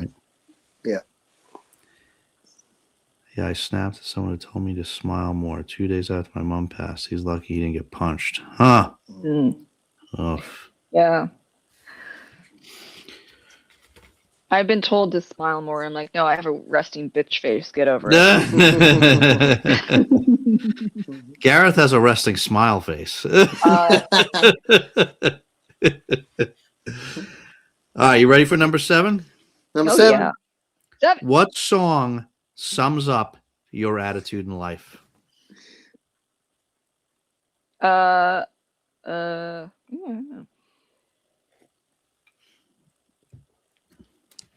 Back in Black by AC/DC. Back in Black. Back in Black. And why Back in Black? Baby. I'm back in Black, baby. I have well, because they did, they had like the original singer, and then that guy left, and then they had Brian Johnson. Yeah. Oh, he died. Yeah, sorry. He didn't leave. He died. Brian Johnson died? No, the original Bon Scott. Oh, okay. And the album he died on was Highway to Hell as well. So we also love Highway to Hell. Yeah. But it's almost poetic. Do you know what I mean? He died on that one, and then came back with Back in Black with a new singer. Yeah. Mm-hmm. Yeah. But I love that. That's a great choice. And I'm Back in Black. I mean, most of my wardrobe is black. It's slimming, matches everything. But but yeah, I like, it's like it's uplifting. Like, it's sad. Like, yeah, the original singer is not there anymore, but they found Brian Johnson, and he fit really well. And like, people were thinking that AC/DC wouldn't be great or anything, and it's like, you can come back. You know? Yeah, absolutely. Exactly. Yeah. I think Olive's now singing TNT. I love TNT as well. Hey, it's a great song. Yes. TNT. Oi. Oi. All right. Oi.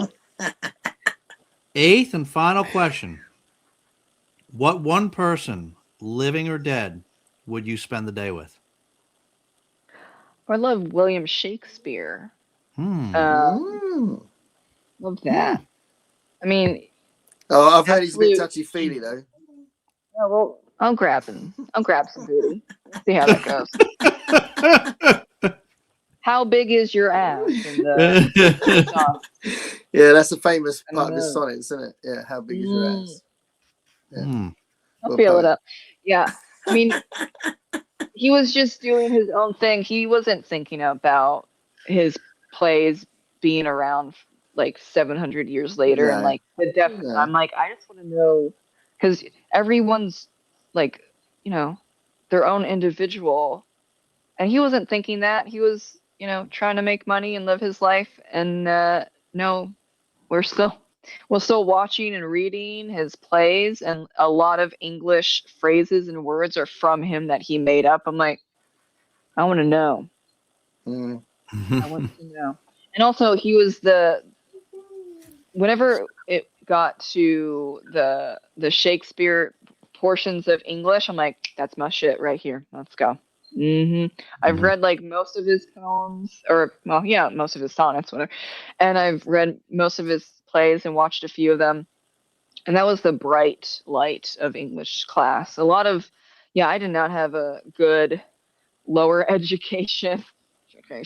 You could say that other than, like, if not for my grandmother teaching me how to play their game, I don't know if I would have graduated. But William Shakespeare was the light. It was always good. And what's your favorite Shakespeare play? Love Romeo and Juliet. I memorized it when I was in middle school. I don't know why. I just did. Also love Hamlet and Macbeth and Titus and I always Andronicus. Andronicus. I don't know why I want to say Andronic. What do I want to say? I don't know. That's brutal as shit. I'm like, yes, metal. Give me that. Violent as hell. Love that. Awesome. Jenny's never read Shakespeare. Wow. That's okay. She probably got it on the Kindle, though. Have you seen it? Yeah, complete works on the Kindle. Yeah, have you watched the plays? They need to be watched. I think they come alive when they're watched. I think reading it is a very different experience. Yeah. Yeah. I mean, even like a movie. Watch like the 1990s Romeo and Juliet. That's a really good one. I saw Hamlet live in the theater. That was really it was much better seeing that live. Yeah. That was who was Mark Rylance. Do you know Mark Rylance? He was playing Hamlet. It was an early part of his career. I don't know. Then he's been the BFG since then. Oh. With lots of makeup. Oh, yeah. And he's not as tall as that in real life. I bet. Maybe he would want to be a giant. I don't know. So I just totally randomly, when I put the cards back in the desk drawer where I keep them, so we have them, the questions, I found another index card, apparently from a previous stream, that has 2 movies on it that somebody suggested us. Gummo and Sweet Movie. Yeah, I said Sweet Movie. Yeah, that's why I mentioned it. Oh, wow, yeah. That was from a while ago. Yeah, that was a while ago when you were asking for fucked up movies. I'm like, you sure about that? Oh, you mentioned it in the previous live stream. Yeah. Okay.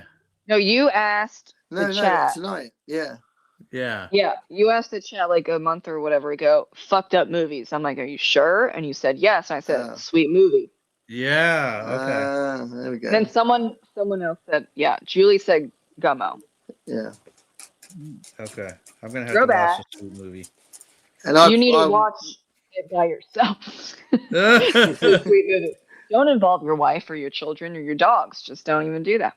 Okay. Olive can't watch it? No, I don't think so. Olive might like it. I don't know. Yeah. She's a filthy dog. 10 things. That's pretty good. That's like a modern Shakespeare reworking it. Yeah. Anything works.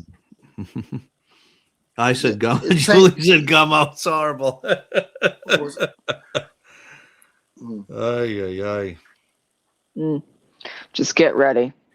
Get ready. Rylance. So great. Yeah, Mark Rylance. Yeah, amazing actor. That's so from what? So I said that he was Hamlet when I saw him. When I saw it, but he's done loads of things. He's quite a celebrated actor now. But he's very, very good. Okay. Yeah. So we are at 4.5 hours. Oh yeah. This is pretty close to a record for this show, isn't it? I've done 5-hour ones myself, like on birthdays and stuff. But this is unusual for this thing on. Well, I'm just very chatty. It's awesome to have you back. Yeah, thank you. It's That's good. All right, so what do you think? Should we call it or sorry, what'd you say? I can join whenever you want. All right. Maybe give me a couple days, but you know. Sounds like she wants to go for the green jacket, Gareth. Yeah. Who's in the lead for the green jacket? MJ, right?